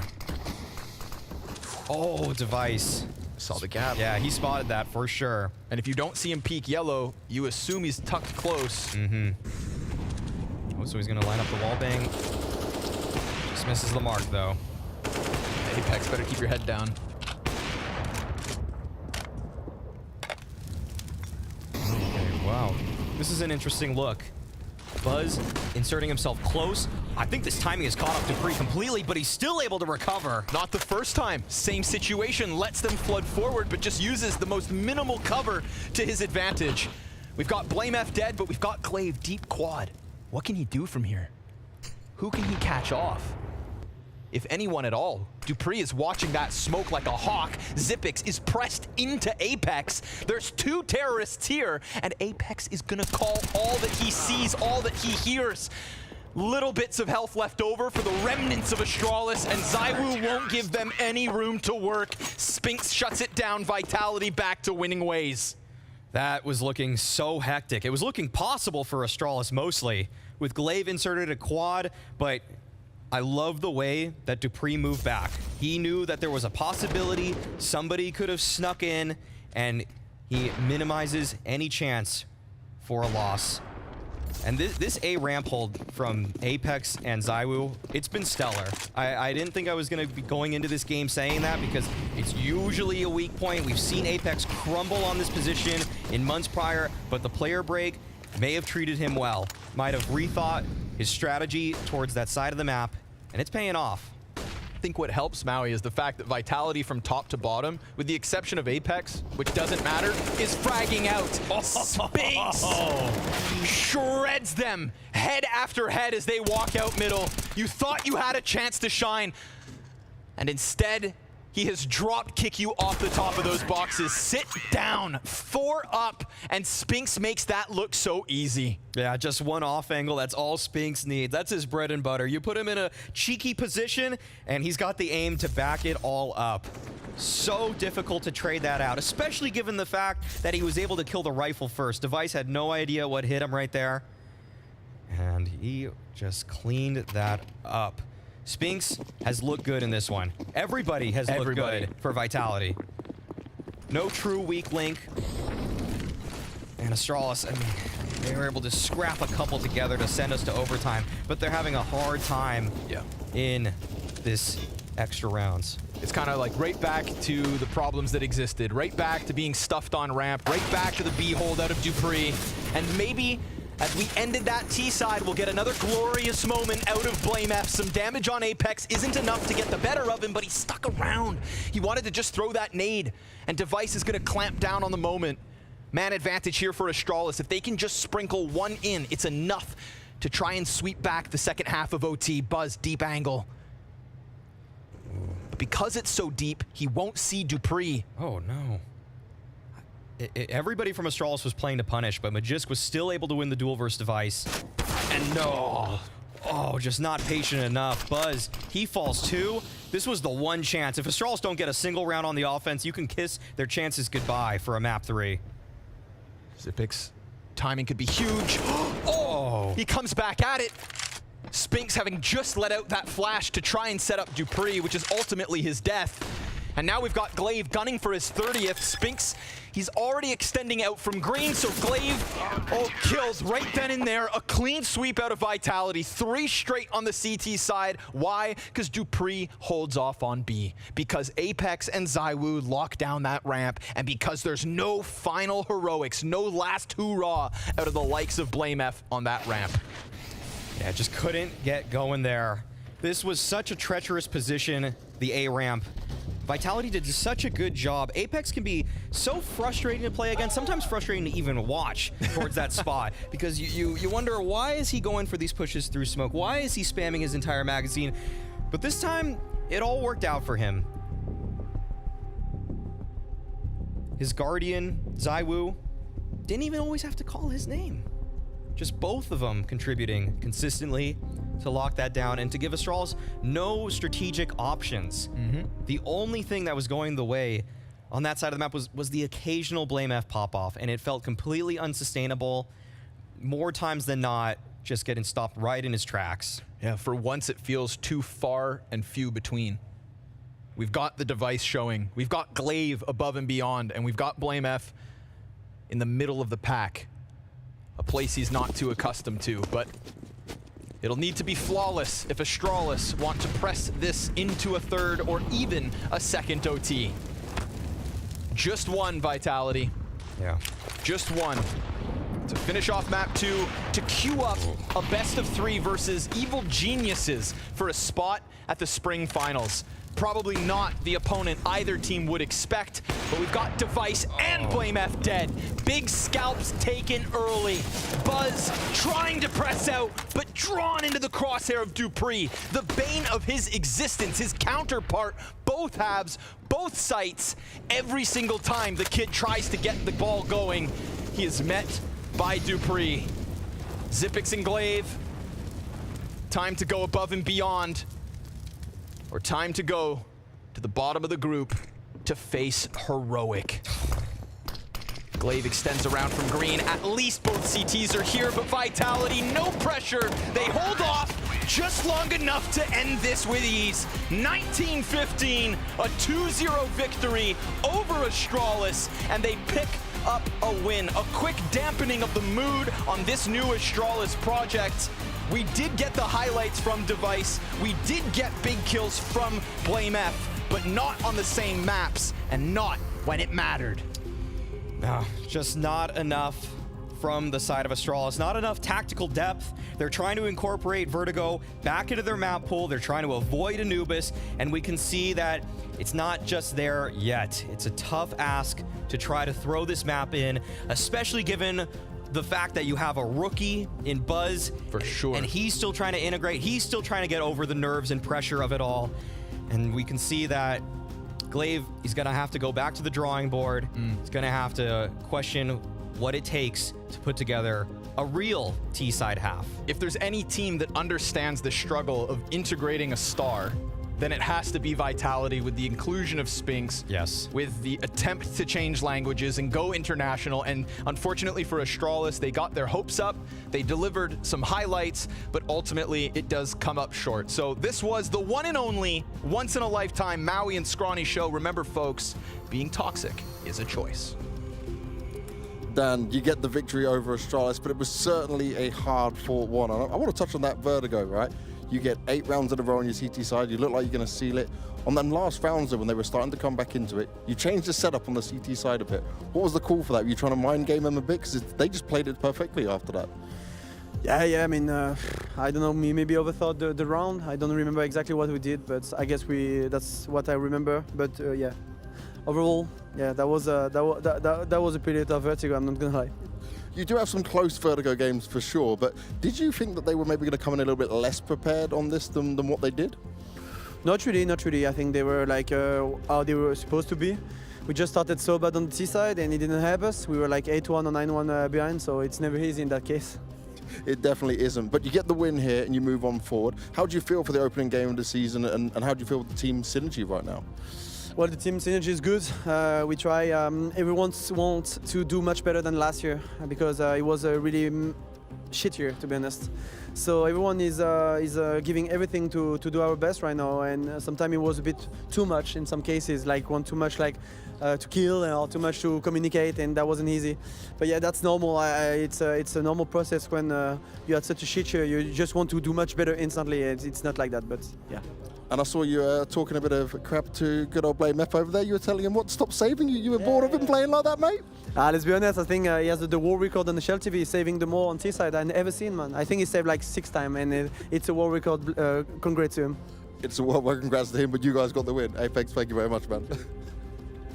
Apex, never change. Good We old absolutely Apex. love that. And you absolutely love that if you're a Vitality fan as well, as despite Astralis initially being up on Vitality's map pick, they do manage to close this one out. And we've got to put it down to a hugely bolstered CT defense coming out from the likes of Vitality. Great stuff in that second half to be clawing about, what was it, 8 rounds in a row for Apex's crew? Yeah, that was very much complicated for Apex and his lads to come back. And you know what he says? Vertigo wasn't easy at all, but I think it's the best way to start the year if you're Vitality. Sure. It's not an easy game at all. You really had to dig deep into your resources. You had to get into that zone where every kill makes a difference. Everyone is on high alert. Everyone is on high pressure, and you still got over the finish line. You had that clean overtime towards the very end. It's a good way to start for Vitality. It's a good comeback. It's a good showing, and as you said, you know, it released a bit of that pressure as well, because they know right now that they're not playing their best Counter-Strike. They know right now there is a lot of added pressure on Vitality. They're very well aware, that they need some form of success here in the beginning of the year to get going for the Paris Major as well, maybe even qualifying for it. So, as you said,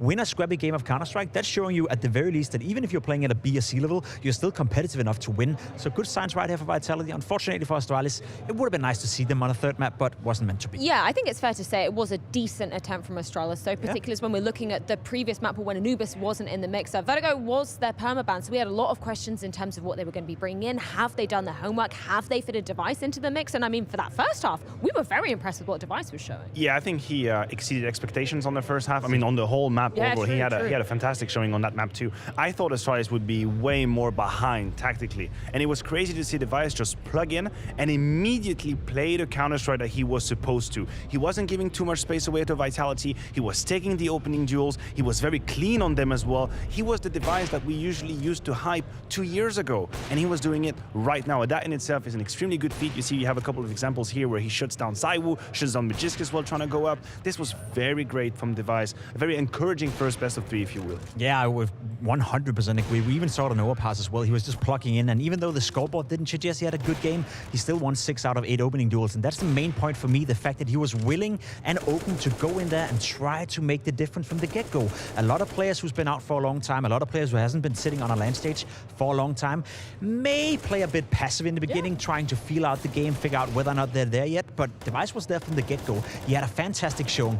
One problem I do have with this performance though, and that goes for overpass as well, you have Blame F having a fantastic map on overpass, you still lose. You have Device having a fantastic showing on Vertigo, and you still lose. And that speaks into all the HLTV warriors out there, all the Reddit forum specialists as well. If Astralis can't win when those two are playing well, then there is a lack of substance behind that team. And it's early signs, it's just one game, but that cannot become a trend for the future, because then I'm going to start crying. And you're right, and I guess if you consider Astralis as a team and their chances for the future as this roster, I value your opinion, you're correct. I'm just way selfish. I just think about Device. I'm just happy to see him play good Counter-Strike. You know, that I had very selfish expectations and dreams, and I think the first few answers we've got are very encouraging for Device. Well, let's flip on over to the other side of the server and talk about another Dane that we were quite impressed with, obviously for different reasons. We got to hear a couple of words from Dupree coming into things. We heard the issues with communication, which we were saying, yeah, we've kind of had enough of that. But for Dupree, actually bolstering some good numbers throughout this best-of-3 series, that was impressive. That's what we want to see from a player, you know,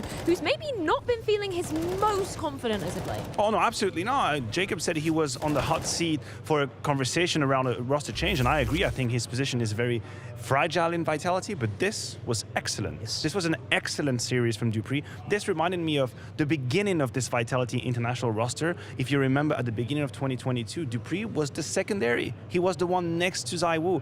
Of course, he had lower numbers. We're not talking about the same category, but he was extremely impactful. This is the Dupree that I thought we would see this whole year, and it's a very great sign for Vitality that he kickstarts the year this way. That was a fantastic showing from dupreeh, especially when you compare him to how he was looking later stages of 2022. As he said coming into it, he was struggling, he wasn't feeling confident. The team has asked him to play a little bit differently as well, take more responsibility, be a little bit more fluent on the server. And again, it is early signs. It's just 2 maps so far, but dupreeh played well on Overpass. He played fantastically well here in Vertigo. And if that's the sign of the, let's call it the reignation of dupreeh, the second win for dupreeh winning Vitality, that's a good sign. I believe you even said it in the green room. If dupreeh plays at this level, that's a Vitality that can contest for trophies. I just want to synthesize the issue that dupreeh had in 2022 very simply, right? He had to make a whole lot of changes in this game. You mentioned it. On the T side, he was very selfless, very much going forward first and losing most of his duel, maybe a little bit uncomfortable in the role. And the issue is he wasn't grabbing or kind of building any confidence pool to then assume the responsibility on the anchors on the CT side that we've seen him. And this was his issue. You're going in first on the CT side, you're basically an avocado sandwich, you get wrecked, you get destroyed, you get put on some bread, and then you move on to the CT side and you don't have the reliability, the consistency to stop them. That's what he did in this game. We saw how he was stopping them on Vertigo on that B side, multi-kills on multi-kills. He was able to hold these positions, and that's what Vitality need. Much like an avocado. I absolutely love that. I don't know if you eat avocado like that. That's beautiful. You never have avocado sandwich? You never had Not like smashed that. There is avocado? a brand we shall not mention on air that does very good avocado sandwich. You're going to get delivered to the hotel. We will give you one when we get back to the hotel, I think. Sure. But whilst we sort that out, let's get a few words from Glaive, unfortunately, after losing this series. So Glaive, I remember in many interviews we've done, you said about trying to get this 7 maps done. We see you play Vertigo this time around. We haven't seen it since back in Dallas, which was May. How much time have you had to like practice and implement that in with Device and Buzz? I mean, we didn't have much time because we started out with Buzz this new year. So yeah, we had about 2 weeks of practice, I guess, because we didn't really take a lot of days off, to be honest, because we just wanted to grind. And I think it has been paying off in practice, but it's always easy to say that you're playing good in practice, but if you're not doing it in official, then it's just not good enough. But I think we showed some signs of relief or some signs of some good plays, but still we just need that little bit of an edge. And what I did notice though is you guys were getting off to good starts in the games, and then it was afterwards starting to unravel. Why do you think that was? Yeah, that's tough to say, actually. I mean, maybe Vitality started to change the pace a little bit, and we haven't played much against that in practice, maybe. I'm not sure. We're usually pretty good at preparing and stuff, but I think they did some things that we haven't seen in the preparation. But I also just think they played a little bit better individually. I could also feel a little bit of tension on the first map because we would feel like we want to prove ourselves, and it means a lot to us to win, and we didn't manage to. So yeah, that was pretty sad. Well, hopefully you can come back in the next game, and that's going to set you up against Heroic in a couple of days' time. Now, that's a special when we talk about this Danish back and forth. Do you feel like the extra day you're going to have is going to be good enough to get prepared for him? Yeah, I mean, yeah, I think so. I think we're going to be well prepared, of course. I think maybe they have a little bit of a harder time because they still don't know what maps we're going to ban and stuff. So, but yeah, let's see. I think it's going to be a great game against Heroic. It always is, and they are strong at the moment. Even though they lost today, I think they're a really strong team, and I hope we can take them down. I look forward to learning more about the map pool as well. Glaive, thank you very much. Thank you.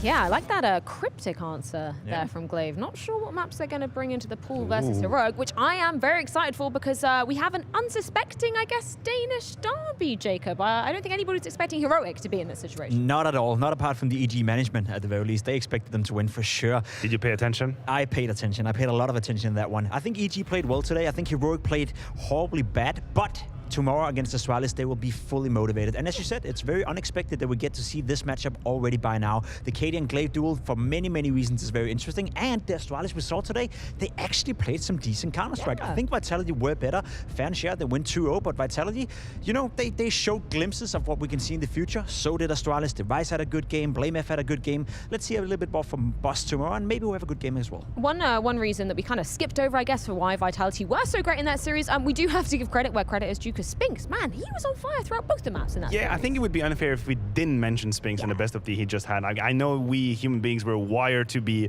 more focused on the negative than the positive. It's evolutionary, it's for our survival and whatever, but Spinks was really great in that best of. He topped the charts on both maps, CT sides, very aggressive, and it's that much more expressive to me that the overpass role he had and the vertigo role we had was very different. Yeah. On overpass, he was forward, aggressive, creating his own luck. On vertigo, a bit more concealed to that middle side of the map. We only saw him once go down the ladder, but this is the Sphinx that we were hoping to see. Kudos to him for a good best of 3. Yeah, if this is setting him up for the rest of the year, I'm very excited to see what Sphinx is going to be One delivering. map. Let's also relive some more highlights going into CS Money Play of the Day for day number 1 here at the Blast Premier Spring Groups. Who have we got coming up as our first pick for CS Money Match? I think we have a little bit of a Danish flavor to this one, Freya, because we kickstart with Cadian and the AK-47 on Inferno. You can see the scoreline. They were very much in the lead already. Great jump through that smoke, catching EG completely off guard, turn things around. Good move from Cadian. More Danish star power coming in, and the new guy from Boss, starting off his professional career on land with Astralis in the absolute perfect way, with an ace with the P250. A little bit of a shame that we didn't get to see this level in every single round from Boss, but maybe that was a bit too much to ask for. This clip in particular, this start for him, that was beautiful. Had an awful lot of impact in the pistols. That was a great ace. And who else but BlameF to close our CS Money Play of the Day here with his play on overpass, very forward position with the AK-47. Pay attention to the spray transfer on the third boom. Zywoo didn't have a chance, didn't even see the sun. That was BlameF with a great positioning, punishing Magisk towards the end. And Buzz stole him the ace. Just Danes up for selection, our first CS Money Play of the Day Unbiased, here of in course. Copenhagen at a Biased. Blast Conspiracy. tournament. Yeah, I don't know. Illuminati. I'm putting 2 and 2 and another 2 together, but I want to see if that trend continues over in our Maersk MVP check-in with James Banks. Who have you got as our potential MVPs at the end of the tournament, James? Well, Freya, this is just for starters. We're here going to look at some of the players who are in the runnings for our Maersk MVP. And remember, you guys at home will get to have a say in this at the very end of it all. And already, look at some of the names that are on top right now. Zywoo, you can expect. BlameF, the man that's been carrying Astralis time after time. Cadian having a good showing as well. But look at this rating from Sphinx coming out of that series. 1.34, 92.6 ADR.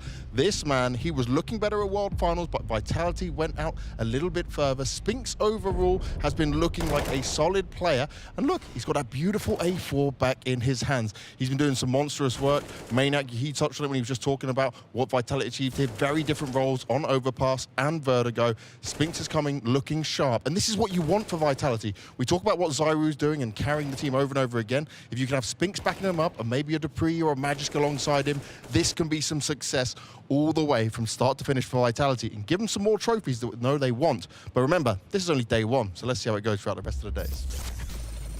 Yeah, there is a hell of a lot more Counter-Strike coming up here at the Blast Premier Spring Groups. I want to take a quick look once again at the bracket, though, for Group A, because we have got some spicy matchups coming your way. As we were alluding to, that Danish derby tantalizingly close, as Heroic unfortunately falling to the side of Evil Geniuses, going up against Astralis. And then EG versus Vitality for that coveted spot in the final, where the winner on the right-hand side of our screens will actually be automatically qualifying to the Spring Finals in this slight mix-up in terms of the format. That's correct. If you're Vitality EG, you're basically a best of 3 away from that one game that will qualify you. Of course, you still have to win the grand final of that group. But I think for Vitality, that win from EG against Heroic is a very strong warning signal. You cannot sleep on them, cannot underestimate them. Heroic, by all rights and all means and all rationals, had EGs figured out, and that didn't pan out. They're in the lower bracket. So if you're Vitality, do not make the mistake of thinking, man, we've been blessed by this bracket. Let's go, grand final.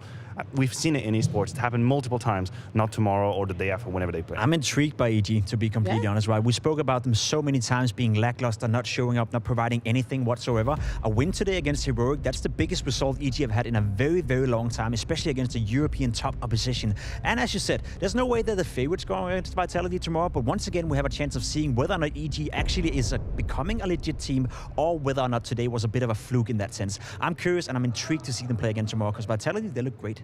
Yeah, very intrigued indeed. I want to bring up that schedule one more time though, because we're extra blessed tomorrow, because we have 3 best of 3s going down. We get to see a little bit of a taste of Group C action to end out the day with Big versus G2. But first of all, it's going to be Complexity taking on FaZe, Team Liquid taking on OG. Any of these matchups tantalizing your taste buds, Matthew? Honestly, the Team Liquid versus OG has that sweet flavor of OG and Blast is supposedly peaking at that right moment in the calendar, grabbing all these points. Exactly. So Liquid has to be mindful and careful. We've seen them struggle a little bit to kickstart tournaments, being a little bit slow. For the rest, I'm still very intrigued as to G2's level, honestly. I loved what I've seen in Abu Dhabi. I would love nothing more than seeing them keeping on that level, but we'll see if that's the case tomorrow. Well, we will be back at the slightly earlier time of 11:30 CET if you're joining us in the European time zone, as we do have 3 best-of-3s gracing your screens tomorrow. Thank you so much, gentlemen, for opening up what is going to be a fantastic 2023 season. We'll see you guys tomorrow.